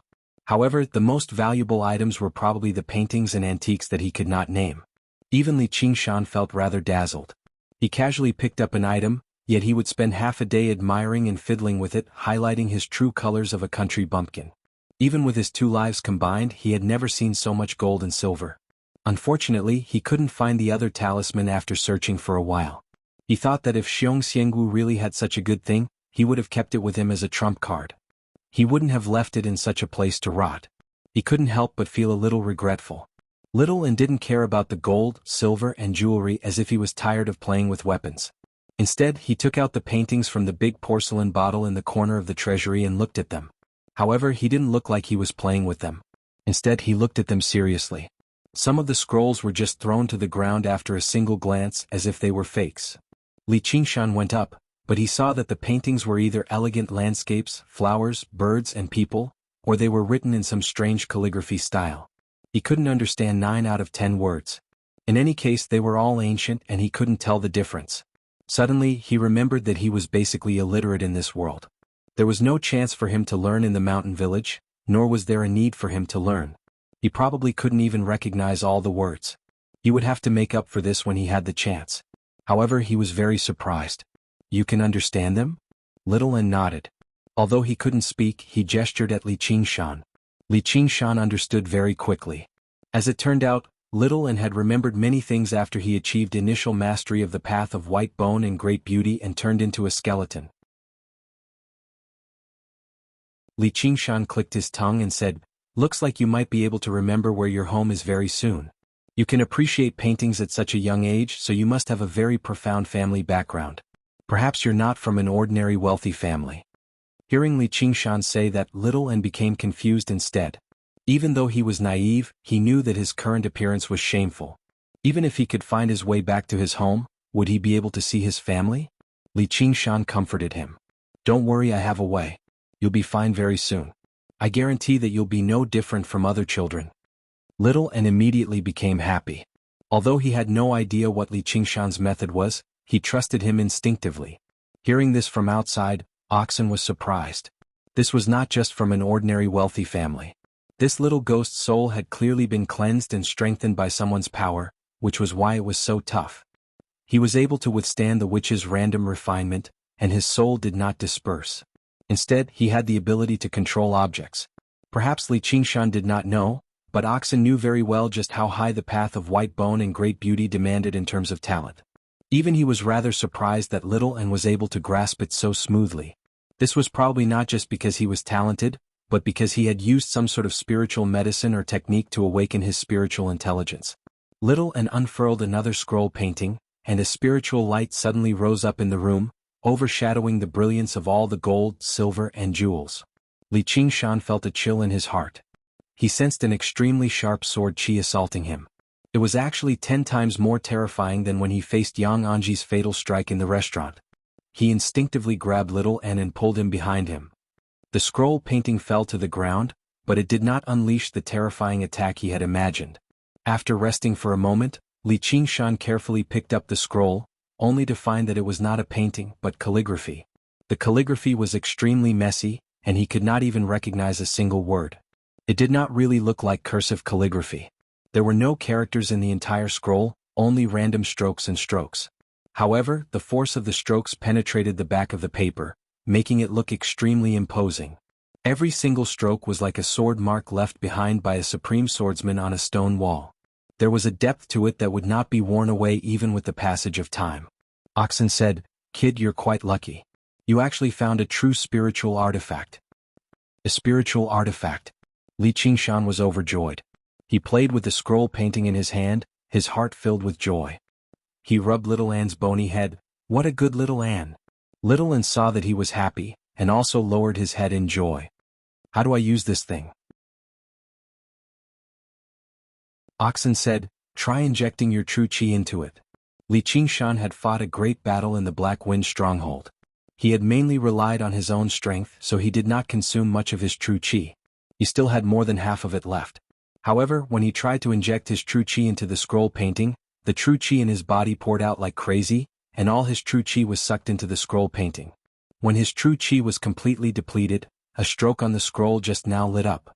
With a flash of light, a skimming flew out, passing through a gold and silver treasure chest, and landed on the stone wall of the secret room. There was no shocking sound. After a while, the treasure chest split into two. Only then did Li Qingshan come back to his senses.